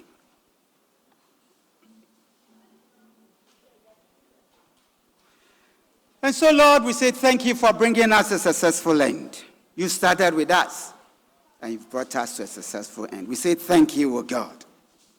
We pray that even as we step out of this place, your grace will continue to strengthen us, that we'll be guided by your word, and that our desire will be that all that we do, your glory may be seen. We pray for traveling mercies for all our guests, even as they prepare to go back. Grant them this safe journey, and let your blessings be upon them. And now may the blessings of our Lord Jesus Christ, the love of God, and the fellowship of the Holy Spirit be with you now and forevermore. Amen. Please be seated.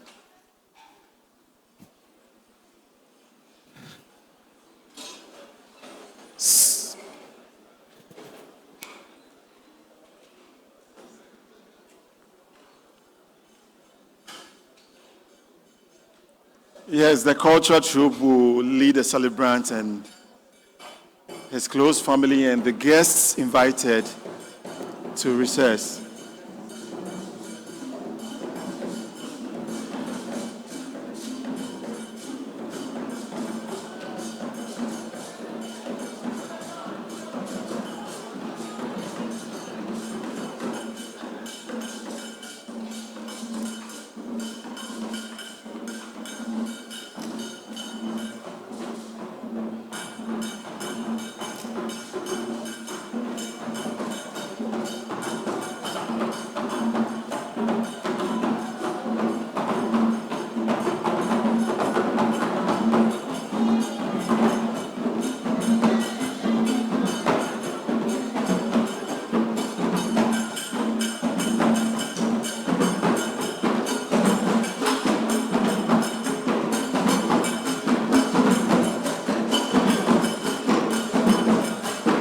Please shall we be upstanding as the celebrants and the close family.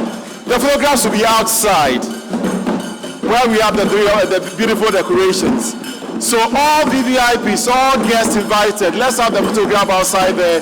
After that, we'll have some announcement to give you. So this one, all guests invited from outside Winneba and within Winneba. Let's go out there for the photograph.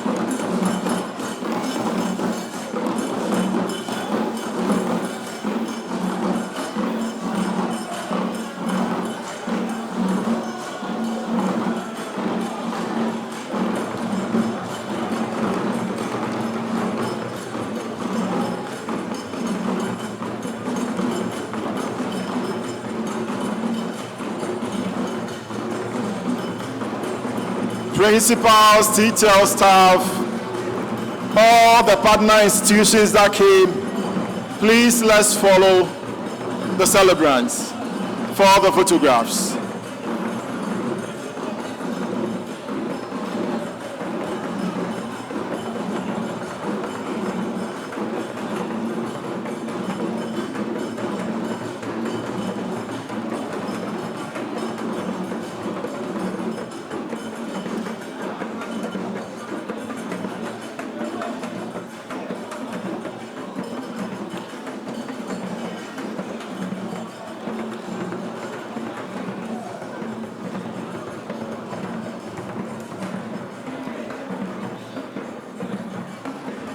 Please, there'll be photographs outside there, so please let's join them there for the photographs.